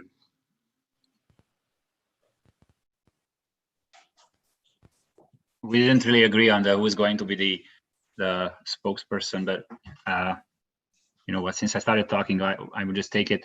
So we picked partnerships, and the measurement we picked is, I think, if you click on it, Paul, I think it's written there. It's something very specific. We try to be very, very measurable. Is number of partnerships within a sprint. So it's kind of like seeing how many partnerships is formed, and then maybe this is a way to kind of visualize that these teams are working together. Maybe this could be a goal, or this could be something that the teams want to be better at, like they actually work together. Use this technique before for visualizing pair programming when people pairing, so to count number of pairings, so to see if that's actually improving. So that's where the kind of idea came from. Cool. I'm not sure if anybody else wants to add anything from. Any detrimental effects that you all came up with for that one? Yeah, we didn't have a chance to talk about that, but I could see a number of things, but I don't want to take up any more time. Yep, cool. All right. Yeah, so hopefully you're getting a way of kind of seeing how this can actually sort of be applied and what you might get out of it.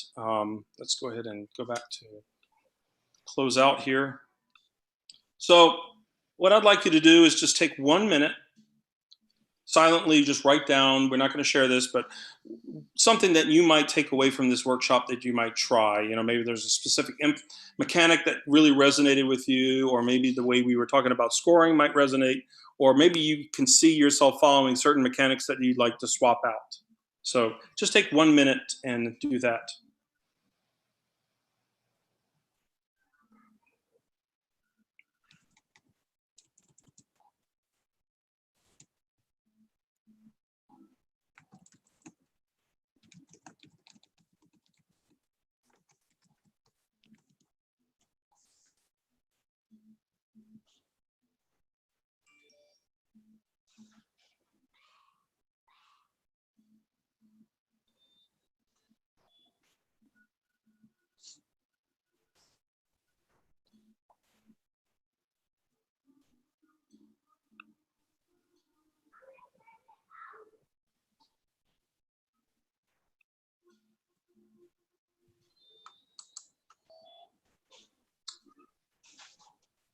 Alrighty.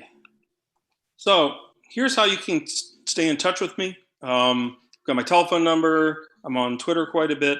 There's my email address. How I'm involved into the thing. If you find that you'd like to explore other games and how things are done, I run a monthly meetup, which is currently virtual. So we've been having some people from Canada and at least one gentleman from New Zealand that joins us regularly now, besides the DC area. It's called Games for Agility, Learning, and Engagement. You can find it on meetup.com.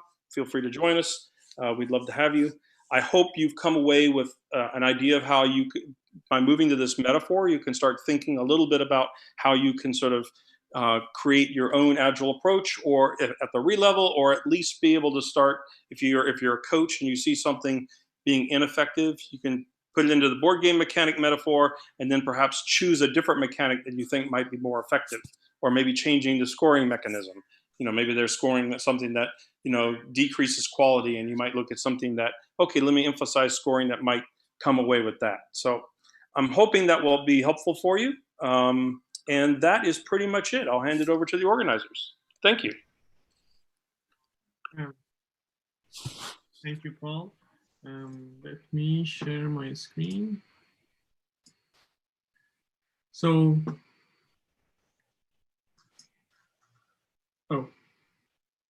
guys, give me 2 seconds. I know we are past, but I had to share my screen differently.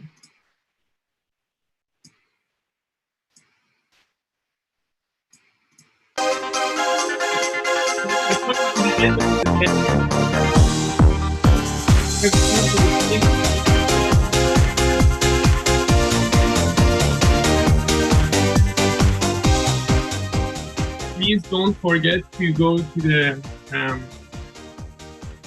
our retro board. We are going to post it on the Slack and here as well. Some of you have already shared those thoughts with us.